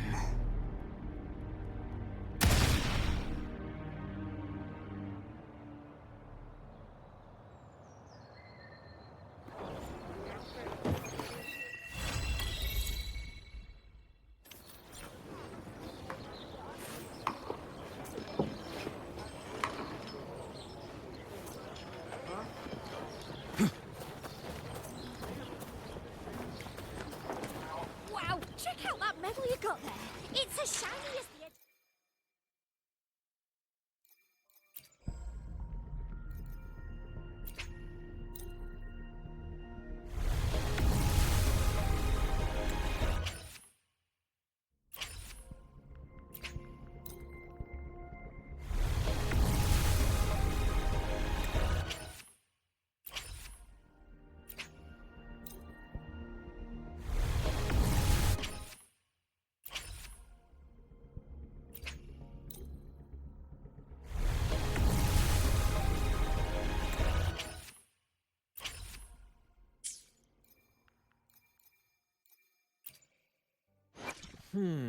To which stage will life guide us next?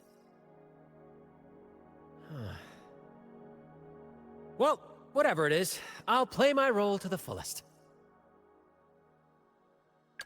I will be there for everyone as we head toward our shared future, leaving the past behind.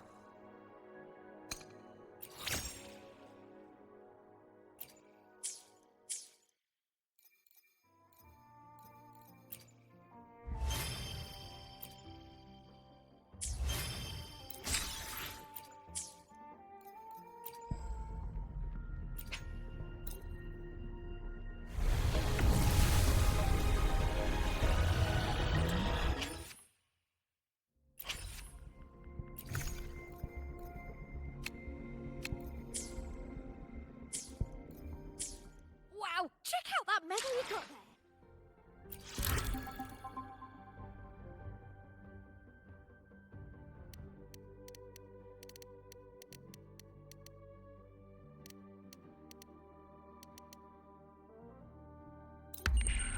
Wow, check out that medal you got there.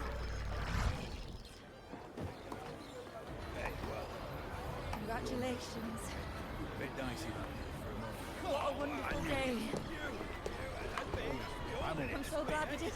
Well done, you. Finally. May joy also be upon you, my friend. The Sovereign is dead. Now we pause in our victory to honor the hero of heroes and all those who stood by her side.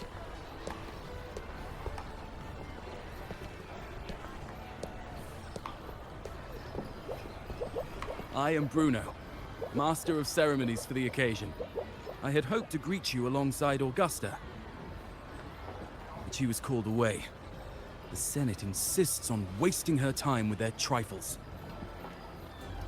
We wish to bestow upon you the honor of Rose-Bearer. Roses symbolize our glory and triumph, to be shared with all who are gathered here. Yes, it's a ceremonial role. Don't worry, it's pretty simple, and you won't be handing out too many. At the height of the celebration, everyone will toss their petals into the air. We will all shower in the flowers. Your task will be to distribute the petals beforehand. You have been chosen by the people, but you are held in the highest regard. The people of Septimont gave their all on the battlefield. Now, after fighting side by side, we'll share honey and wine beneath a rain of petals.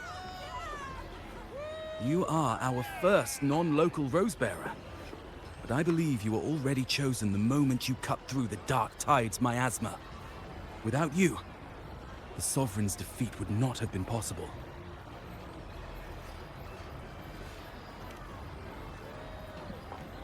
Yes. Oh, I hope you won't decline.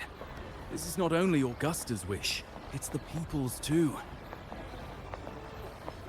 When Augusta arrives, she'll join the other Rose-Bearers. I'm sure those who partook in the hunt will be honored to receive petals from you.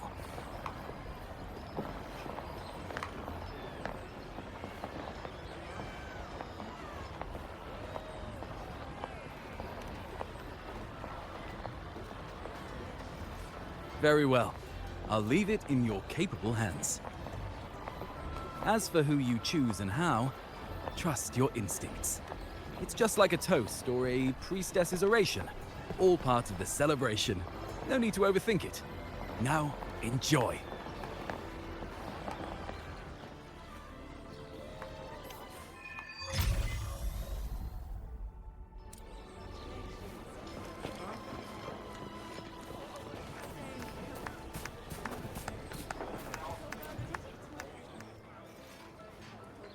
To Septimont! To peace after the storm! Yes! To the hero of heroes! To you, to me, to... Wait, is that a rover? Oh, good! When the time comes, I'll hurl the glory eye, and let the wind carry it far. Let the world see our triumph! Oh, since you're here, anything you want to drink? Speak up! Theseus and I'll take care of it.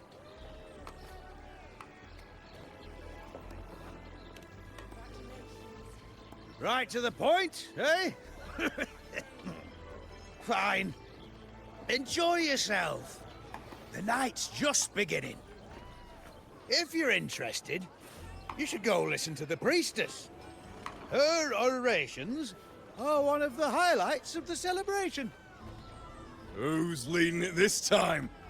Oh, it's not Lilibet, is it?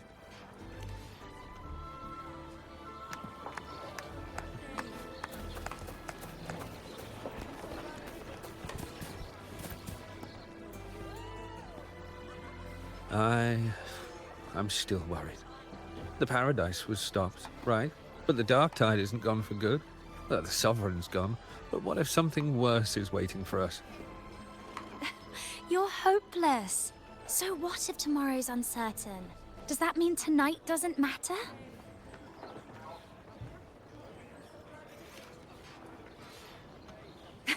That's the spirit. Tonight is for those who've bled for it. All of us.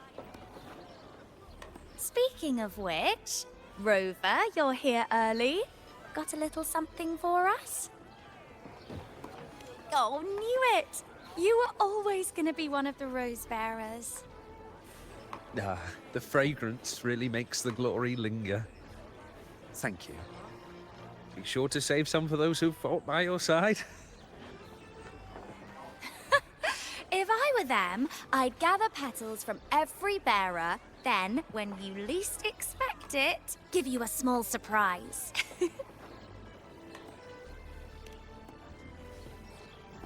Huh? You know? There's not much left. I'll hand some out over there. glory.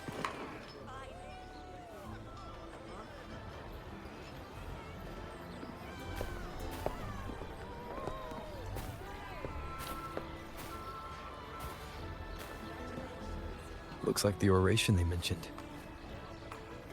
Yeah. Oh, yes. Huh. I thought for sure it'd be Yuno at an event like this. Well, guess I'll catch her later. Yes. I fear that until Grandmother Lilibet finds a gifted successor, we shall not glimpse further into Septimon's future. By the light and fate above us, we are but apprentices carving insights into stone, passing their words along.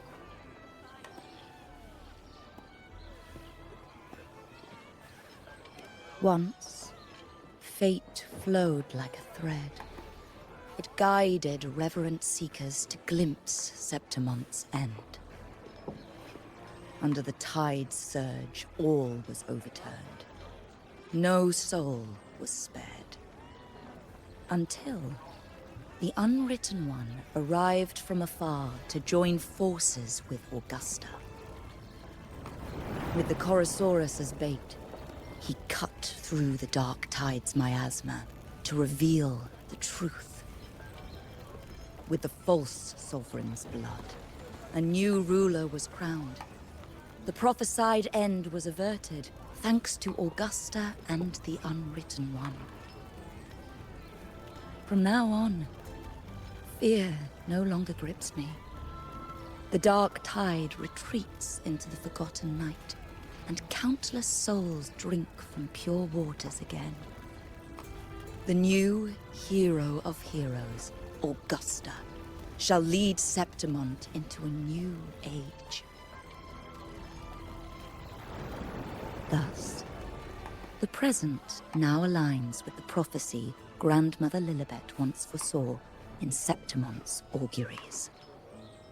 Prophecy of the end, and how we managed to lure the Sovereign out. The order and the story are right, but something's missing. You speak of me and Augusta, but what of Yuno?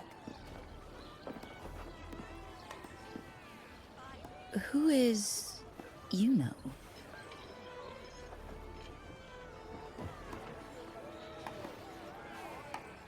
Unwritten One, you leave me baffled.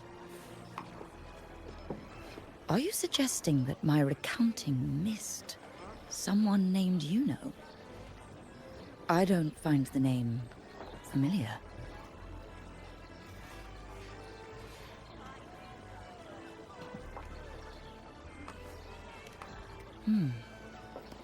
I should know this Yuno you speak of, yes?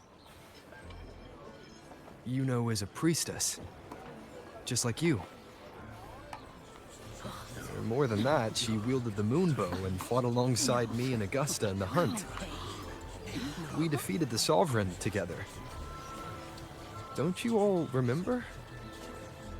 Impossible. As a priestess myself, I can tell you with certainty that none among us bear that name. And I must remind you, we rarely take part in hunts. Our place is with the flames in Tetragon Temple. The hunt for the Sovereign involved many. Perhaps you are mistaken and confused her for someone else. No, this can't be. I don't know what a priestess is supposed to be, but I do know what Yuno is like. And I'm certain she's the priestess. You mentioned cutting through the Dark Tide's miasma. Tell me, if Yuno wasn't there, then who shot the moon arrow? Who shot the moon arrow? What do you mean? You were the one who dispelled the miasma. Yes. On the cliffside, you struck with your sword to cut through the dark tide. Don't you remember, Unwritten One?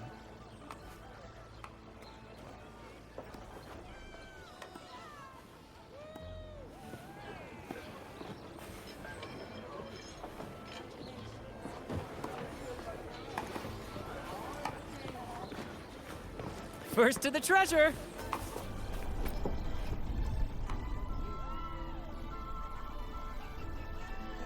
Their accounts are all true, except when it comes to Yuno.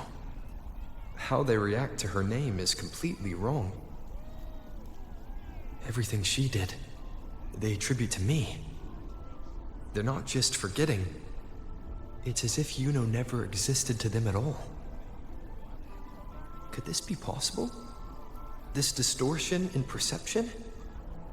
Is it a remnant of the Sovereign's power? Or is this the work of the Fraxidus again? I heard what you said to the priestess.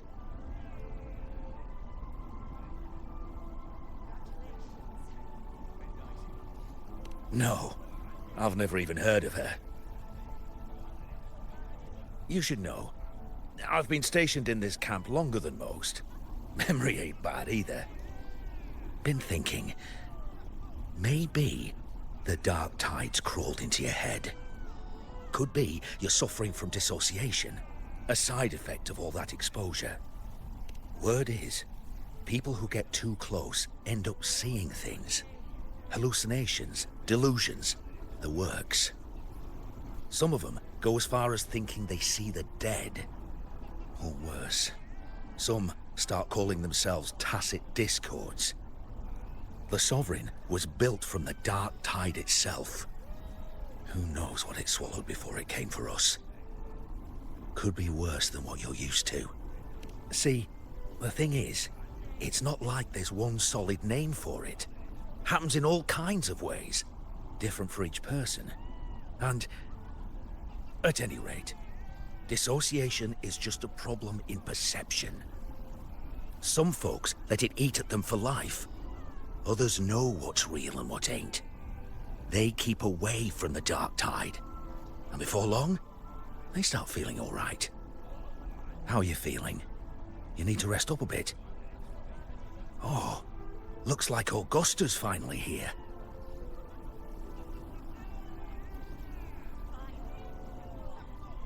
She's been through it too. Faced the Sovereign just like you. If you're still doubting, maybe talk to her. Could help.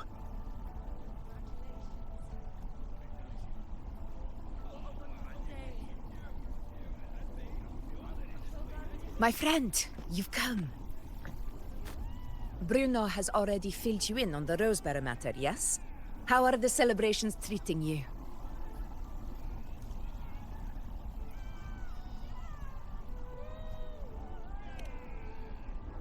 Augusta, do you remember Yuno? Yuno? Yes, she was often by your side. The one with the bow like the moon. She joined our hunt for the Sovereign.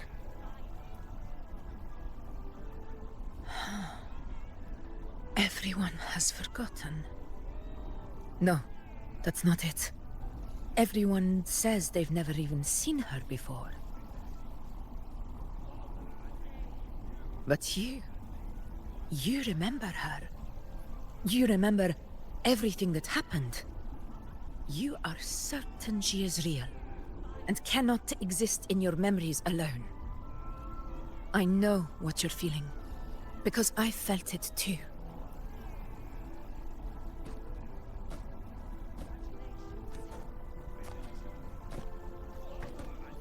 The Dark Tide's frequencies twisted my perception as well. Made me see things that weren't real. The Sovereign's whispers dogged me for decades, tempting me to accept its gift. But that's all in the past. I know now that to find peace, I must see through the deception, fight it, and conquer it.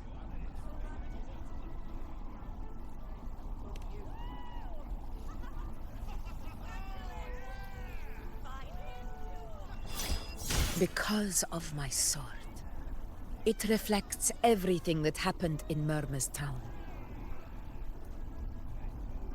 Existence always leaves a trace. Beyond feeling, memory, and perception. Is there anything that can prove this, you know, isn't an illusion.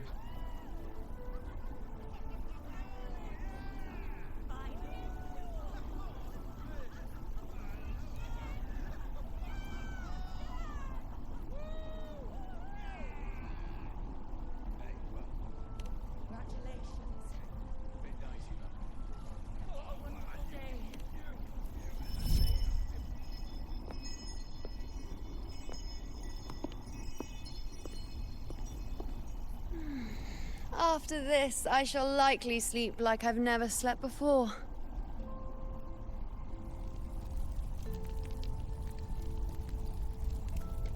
Say, I heard the Montelli family imported some device that aids sleep. It's all the rage. Augusta, I trust you will acquire one for me. I wish to try it myself. Scented candles are fine, though the scent of the forest is most pleasing. As for pillows and bedding... That's enough. I allow requests, but only 3. Apologies, but I need my rest if I'm to be at full power. Do bear with it. It's for your own good, after all.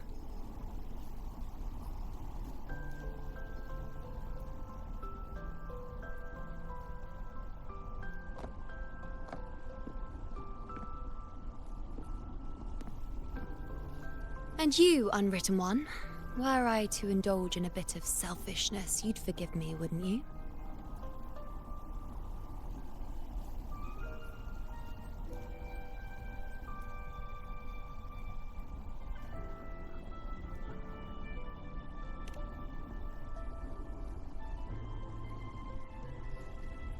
Oh, didn't think the great Unwritten Rover would be so stingy.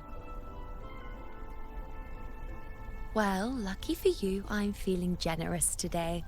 Now, what brings you to me?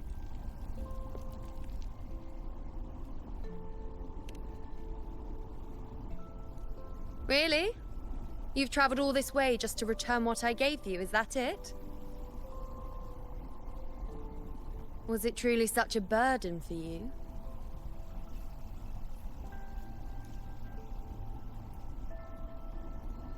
If one day this bracelet becomes meaningless to anyone else, I hope you will remain the exception, Unwritten One.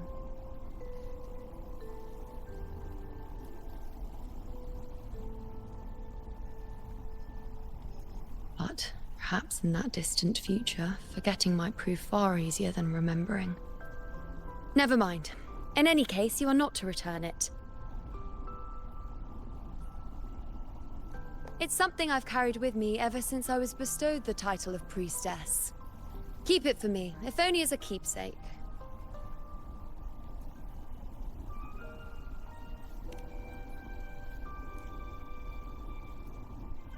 Well, until we meet again, I suppose.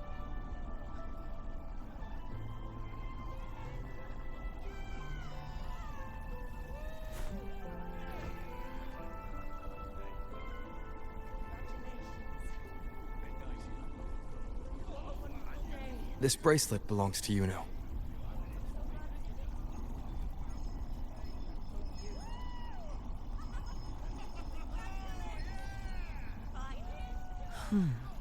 Quite the unique design. Like a crescent moon. But still, I'm sorry. I wish I could offer you the answer you seek, but to me, it's just an ordinary bracelet. Nothing about it stands out. When you mentioned her name, I tried to recall any trace of her in my memories.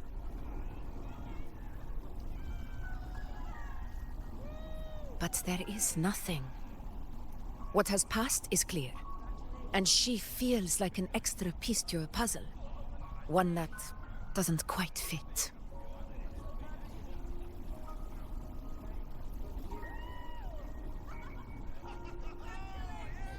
How can this be? You spent the most time with her.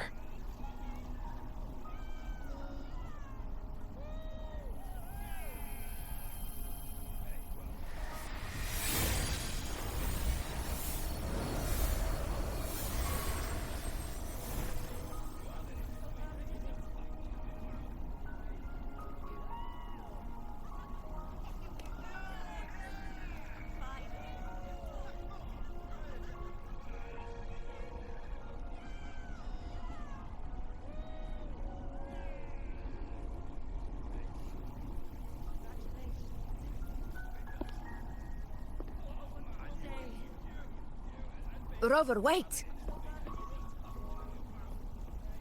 What did you see?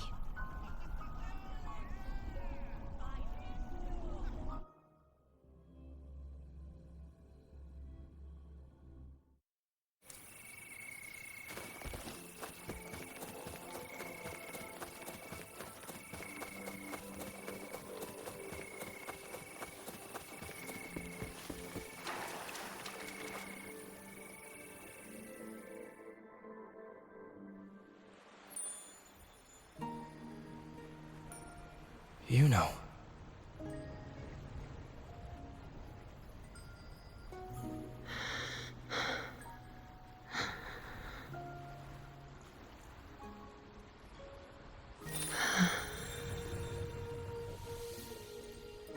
Of course. Only you would be the exception. So, you've known this all along?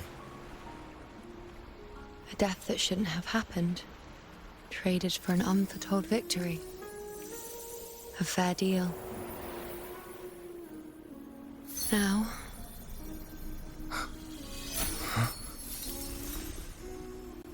I am but a fading sliver of moonlight. I'm sorry, but... even I fear being... forgotten.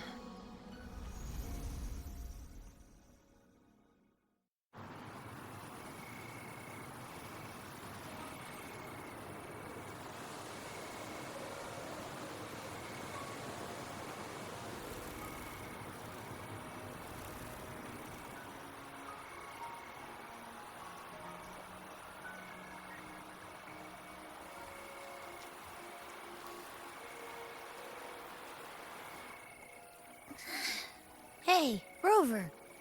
You're all right. You've been standing here for ages. So, Yuno's really gone. Just like that.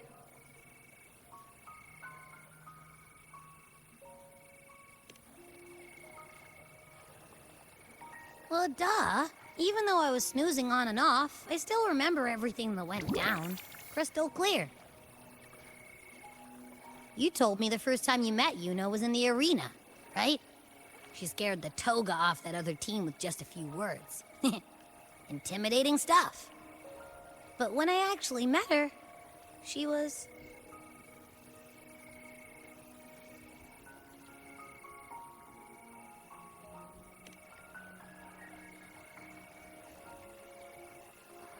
yeah, totally. We got so much done with her on the hunt trip. She even invited us to the Tetragon Temple to check out the murals.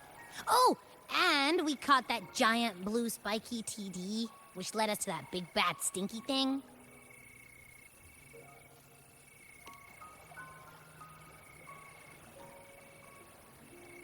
Yep, and I'm pretty sure she was the one who took that moon bow and blasted the Dark Tide wide open. Not you, not anyone else.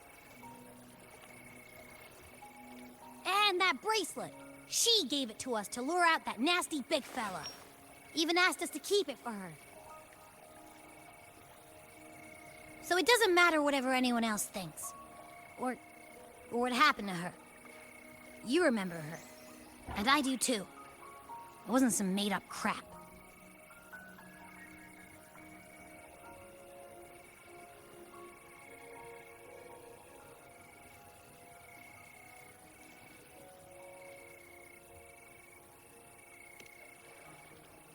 She didn't even get to finish her sentence.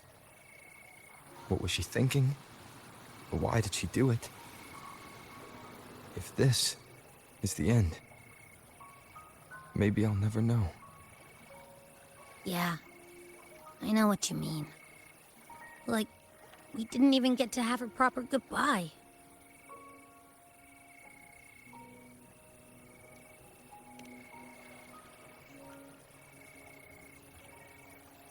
I don't care if Yuno foresaw her fate and chose this path for herself. All I know is I won't let it end like this. Not with her fading into oblivion. Like Augusta said, everything that exists leaves a trace. Since she's a priestess, I'm sure to find traces of her in Tetragon Temple. A lead could be the breakthrough I need.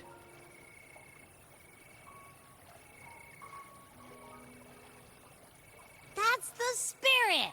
Look at ya, snapping out of that funk. Knew you'd be back at it soon enough.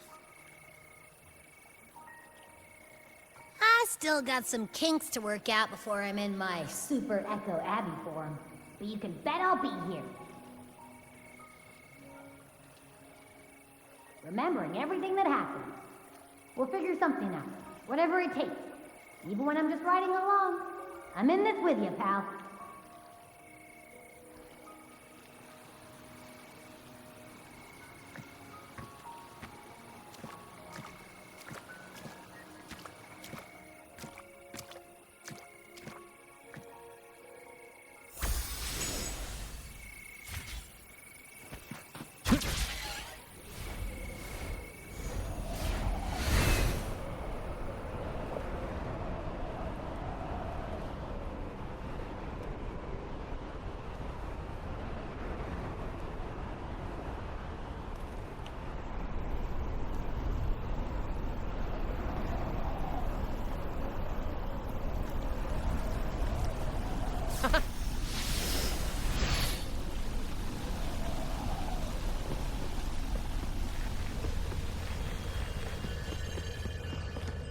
Strange. Lilibet and the other priestesses aren't here. The temple seems empty. Huh. Yuno's bracelet is shining. The light is pointing at a wall.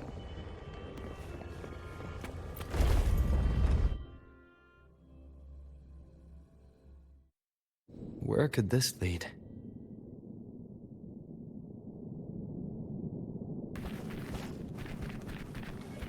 First to the treasure!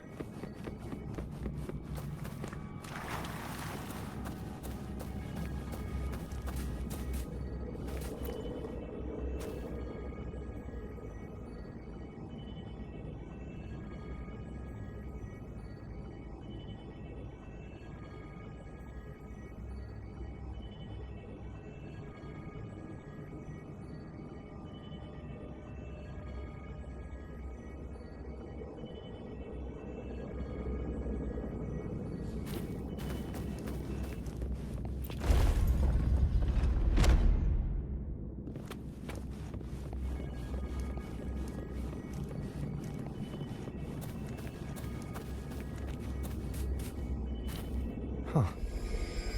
The mural changed.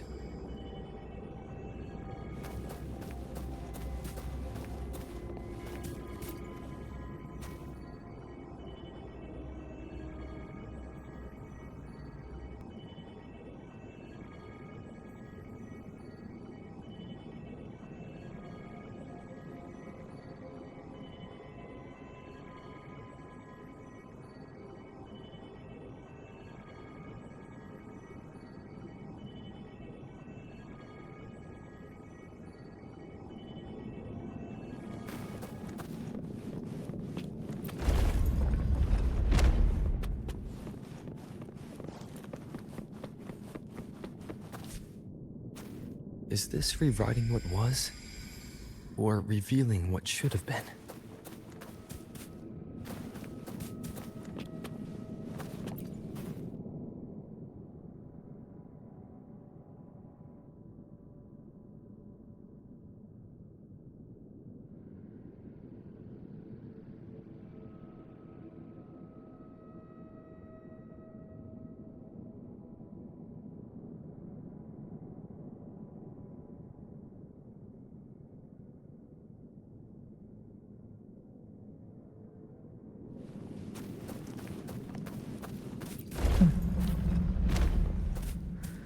Trapped in your own pathetic shell, you still think you're the king of the world.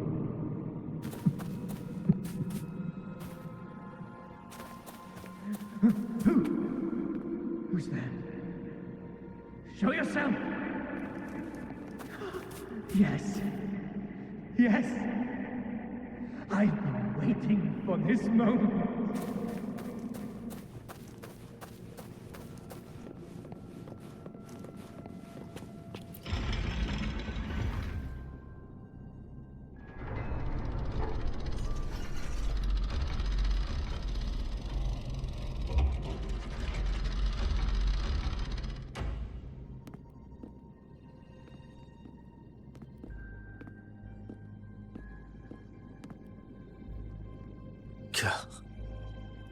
It's you. The person I need to lure fails to show, and now you're here to mock me. Is that it?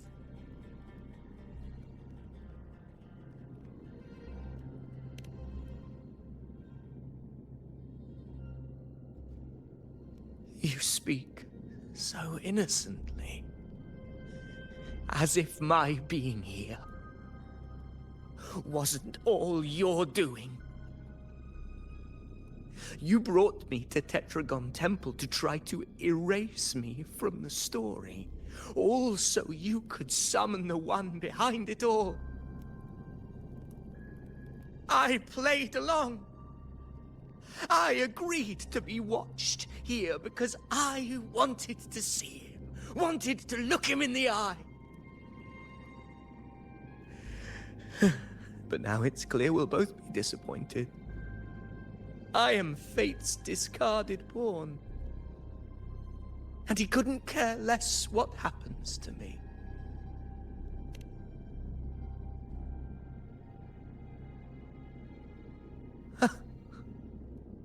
There's no one else here.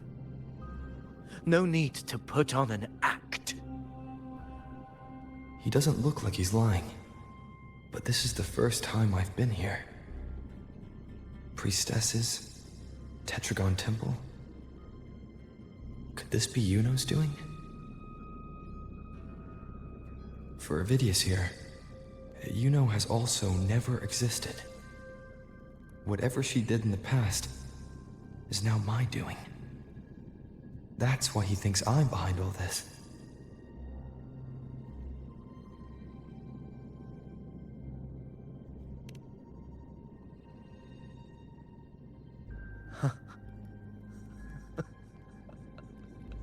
At this point, what do I have left to hide?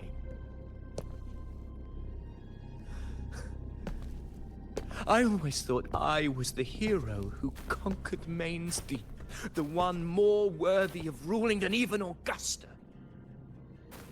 Until the day I led the charge to Murmur's Town, determined to stop my comrades from falling to the dark tide and prove I had what it took to be king. I walked to the door I had passed 1,000 times, only to find a dead end. Nothing was ever there. Did I even come here before? When did I conquer this place, and with whom? At that moment, I realized so much was blank. Disconnected dots, scattered and meaningless. How pitiful. Everyone knows my deeds, yet no one can explain how. And I can't find a single soul who's actually witnessed my so-called exploits.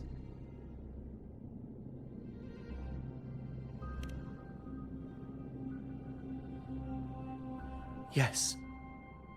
So I tore through my memories until I saw a hand holding a feathered quill. It wrote everything about me from the moment I was born.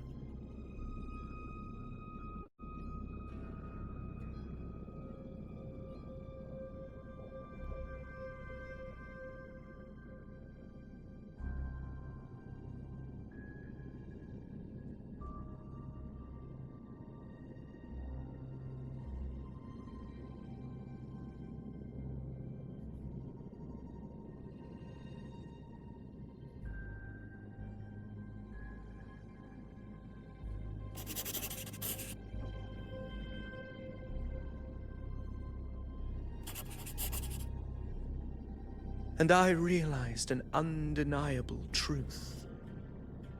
Existence is anchored in connection, feeling, and memory. They are its very manifestation.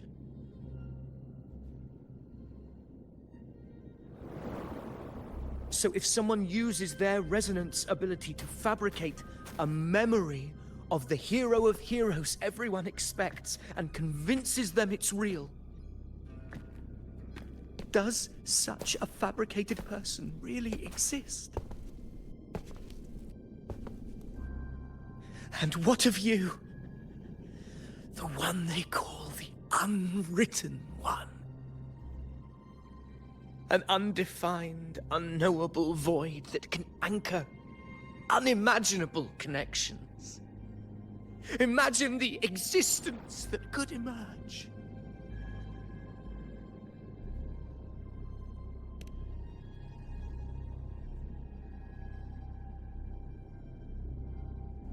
Enough, you arrogant fool. I did not allow you to stay here so you could defile fate with your delusions.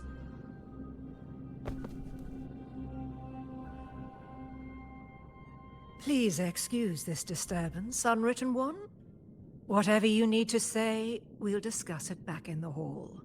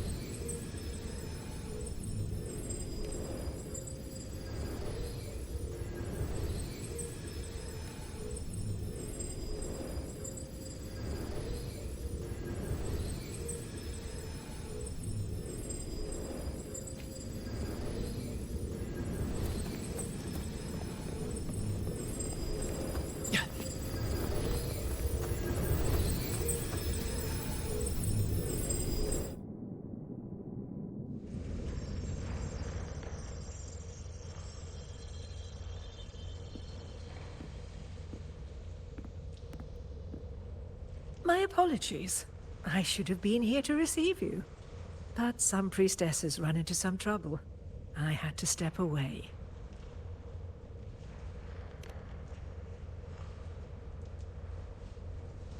Simply put, aside from what's already been verified, we can no longer see any other of Septimon's auguries. The full scope has always been out of reach, but this feeling of being blocked by an impenetrable white barrier is something I've never encountered. It's as if there's nothing there at all.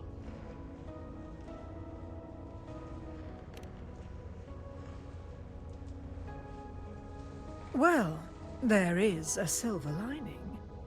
Septimon's auguries concern Septimon's future.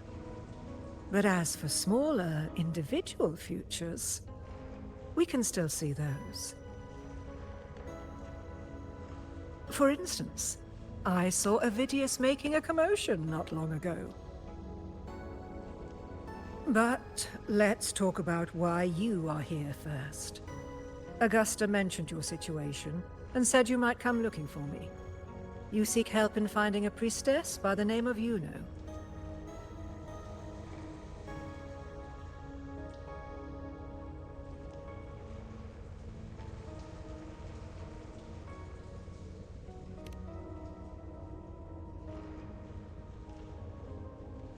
I wish she were a figment of your imagination.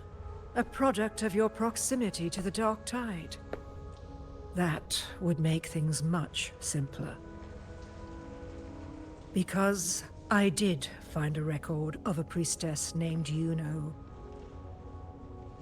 But according to the record, she died 3 years ago. Buried where the Dark Tide swallowed the Spring Basin.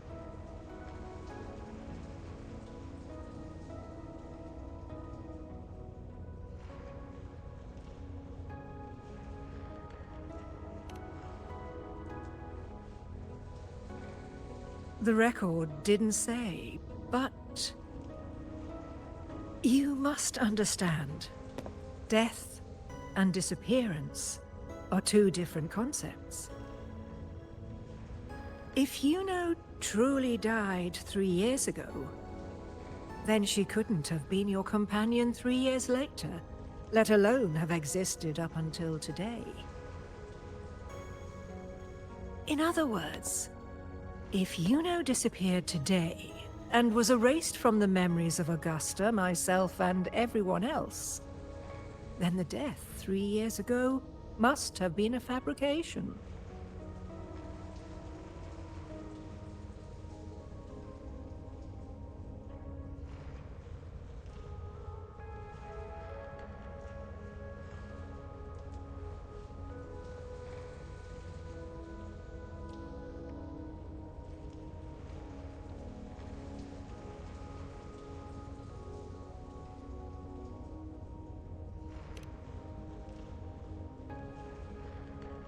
If someone has truly disappeared from this world, do they need a fabricated death?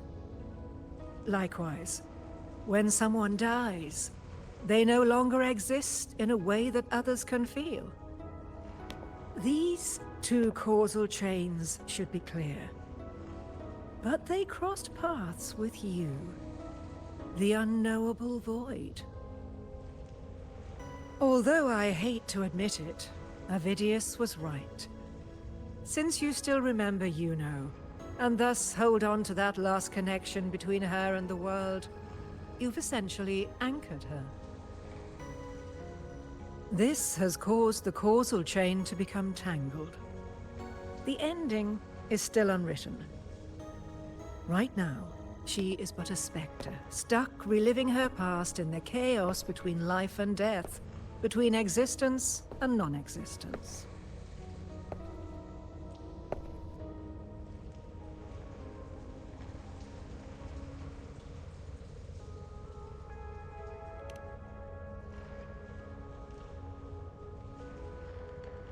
In theory, yes.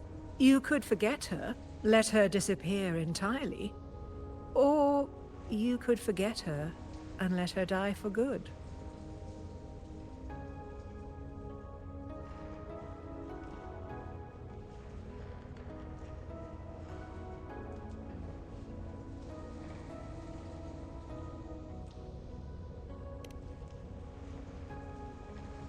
I believe insight into fate is not to tempt one's defiance. It will move according to its intended end. Besides, it's already granted you a rare gift. 2 options. More than most ever get.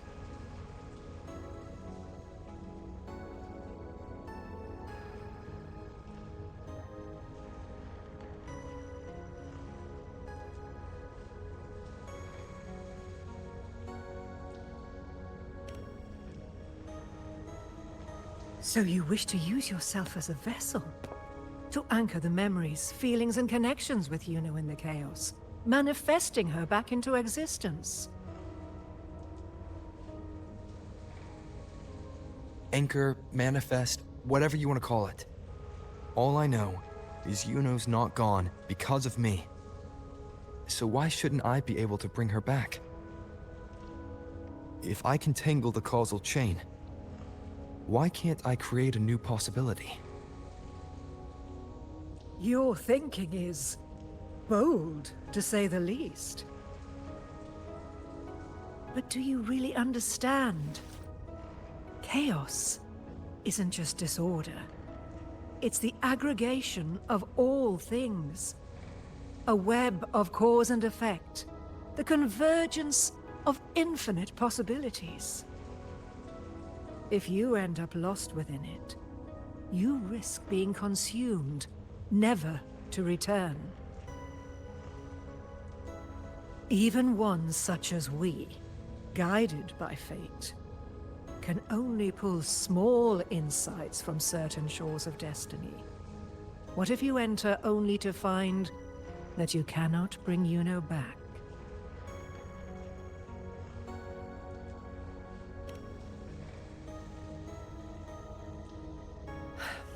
Chaos isn't a place in the usual sense. The key to entering isn't about where you are, but what's happening and what you do in that moment.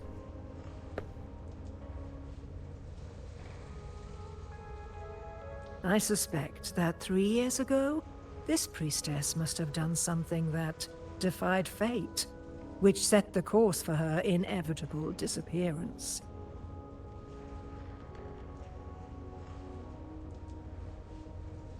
If you can get close to that inescapable knot in the causal chain, maybe you'll find a way in.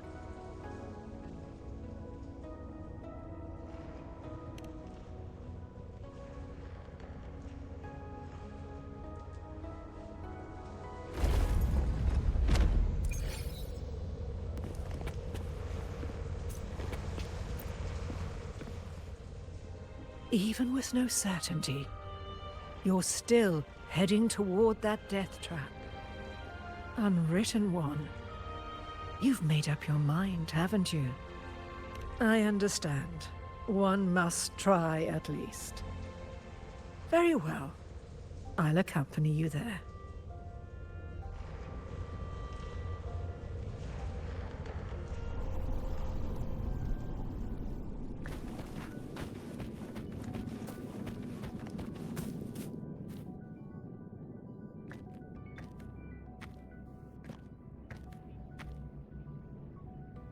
We're here. This is where the record says she died 3 years ago.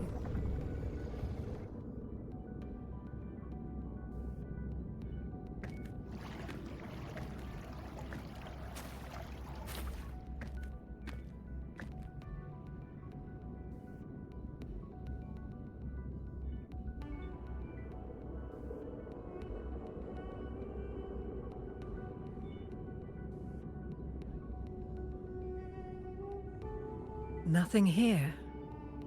Well, that's okay. You tried, Unwritten One.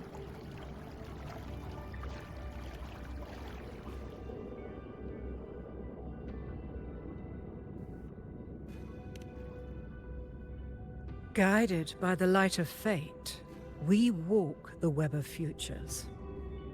Many seek prophecies to follow or to break free from, all in pursuit of harmonious completeness. I've never doubted your judgment of Yuno. But if, as you say, she knew what would happen and still chose this path, could it be that this was the closest she could get to true completeness? If you refuse this ending, how can you be certain that you can create a better one? A life with all its experiences and feelings, shredded, scattered, and thrown into the realm of chaos. What you find there may not be beautiful. It will be filled with pain and emptiness. Even if you do find a way in, your time together may be brief. With so much uncertainty, do you still feel that you must go? If there were any doubt, now I'm sure. Wait, you...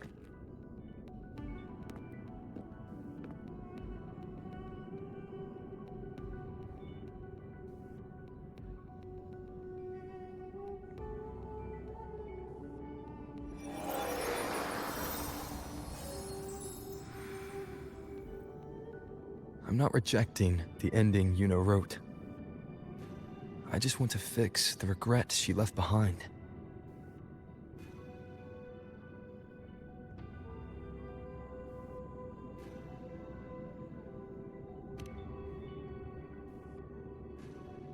We've only just begun our story. The future I want is one where she's there with all of us. Forgetting may be easier than remembering. But let that be the choice of someone alive, not one who's already gone. Right now, I don't want to lose anything I still have.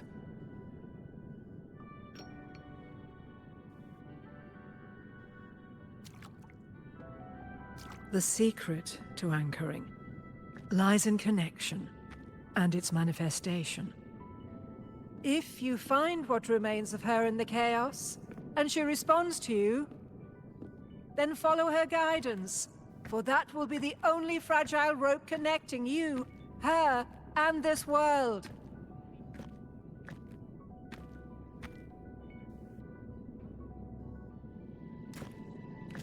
Endlessly cycling, shattering futures.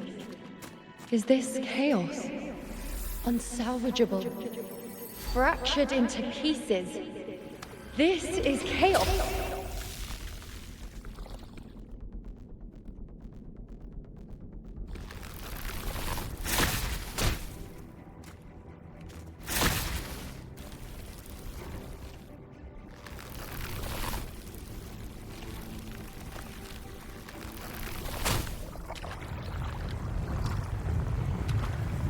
Countless possibilities, both true and not true.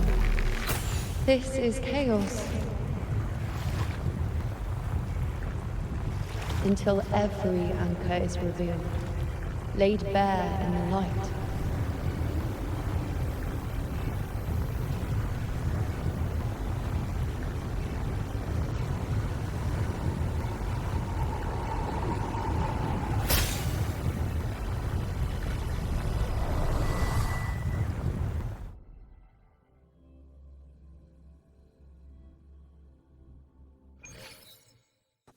I can't see where it ends.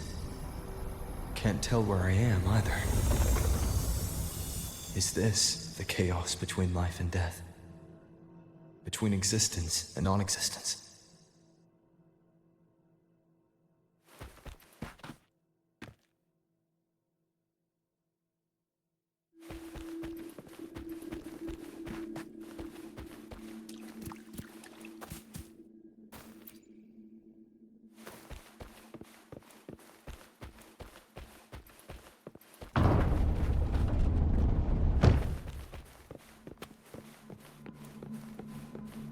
That's Yuno in the center.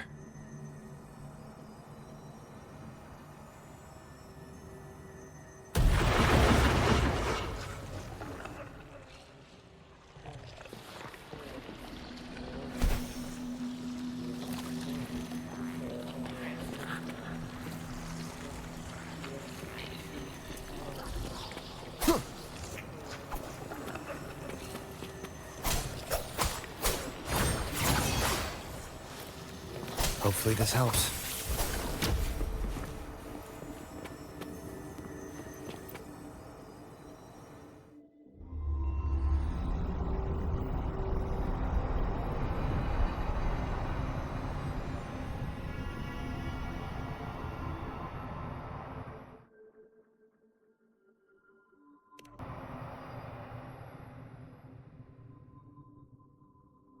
You know, you're calling me. Are you here for me?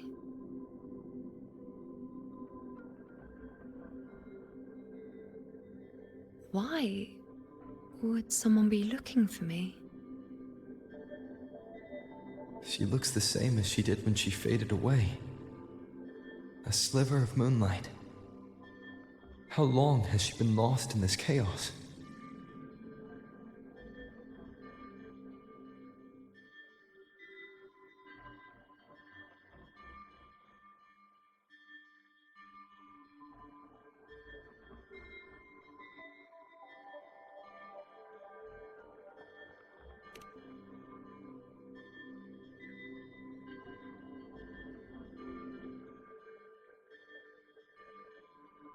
I know you. You are unwritten. A blank. An unwritten blank.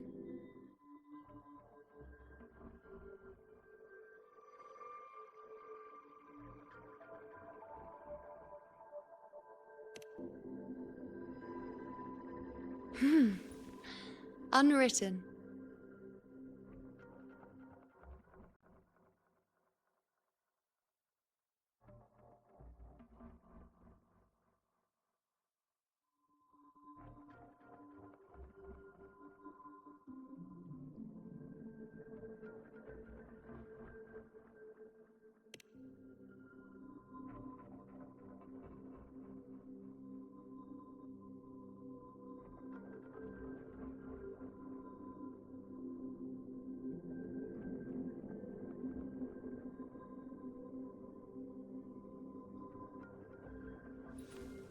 I will guide the unwritten with the moonlight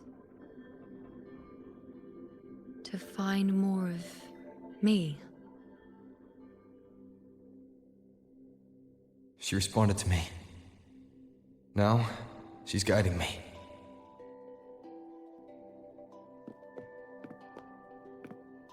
Even if it's just a trace of her, I found her. Now that fragile rope connecting her, me, and the world is already in my hands.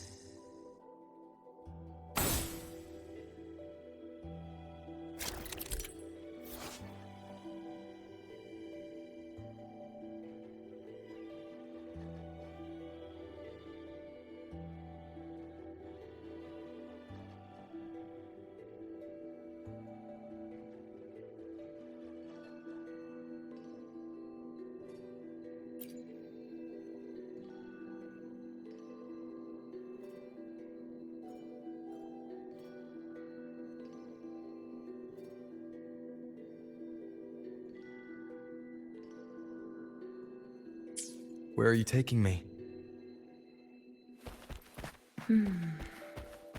Just don't let go of my hand.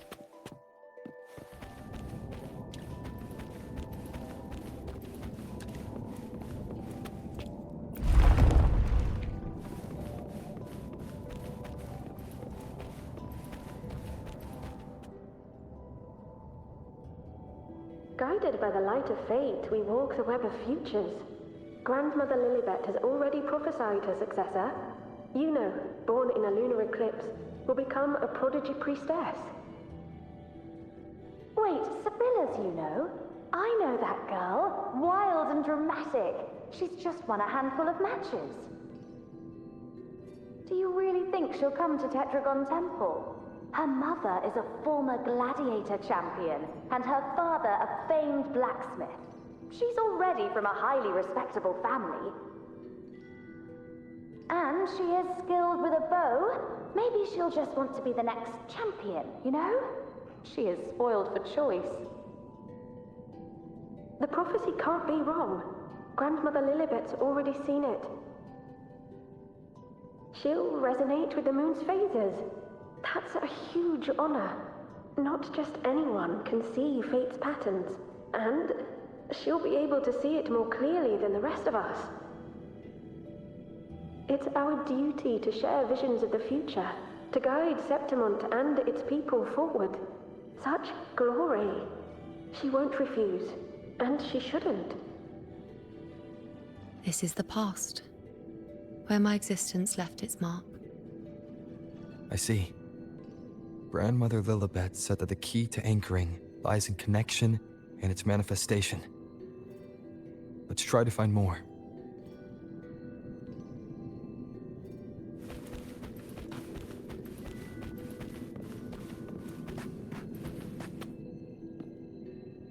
I can't see it. It's gone after that. Gone forever. Huh? Just one desecration is enough for the ordinary.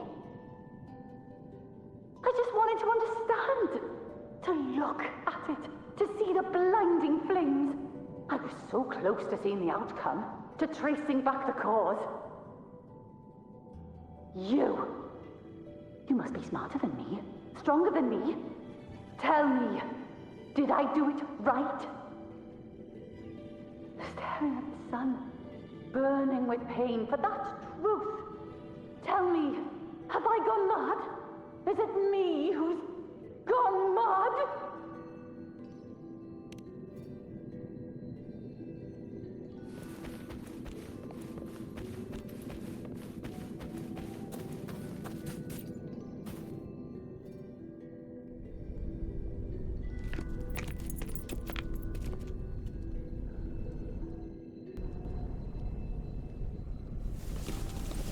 We're nearly there.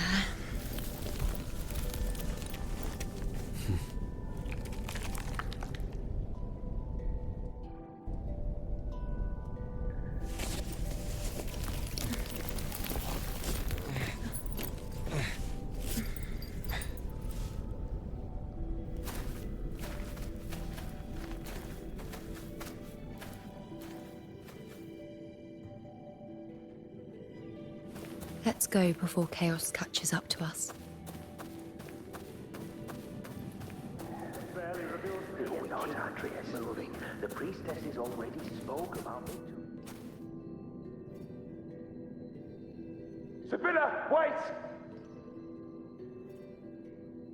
Are you crazy? Charging up alone is walking to your death. Think about your daughter. She's still waiting for you. Spare me your words. The entire Western defense rests on us. Do you have a better plan? As for death, of course I want to live. I fight not with death in mind, but victory. Yet if glory and death come hand in hand, so be it. Let the bells toll and mourn me when the time comes. Until that moment, I will not stop. Is this how it was? Or is this just my imagination?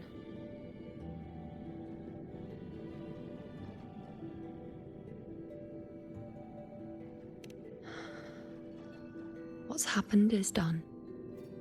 It can't be changed. Those who closed their eyes never truly saw.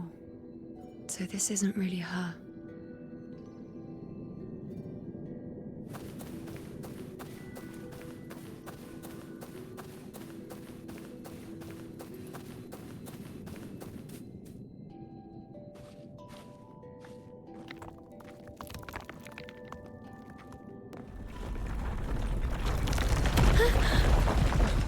You know!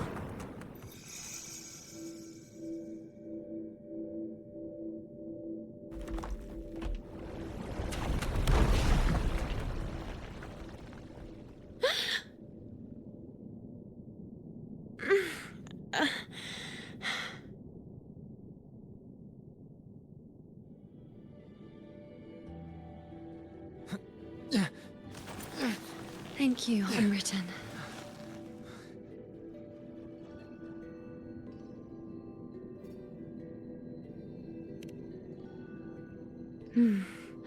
I won't let go. I don't want to let go.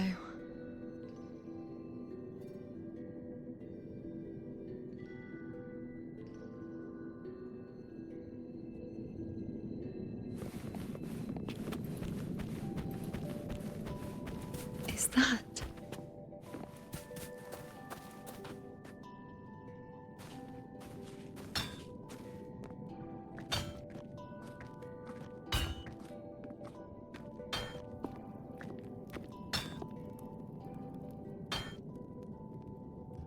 Ah, there you are. I've been waiting for you, you know.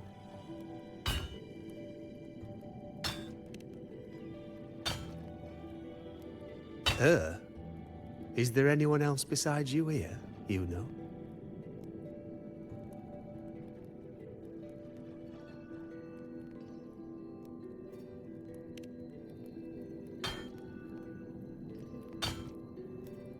So, you came for the bow I promised you, eh? Still want it?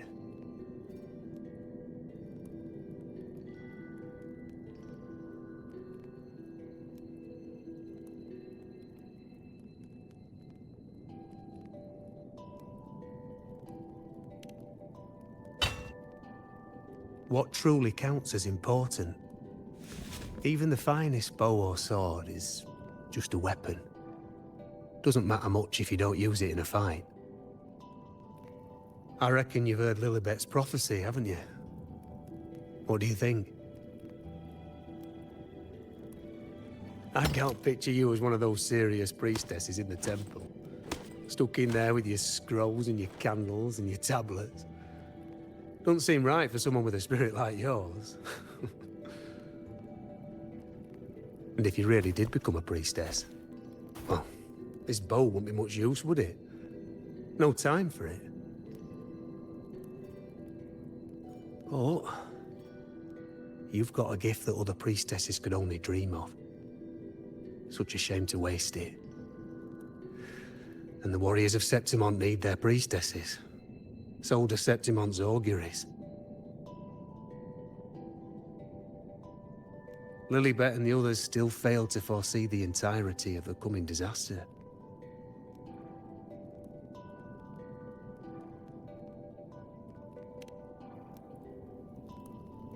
Ah, well, it's not my place to say. You make up your own mind, and that's all that matters. As for me, I make weapons. If you still want the bow, I'll forge it for you. But the materials, well, you'll have to gather those yourself.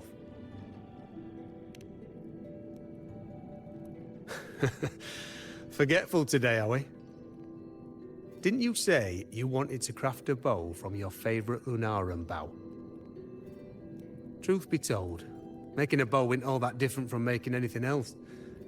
You learn as much as you can, repeat it often enough, until you've shaped it just right. From nothing to something, to its final existence. That's how it's always been, eh? But like I said, if you still want it, you'll need to gather the materials first. When you've gathered enough Lunarum bow, you'll get your bow. And if you're not sure where to look for it...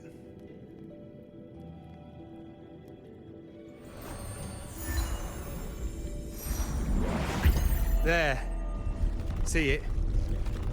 Just head that way, and you'll see.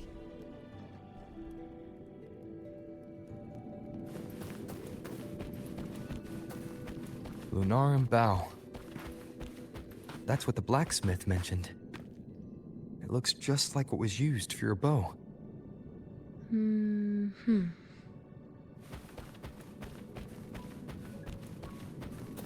An unexpected discovery.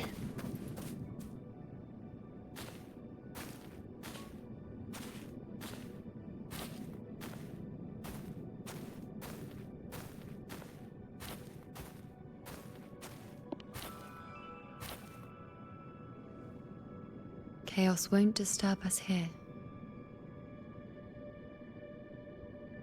Sitting, just like that, huh? You're still just as... spontaneous.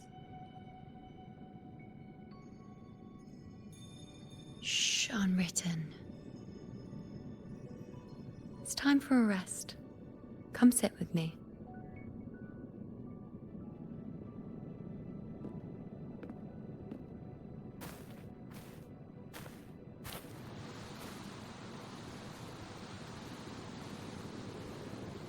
I've never said it properly before, and I don't know if you fully understand it now.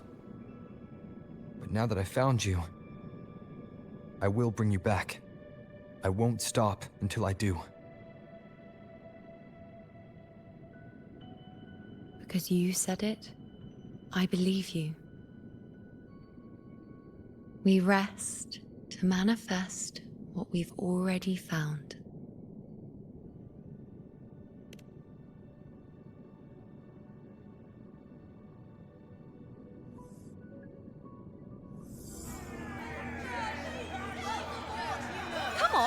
Don't bore me this quickly. Show me what other tricks you've got up your sleeve. Victory? That's the only befitting outcome. Now spare me the words. I know I'll be first. This is only the beginning. Soon, I'll be an even greater warrior than Mother ever was. Getting whatever she wants, doing whatever she sets her mind to. Are you talking about me? Very well, I'll prove you right. Prodigy, you say? If you want to call me that, I'll gladly take it. But why are you so certain that who you see is me? That was... Huh? They're gone now. Because this is fate's will. It has favored me more than others.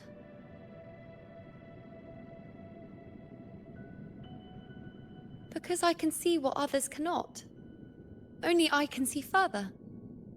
But...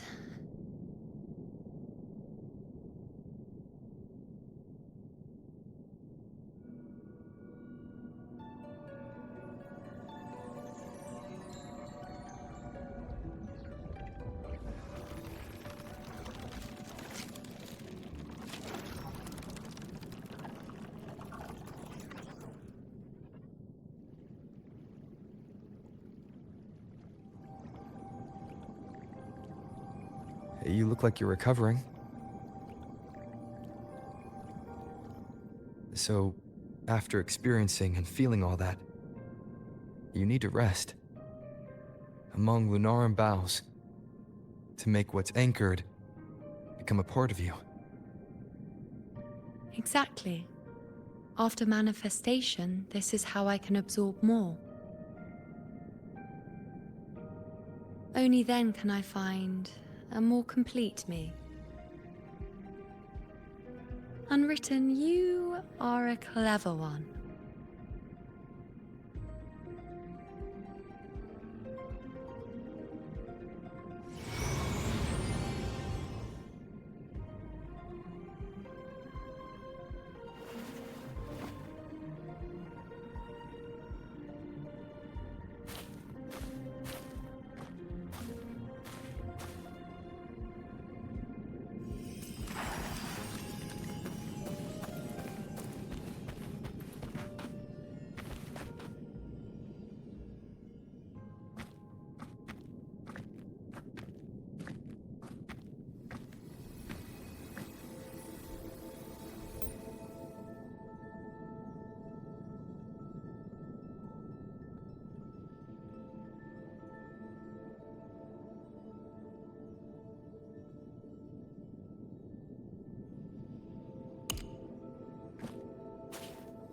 Let's go.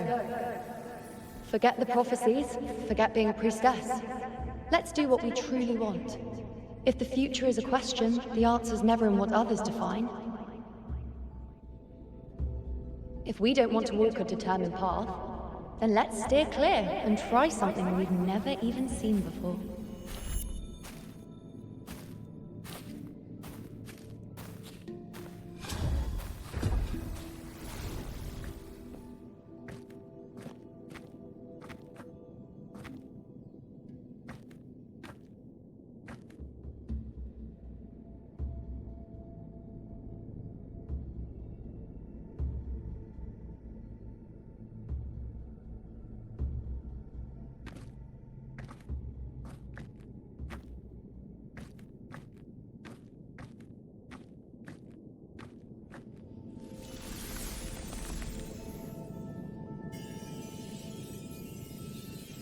We can't continue the anchoring.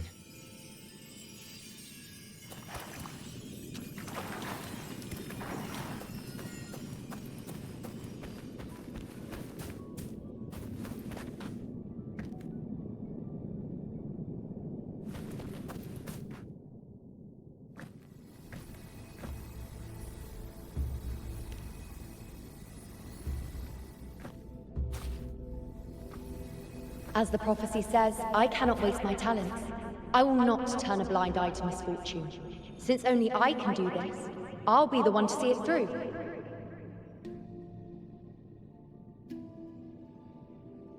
A gladiator or a priestess, what does it matter? I'll face fate and see just how far I can go.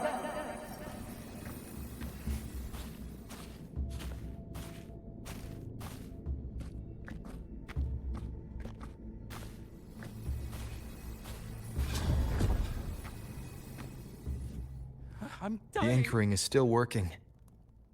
This looks like a memory from when you became a priestess. Isn't that the Agora in Eterna Square? I think I'd like to see it. Every priestess has a limit. I'm dying This here. one seems to see I need to know what Isn't the happened. priestess supposed to give us a prophecy there? Do I just hand her the focus item?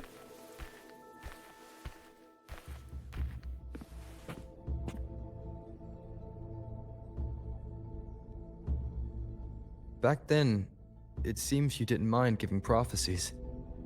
The people were much closer to you than they are now. Over there?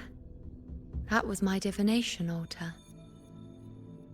They're waiting for the priestess's words. I must go and deliver it.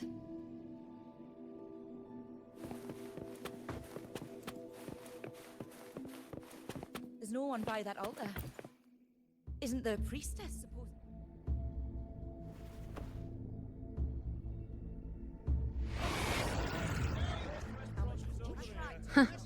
You look unfamiliar.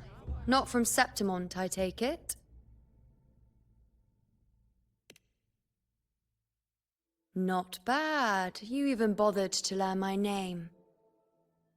An outlander coming all this way, seeking the most gifted priestess, me, just to beg for answers about the future.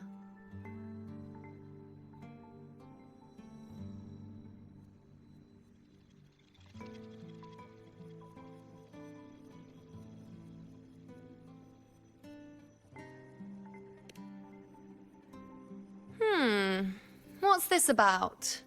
How dreadfully complicated. But I suppose I can't fault your luck finding your way to me.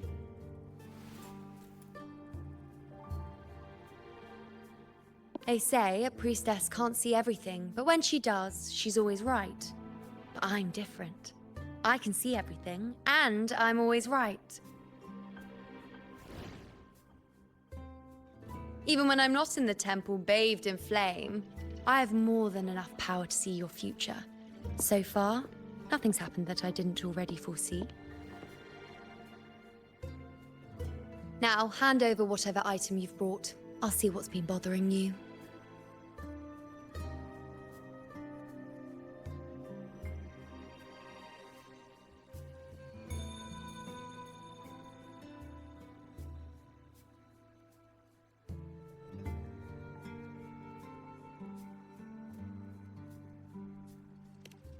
Oh, that's all right. I hope you're okay with me freestyling it then.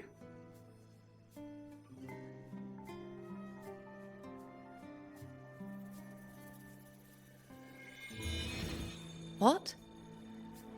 I see a void? I can't see your past. I can't see your present and your future. How can this be?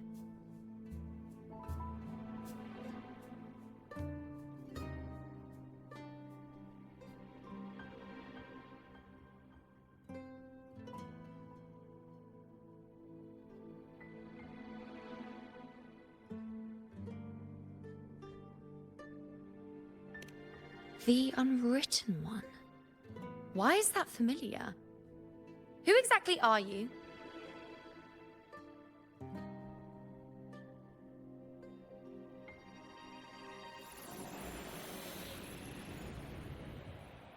You? Why are you here? Isn't this Eterna Square?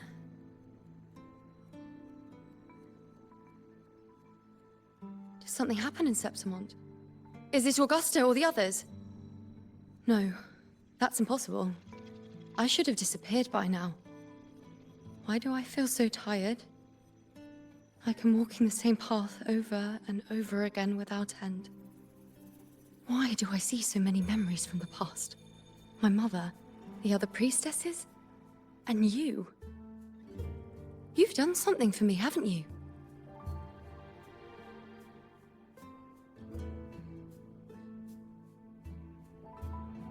Yes. We're in the chaos now. But you shouldn't be here. Neither should I. Why haven't I disappeared completely? Why did you sacrifice yourself? Why did you just leave without a word? Was this really the outcome the most gifted priestess chose for herself? Because this was the best I could do for Septimont. Destruction. Failure. Oblivion. The dark tide devours everything you can imagine. The Griffons can't escape it. The gladiators can't defeat it.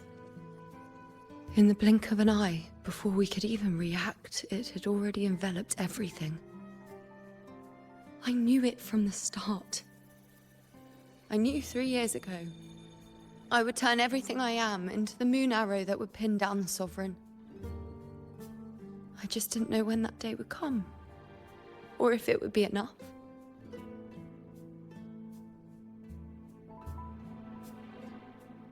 Until I saw you. You, the one who stood between me and the manipulating hand behind everything. Just like the faint light I once saw in the future.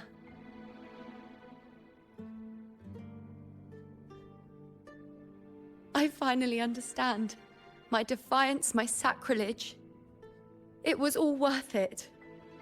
Now I found the answer.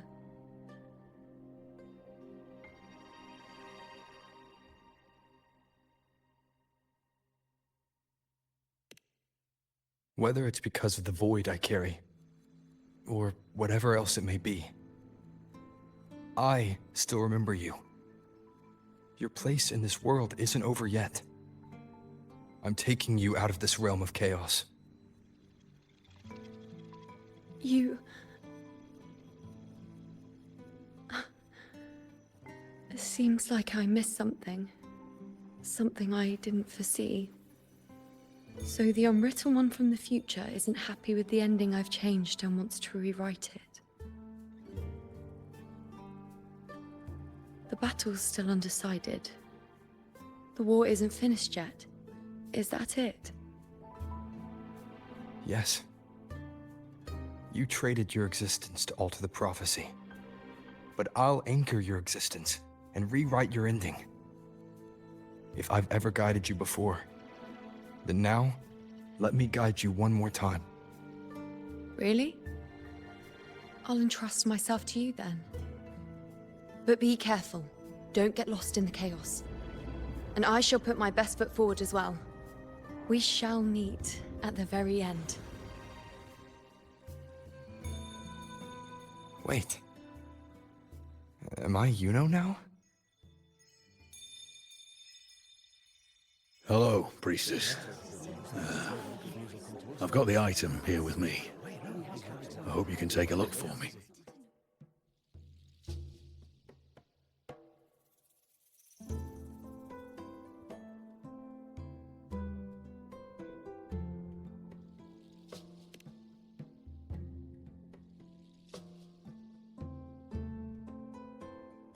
My squad and I were once ambushed in Kassos. A monstrous tacit discord, never seen before, appeared in the dark tide. I seek guidance on what comes next. Will we have the strength to battle it?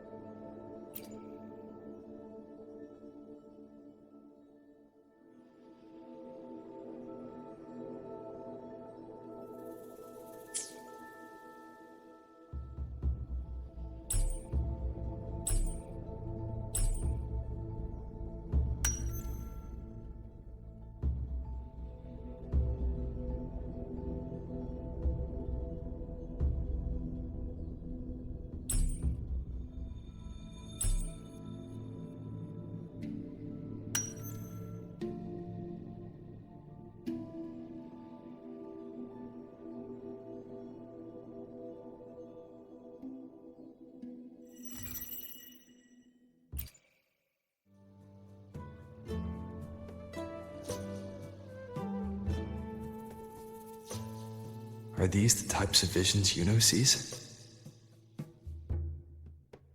The broken horn, the spear piercing through the eye, victory, cheering. You, and the other gladiators.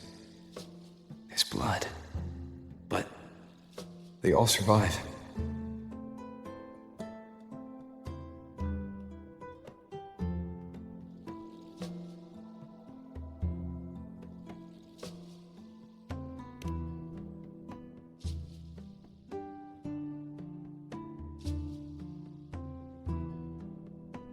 A priestess would probably relay her visions as they were, without any omissions or additions. The beast falls, and we are cheering. Its eye is pierced by a spear. Its horn is broken. So, that's its weak spot. Is that the key to our victory? Thank you, Priestess Yuno. Your words put my mind at ease. Can I come see you again once it's all over?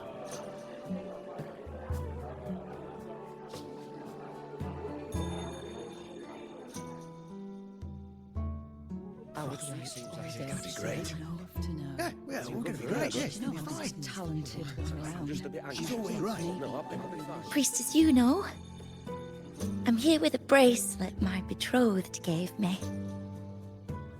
I feel like it best captures his feelings for me. Perhaps our future together will be one of true love, where we grow old together.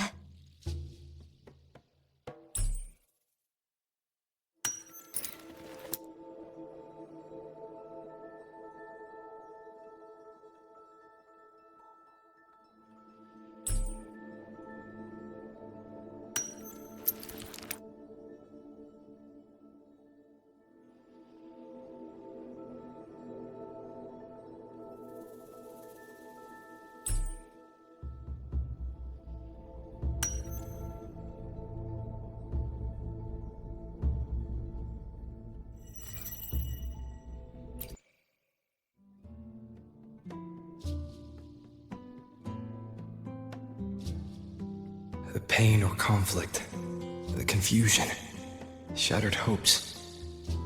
They don't look that old. Not much time has passed. Is that their child? It's not as clear as the last one. All I can tell is that their love doesn't end well. But it's obvious she's hoping for a better ending.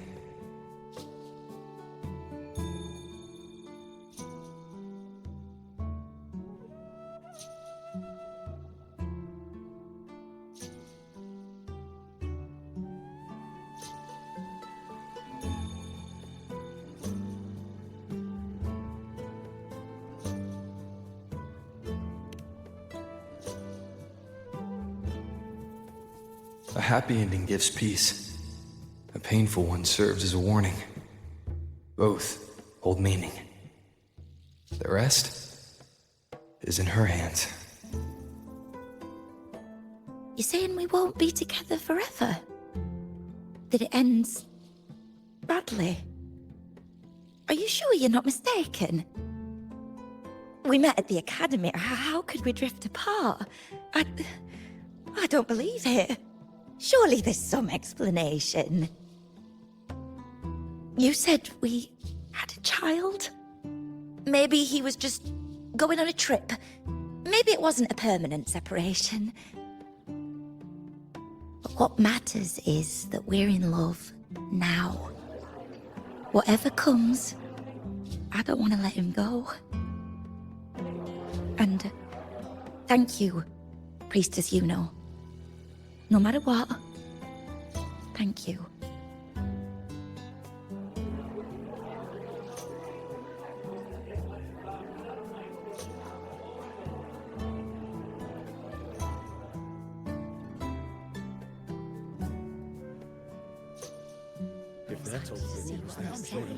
I have a little trick I'd like to pull off regarding a life. That's why I've come to you, Priestess Yuno. I'm curious if your prophecy can confirm whether it's possible.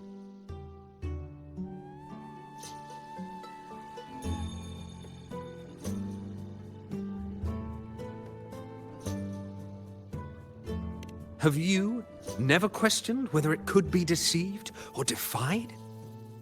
I speak of fate, of course.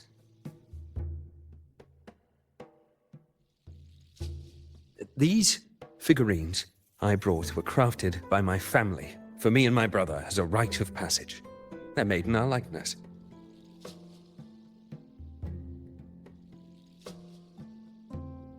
We're twins, but we walked two very different paths. Me, books and knowledge, and him, weapons and strength.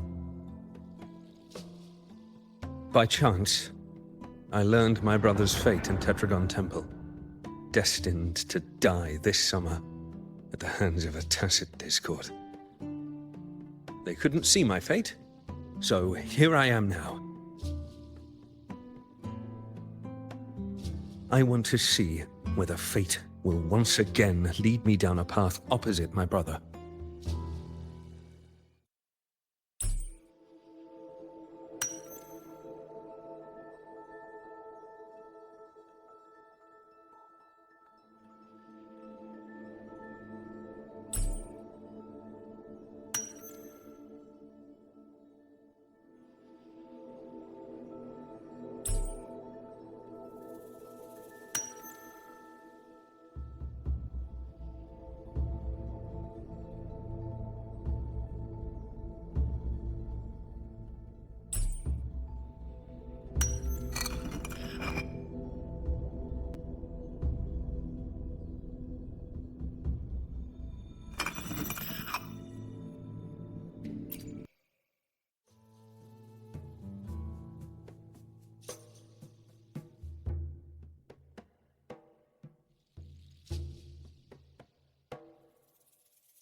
An older, more aged Nicholas. Peaceful.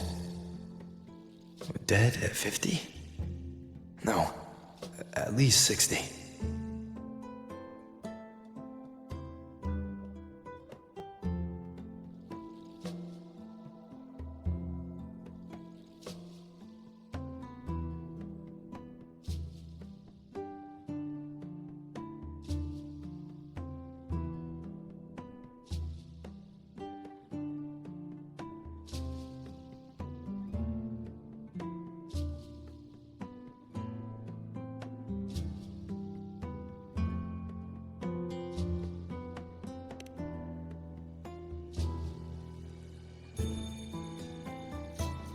So I'm right. See? Kyrian, my brother. What did I tell you? You've shown me my end. I will live to become an old man. That means this summer, I won't die. What if I take Kyrian's place in the battle, and he plays the part of Nicholas, sailing across the seas? I'll confuse the whole world, even fate itself. Let me try. I'll use fate's prophecy to overturn another and trick death with the undying.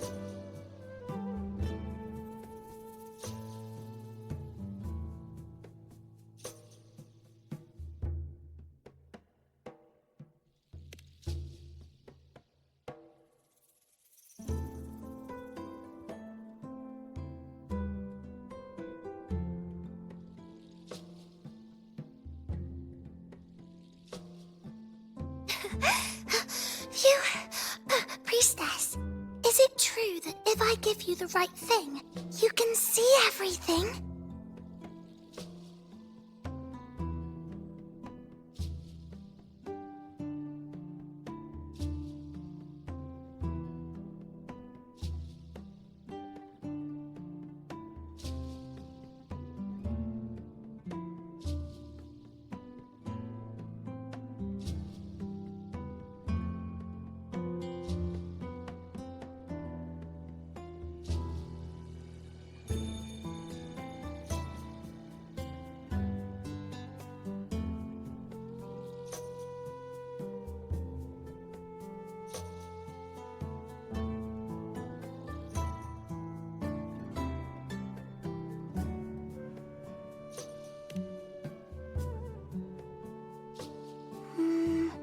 You look so serious. But everyone says you're the most powerful priestess. If it's not you, I don't know who else to ask.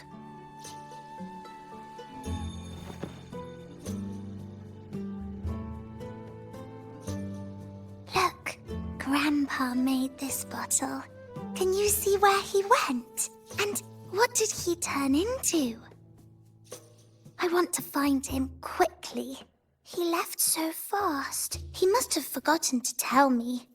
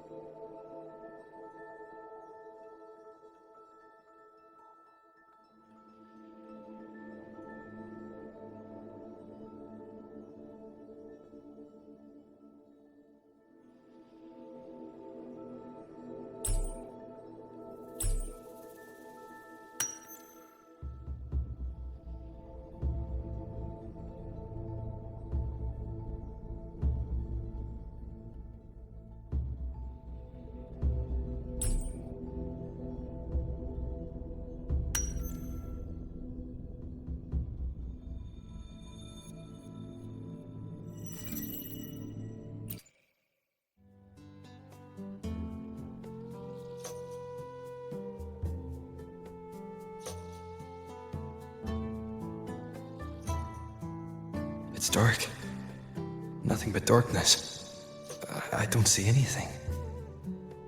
What does it mean?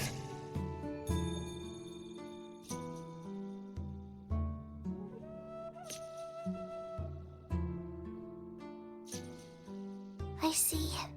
The priestesses at the temple said they saw the same thing. They said when someone dies, their light goes out, and everything left is just pitch black. Nobody can see anything anymore.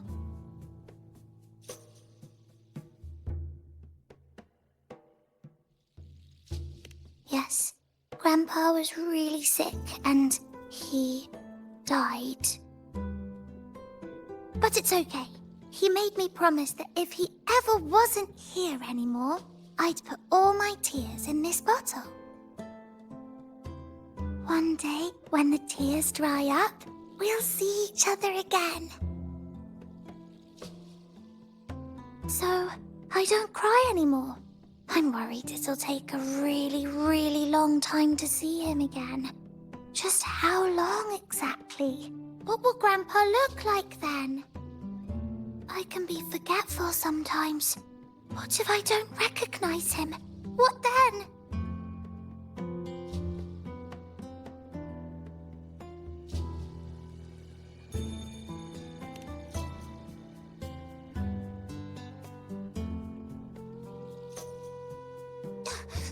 I don't believe it. I don't believe you.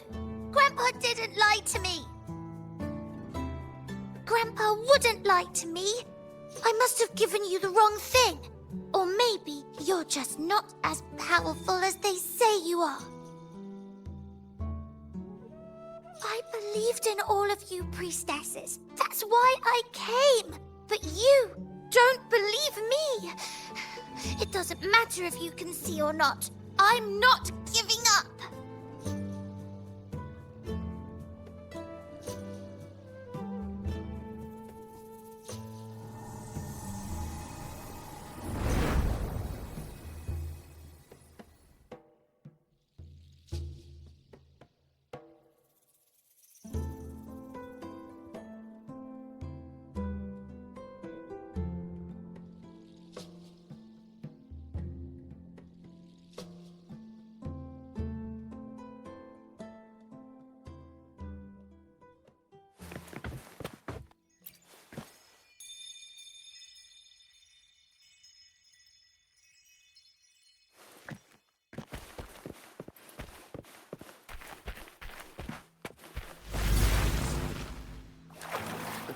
I removed everything that could catch fire. I couldn't have been this out. The prophecy foretold.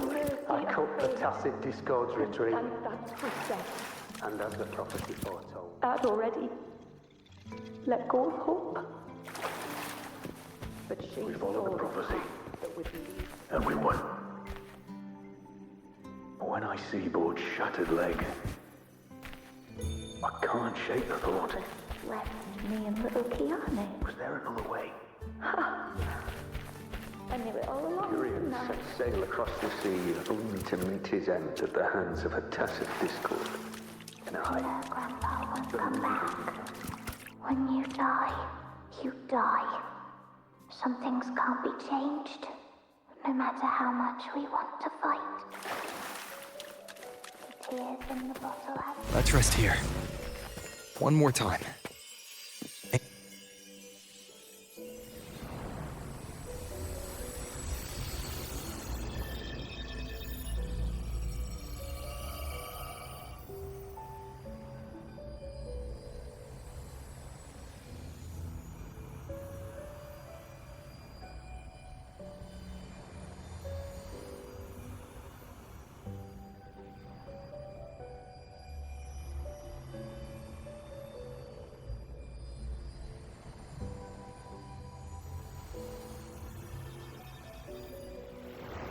I can see further than anyone else. I can see things no one else can. I've seen things others can't begin to imagine. So why at the moment I should have seen the clearest, did I close my eyes and shut it out? I was so close. If I hadn't closed my eyes, I would have learned the causal chain and I could have stopped it.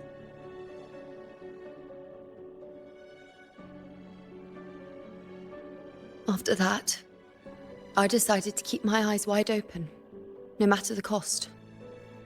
I'll sit at the crossroads of fate. I'll stare into what's to come and not flinch, be it joyful, tragic rebirth, destruction.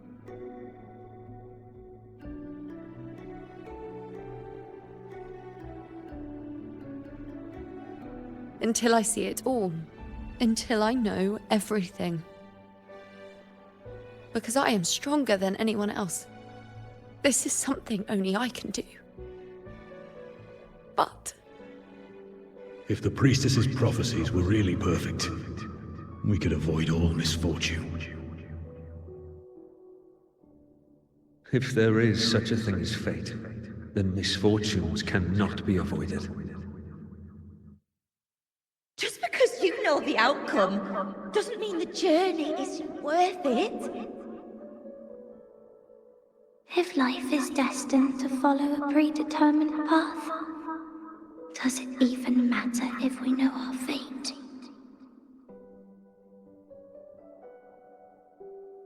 after all I see, could I ever answer what they hope of me? Does glimpsing one's fate really matter?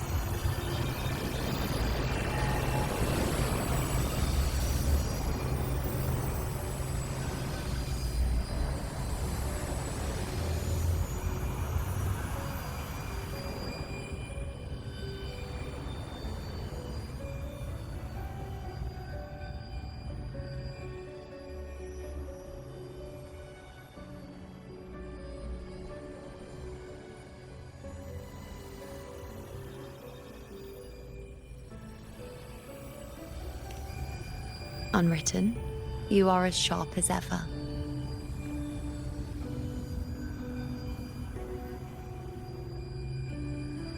Seeing is simple, but facing what you see isn't.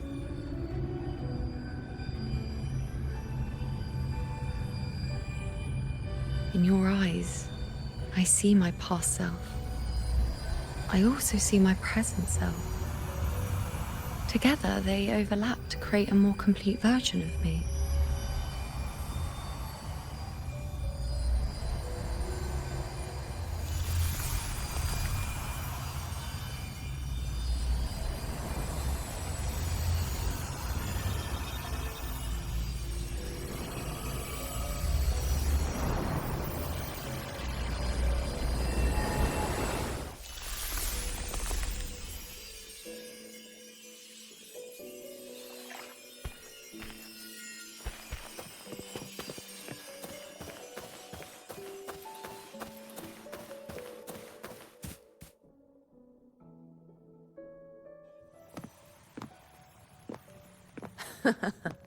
Still giving prophecies, you know. Like the first time we met on the plains. You told me you saw a glory as bright as the sun. One that would earn me respect. Truth be told, I didn't think much of your words back then. When I want something, no one's permission is needed. Nothing could stand between me and my goal. When the prophecy came true, though, I found it unsatisfying. Imagine thinking you are the master of your own fate, only to learn, for better or for worse, everything you are is part of fate's design. It's as if fate chips away at the untamed part of you, turning you from a wolf into a caged rabbit. And you saw it all so easily. Truths as clear as the moonlight, bright, yet distant and cold.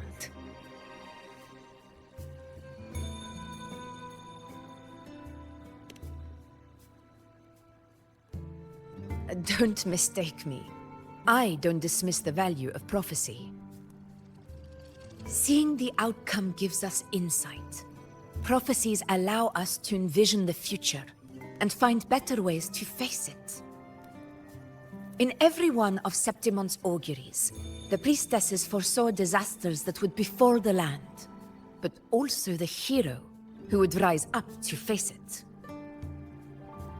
Like the people of Septimont, I too have been blessed by prophecy.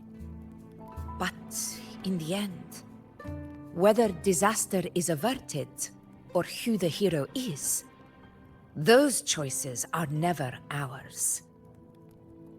If we are nothing more than fate's puppets, what difference does it make if we can see its hand?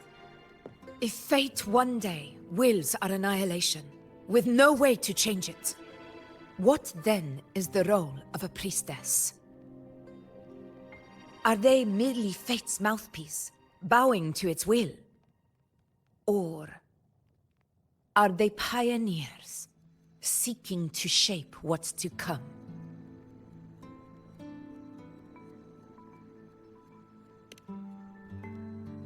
Last night, Grandmother Lilibet told me another Septimont augury had emerged.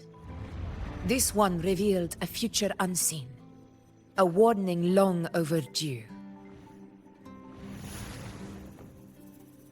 An unknown disaster that would bring about the end of Septimont.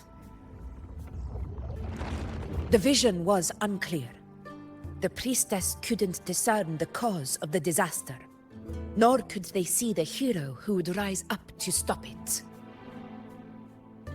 The Senate prefers to wait, believing the solution will reveal itself in time.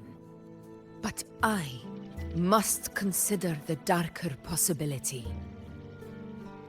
I know that you'd rather be out there dealing with living, breathing people than confined to the temple to await some grand future. You, too, are tired of the Senate's rules and the priestess's chains. But as a prodigy in prophecy, you should see further than Lilibet or any of the other priestesses.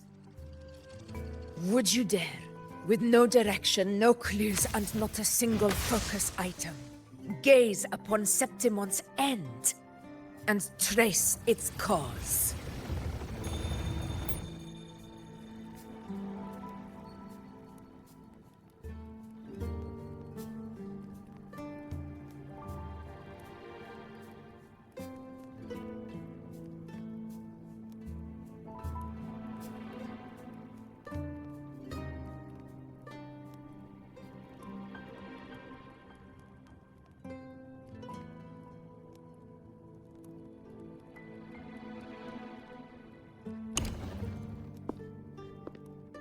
So be it. I'll make this prophecy's ending my answer.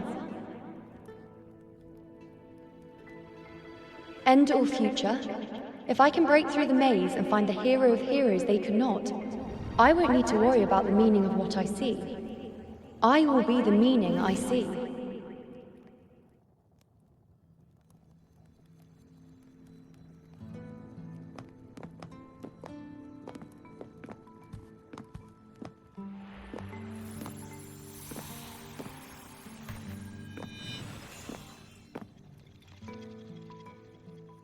Once again, I repeat Yuno's past choice.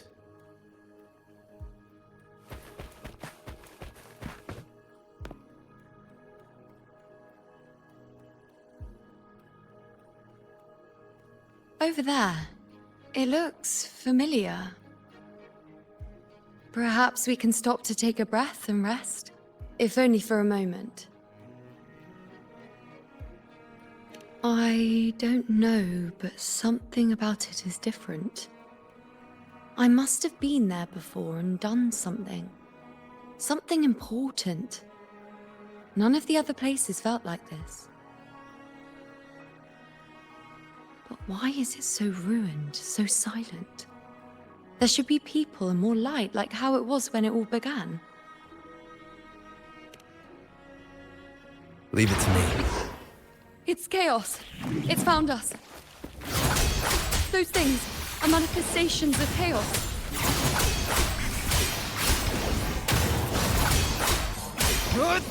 The wicked will face judgment!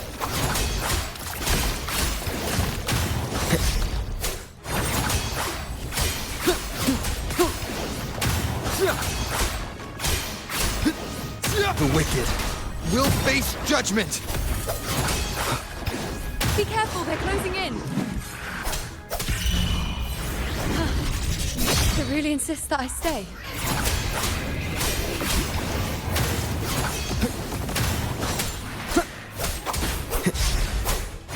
Tempest of slashes. The wicked will face judgment! Hopefully this helps. Wind rises! I am the Tempest!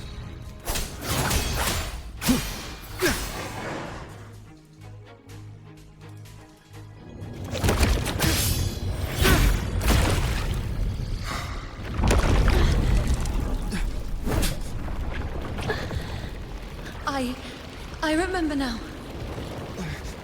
This is the place where it all began. It's also where it ended. It's okay. Run! Go there!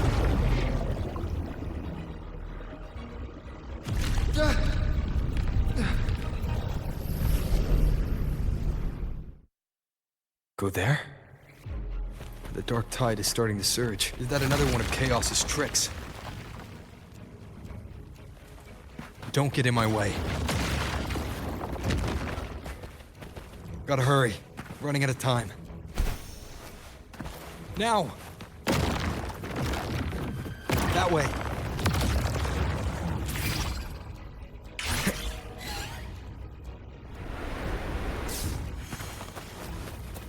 Manifestations of chaos. Where is it taking Yuno? How can I find her?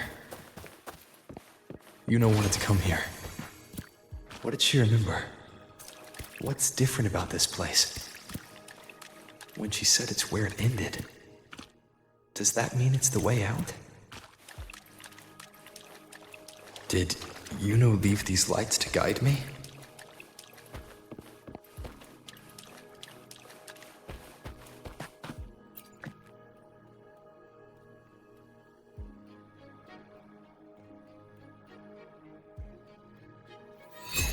Those cursed creatures. If it weren't for the dark tide, we would have killed them all already. We couldn't activate the anchor stone before they destroyed it. Now it's over. Everything's ruined. Aurelius, we shouldn't have come here. We've lost everything. The priestess saw it all. What in the bloody skies made her insist on coming with us?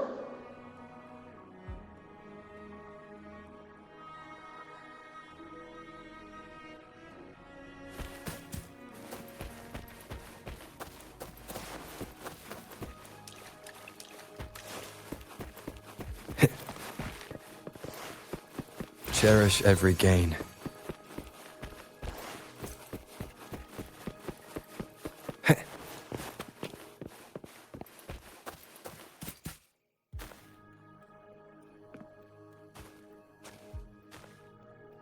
This calcification is severe. Such corruption. The Dark Tide search just now wouldn't be enough to cause this.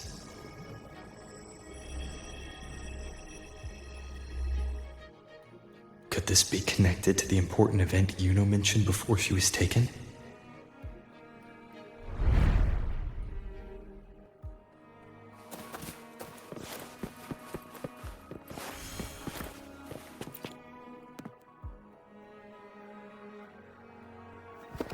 First David and Lillian. Then Ari, Vincentius, Perla. Now even Anassa. Please, Yuno. Weren't you able to help us before?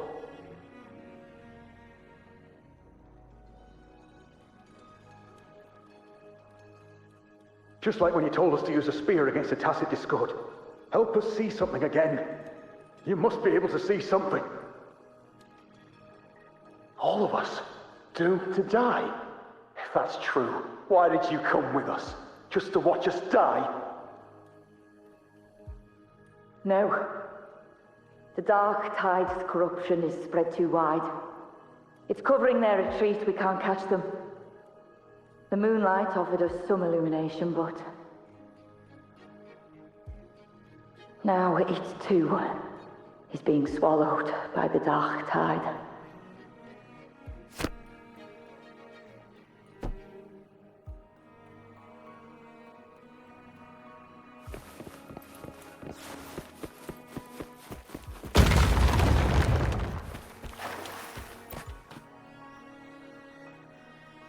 Looks familiar.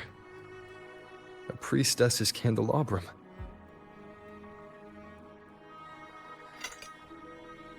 How did it get so damaged?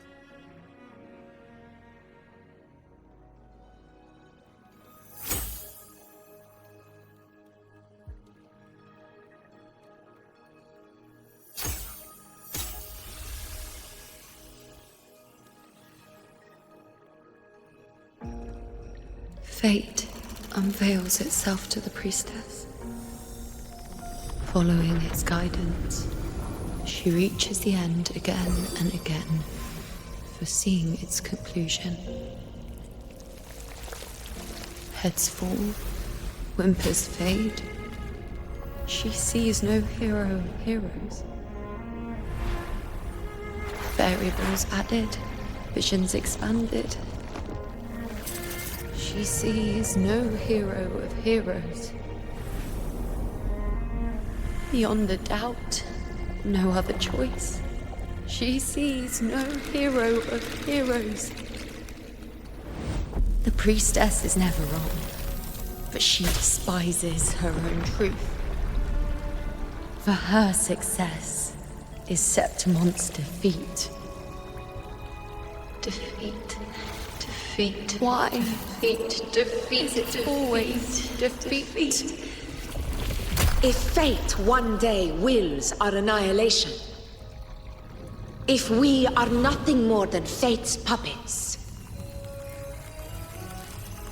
when that time comes, what good is a priestess?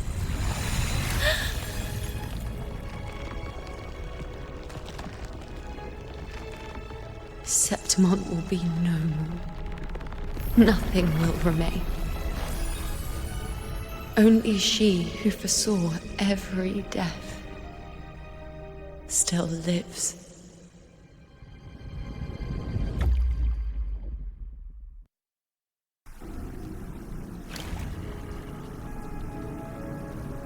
Why? Why? Why? Hundreds of days and nights spent in fate's embrace, staring at the end. I tried to see everything, missing nothing, but not once did I see a single future where Septimon still stands.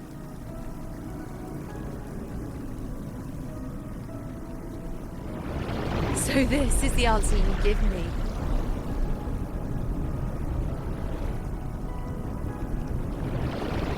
To know our inevitable doom, and tell the people of Septimont to wait for it, accept it, and even be grateful?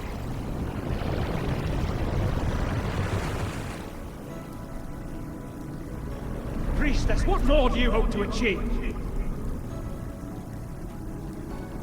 Priestess, what more can you do? Haven't you already seen it all, plain as day? Haven't you seen it countless times already? Haven't you already viewed the answer? Yes, I saw it. A clear, undeniable future. I know. All I need to do is convince myself this is the final answer.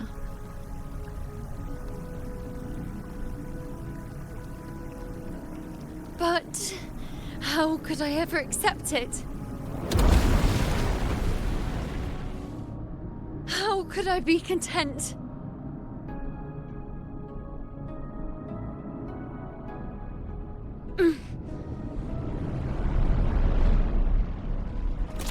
With our very existence being denied like this.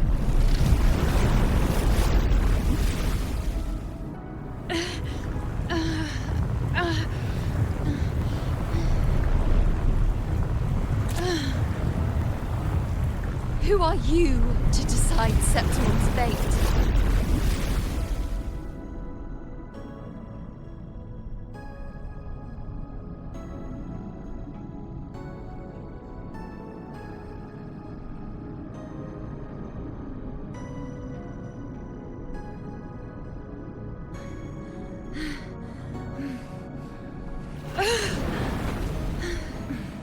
Certainty is just the narrow boundary fate sets for us. The immeasurable, the free. That is where our dignity lies.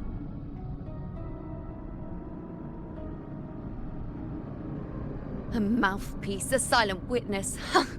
If this is what you expect of me.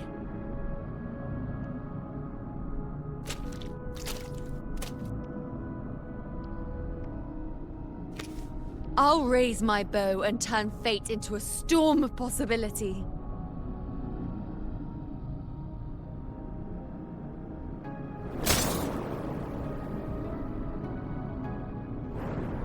If, just once, I can prove you are not fixed, then will this so-called end even...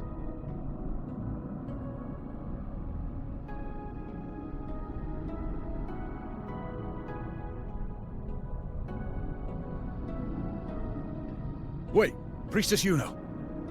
Are you really going to stand with us against the Dark Tide? You've already seen how it ends, haven't you? Of course.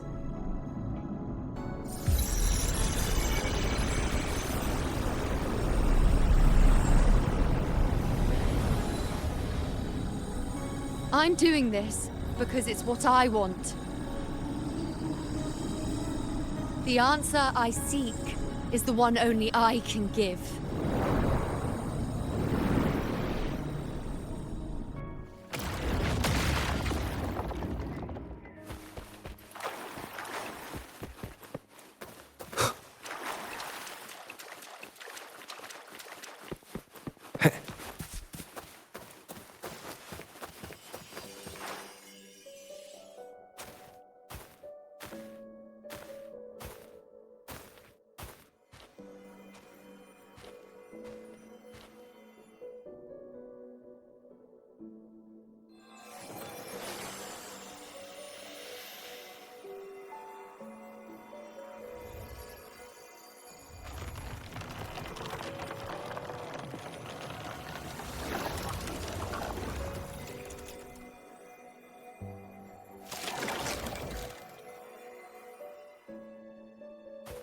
The Lenaran bows have grown strong.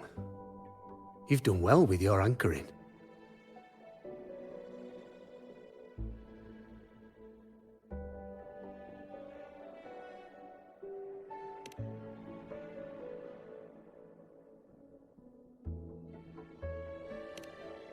Look at you. A mortal from the real world stumbling into chaos. What else would you be here for, if not to take something back with you? Also, with that thing on your wrist there, isn't it clear? That's how she's been connected to you all this time. Only anchoring explains that. As for your second question, that's even stranger. Along the way, you met priestesses, gladiators, and many others chasing prophecies. Did you ever stop to wonder who they were?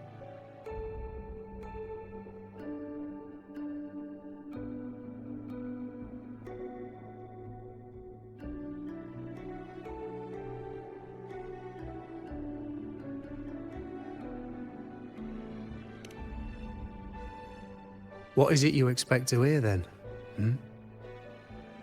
I'm a blacksmith. Long dead. Once a forger of weapons. A father to a daughter. A reflection of her past in the chaos.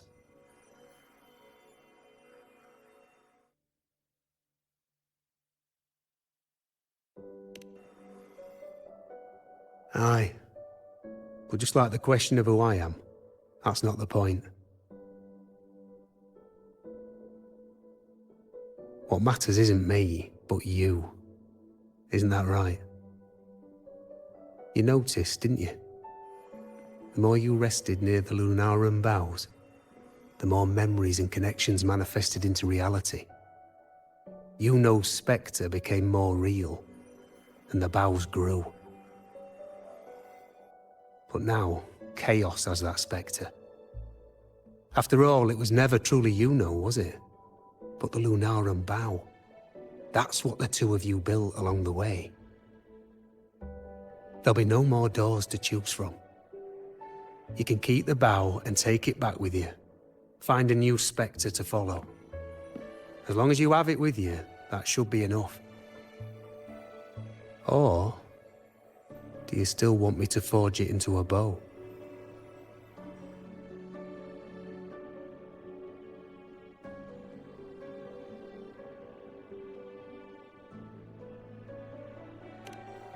We were gathering Lunarum boughs to forge the bow. Just like I came here only to anchor her and bring her back. If you cut it here, all your previous anchoring will be for nothing. You might have to start over many times, with things going even less smoothly. Are you willing?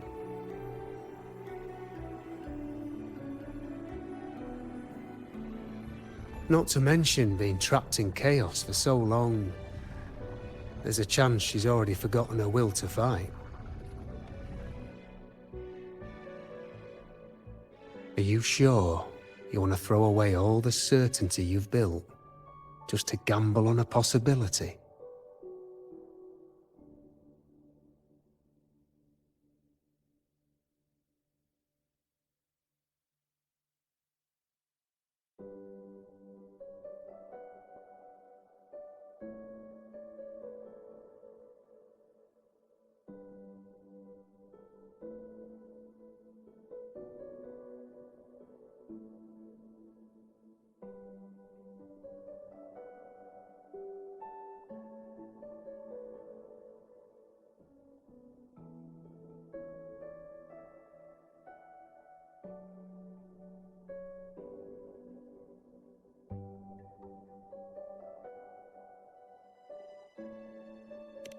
Forgotten?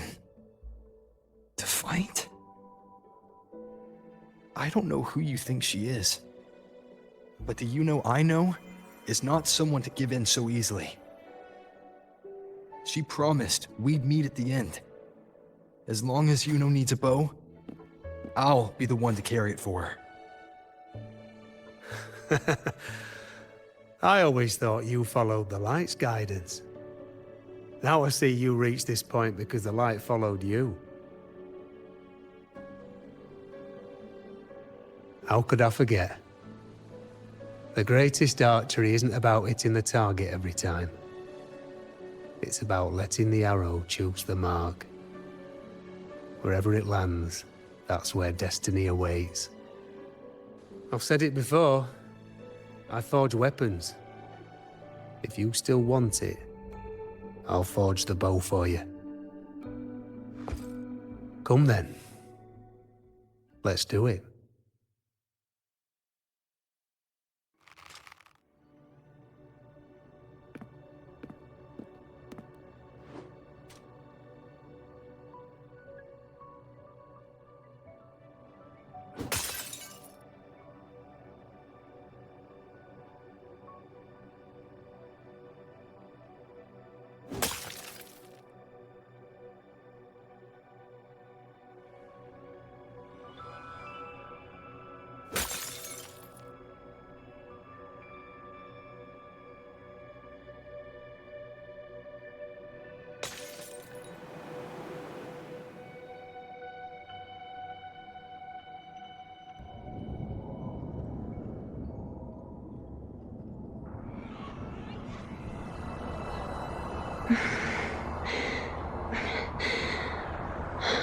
This is...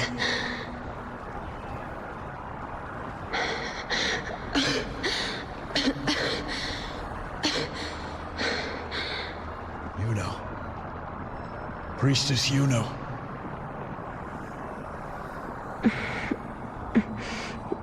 This again. My head spinning, my arms and legs. It's like I'm underwater. So heavy. I saw the Unwritten One at the divination altar at the Agora. And then... Go back, Priestess Yuno.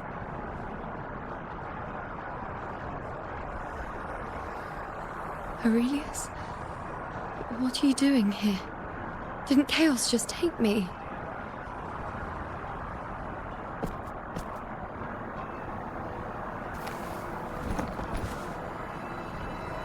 This place must be where I gave my last prophecy 3 years ago. At the end of the spring basin where the dark tide surged.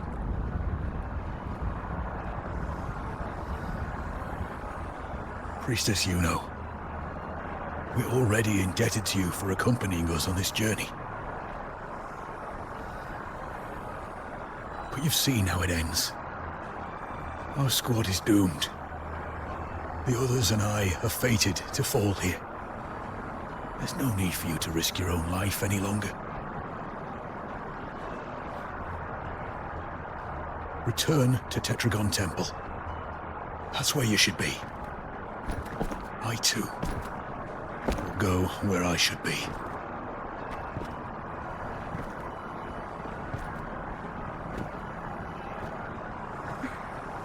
Words fit for the abyss.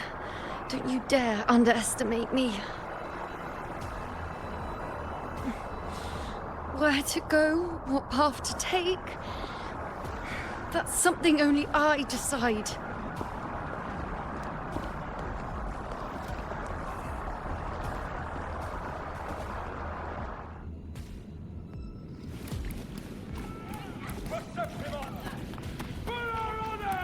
I shall bear witness.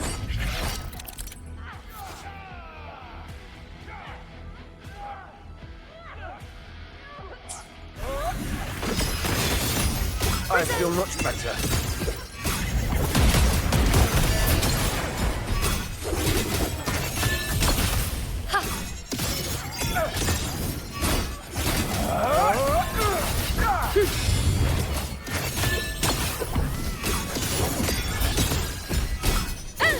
Thank you.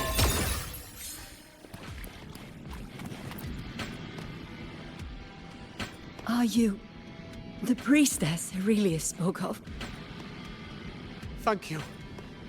Back there, closer to the surge. They need... Don't push yourself. After what you've just been through, it's enough that you're still on your feet. Treat your wounds first. Leave the back up to me.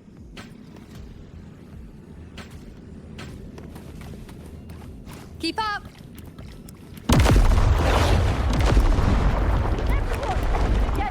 I shall bear witness. Wow. Bow before me. On you go.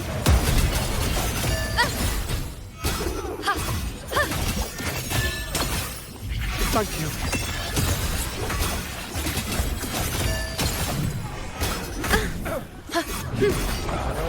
I am the moon.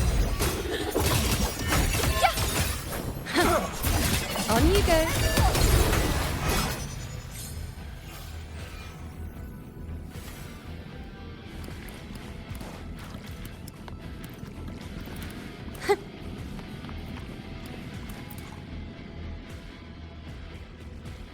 Thank you. I feel much better. I can still... Definitely not. You are too wounded. Before worrying about them, make sure they don't need to worry about you. I know what you're planning. I'll go in your stead.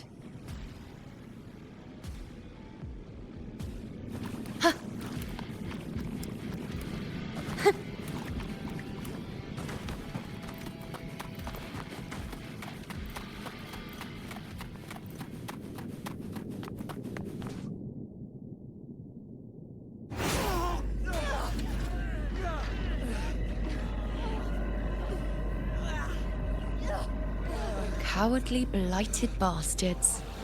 Always hiding in the dark tide.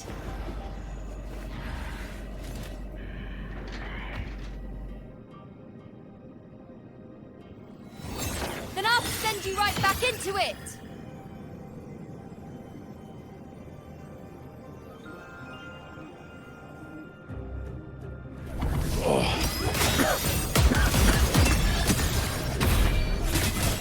Priestess, you know.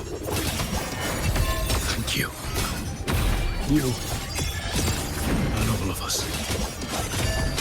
You've done well. I will not let you fall. This is pure torture. How can I let it end like this again?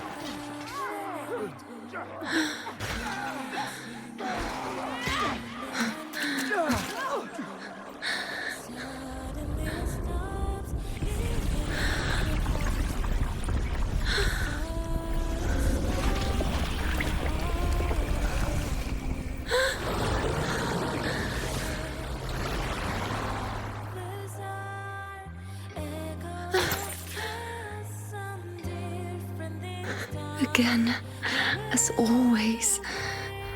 But why would I just stand by and watch you, accept you, complete you?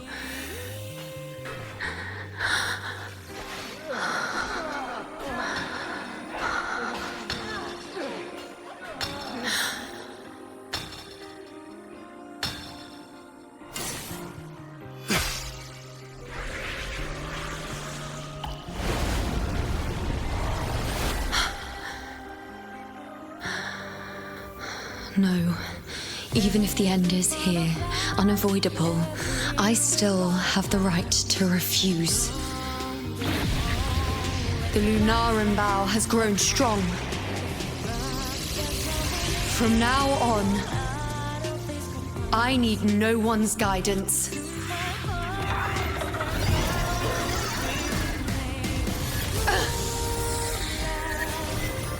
Because wherever I choose to aim is my true destiny.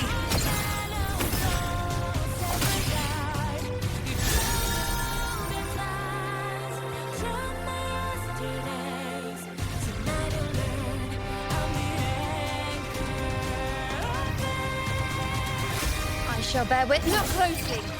Before you isn't a moon the dark tide can devour. It is a moon I command. I made myself the arrow, so you will answer to me. No escape, no retreat, no way out.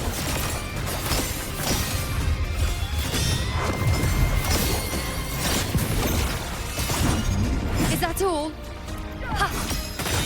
Present your offerings. Praise me. Future. The moon is full.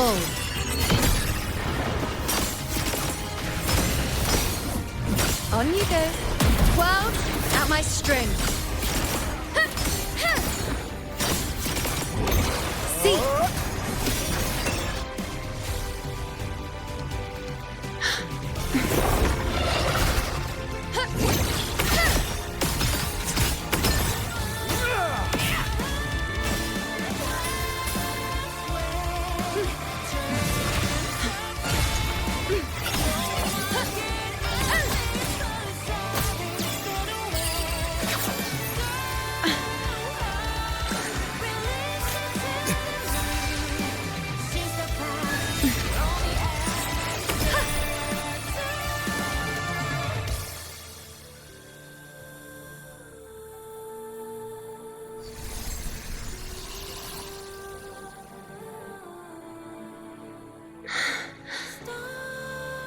I told you. I'd rewrite the ending you changed.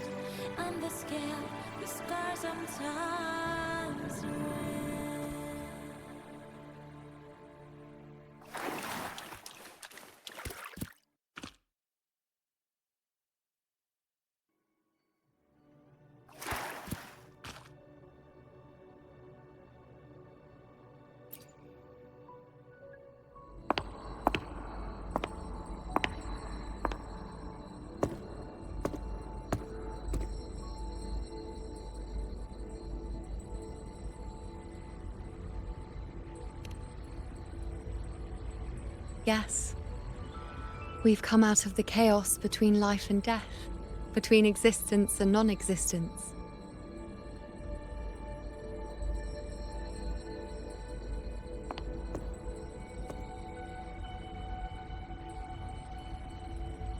There aren't any guiding traces, no visions of fate's hand. It's just you and me and our own grasp on what's to come. Compared to before, now what we see is...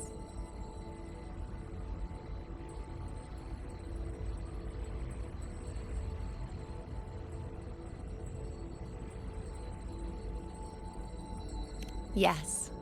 Stretching as far as the eye can see, an infinite void. More vast than what I saw within you, or anything I glimpsed in the future. So this is what our changed ending looks like.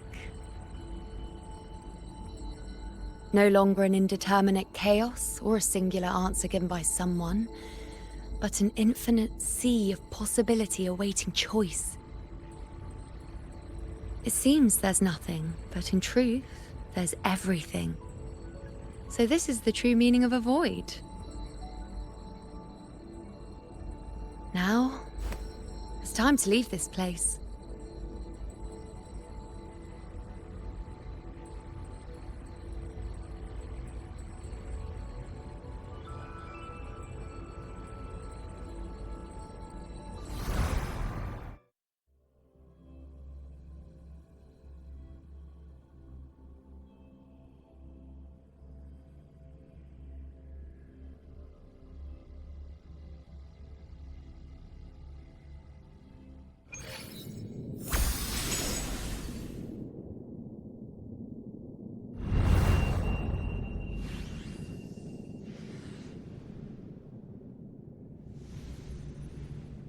Wait. Why is it only me?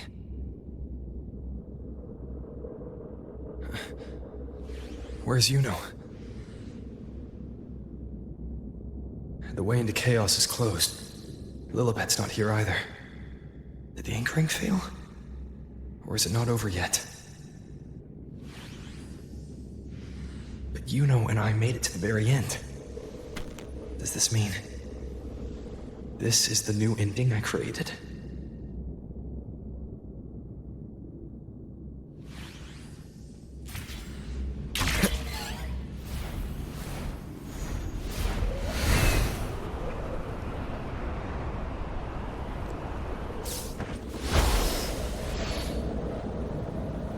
And you, unwritten one, Were I to indulge in a bit of selfishness, you'd forgive me, wouldn't you?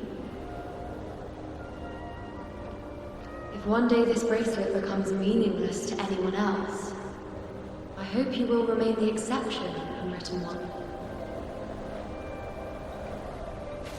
Even I fear being forgotten.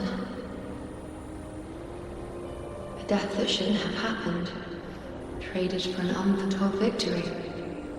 A fair deal. But perhaps in that distant future, forgetting might prove far easier than remembering. Never mind. In any case, you are not to return it. I won't let go. I don't want to let go. But be careful.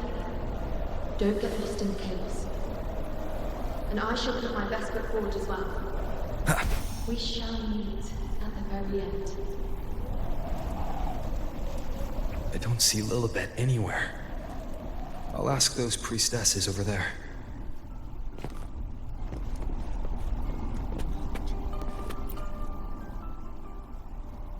Don't you think it's odd? Even if we can't see the next part of Septimon's auguries, it still shouldn't be such a white blank. Grandmother Lilibet also said that for the first time, some of her records in Septimon's auguries were rewritten. Yes, it's like there's a whole new part to the story. Huh? Wait, aren't you the one they call the Unwritten One? This is our first time meeting you in person.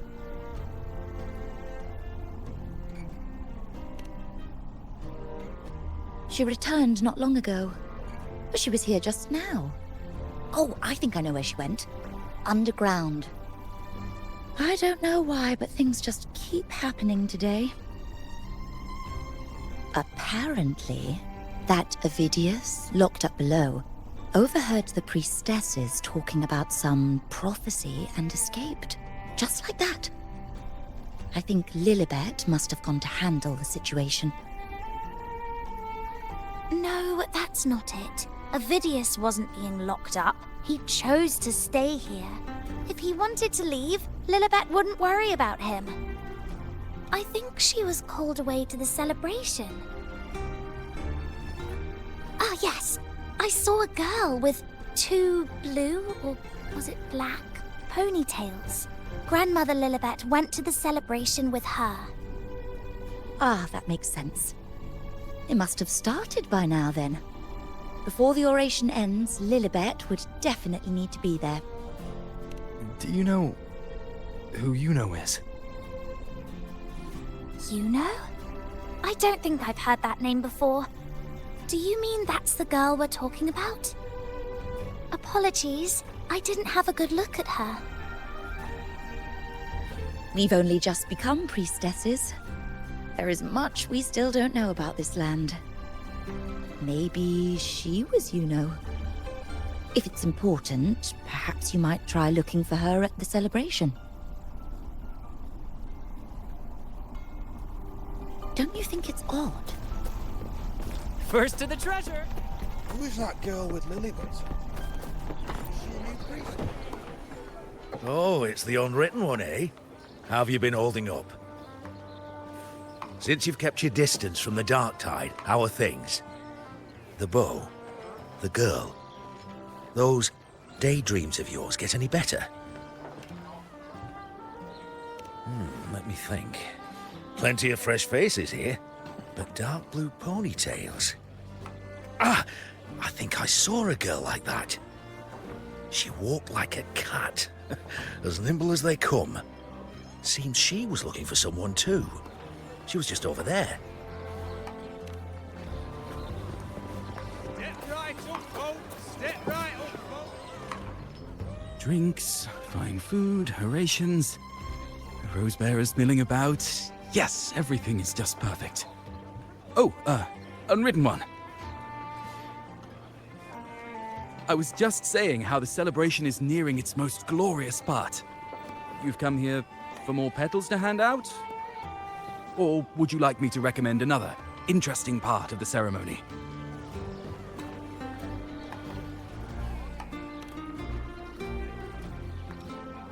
Ah, the name has a lovely ring to it, but I'm afraid I don't.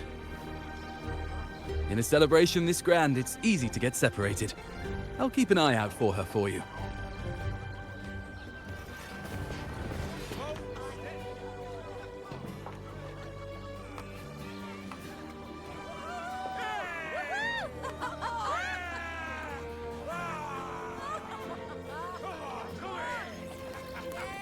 Come on over, toast!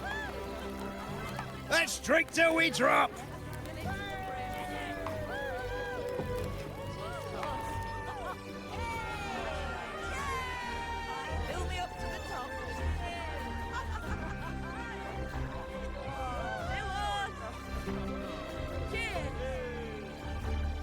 We should just live in the moment and enjoy what we have now. That's more like it.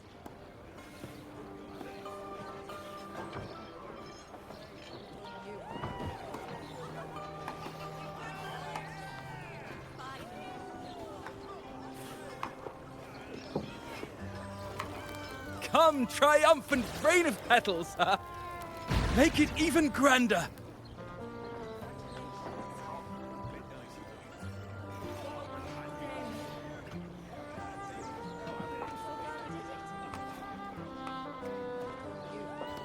Didn't you tell me we would meet at the very end?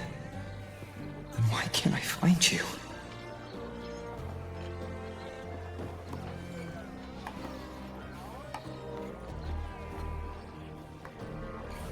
I could hear your voice from a distance.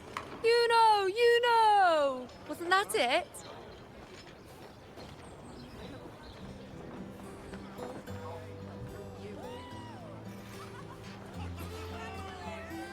Seems like you're in an awful hurry to find someone.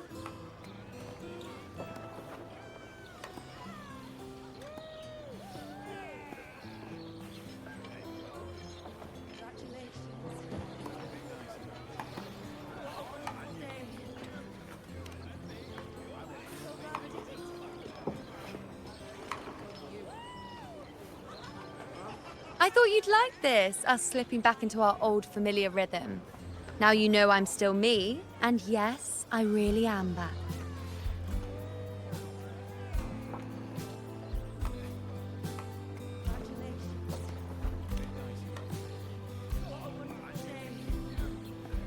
It's just like you saw at the end of the chaos.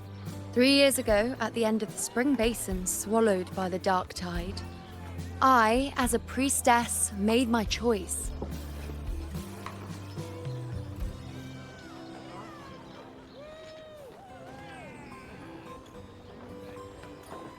I was so done with just being dragged along by the moon's whims. So I defied fate, severed the path, and became the arrow that struck at destiny itself. After that, I lost the ability to see clear visions of the future. But in return, I gained the power to anchor the Dark Tide's creations. With that, the last prophecy I saw changed slightly. In a squad doomed to fall, one survived. Aurelius.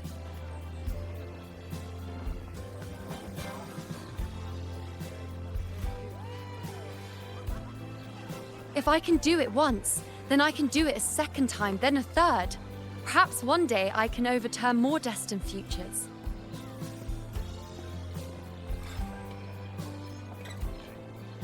Since fate didn't prepare a hero of heroes, we decided to eliminate the need for one by taking on the disaster at its source, the Sovereign and the Paradise.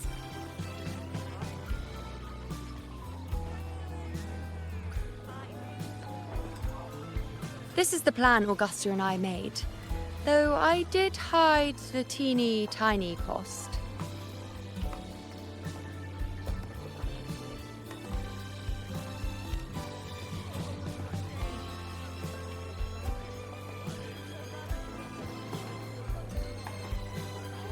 Anyway, all the Septimontians who were supposed to die are still alive. The end I once foresaw has changed. The meaning of this has already transcended my own existence. So then, even if every trace of my existence was erased, who can say that the altered fate I left behind isn't proof of my existence? More importantly, I had the privilege of standing by your side to witness what lies beyond the end. The void. An unwritten void. Perhaps it signifies the unimaginable possibilities yet to come.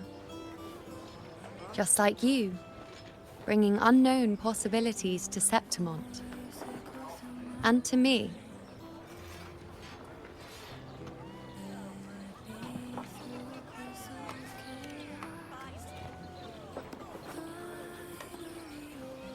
Why? Sacrificing myself? Or just trying something I'm not sure about?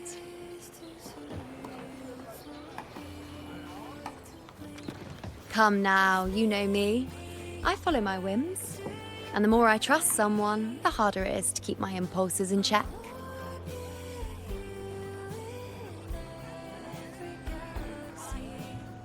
I'm not one to make promises I can't keep.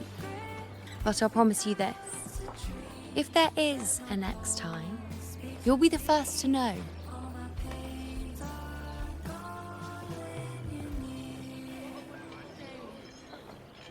And when I do, you'll get the full story, no holding back.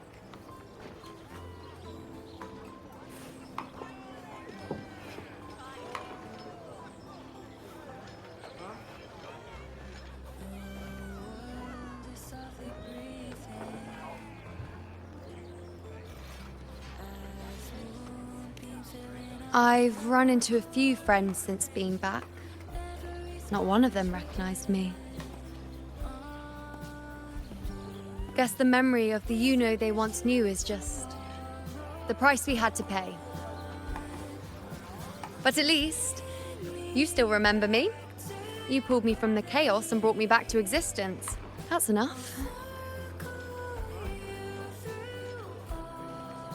Oh, I'm certain Augusta and I, along with the rest of them, will be thick as thieves again, this time creating new futures.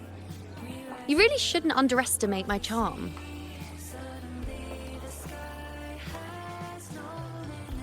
Oh, yes, and this bracelet. This is the second time I've given this to you. Never mind the first time, but I wouldn't refuse a second time if I were you.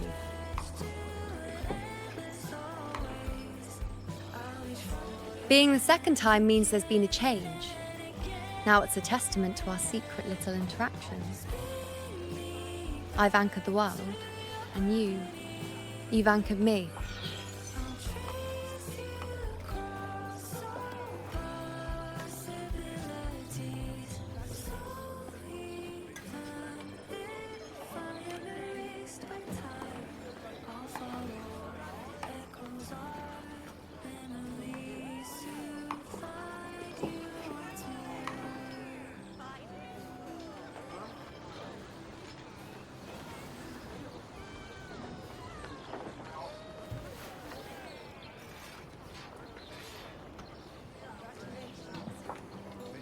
As for any matter pertaining to me, what you saw in the chaos and what transpired, do not breathe a word of it to another soul.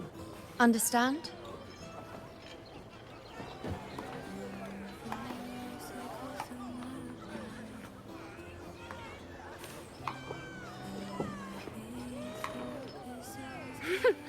Bashful? Hardly. If you blurt it out, it would cause quite a stir. All that explaining would be too much hassle. Besides, to them, I am quite the anomaly. If the truth came out, the first reaction would be shock.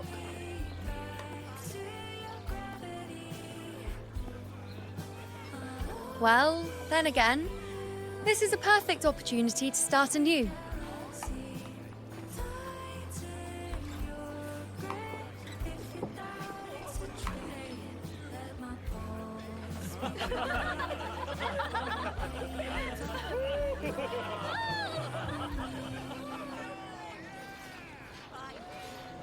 In Septimont, it would be a crime to miss the height of the celebration. After fighting side by side, We share honey and wine under a rain of petals, drinking to our heart's content. Surely you've heard of this little tradition of ours, haven't you, Unwritten One? Come on, let's go. Together. To be drenched in those rose petals that smell of glory and triumph.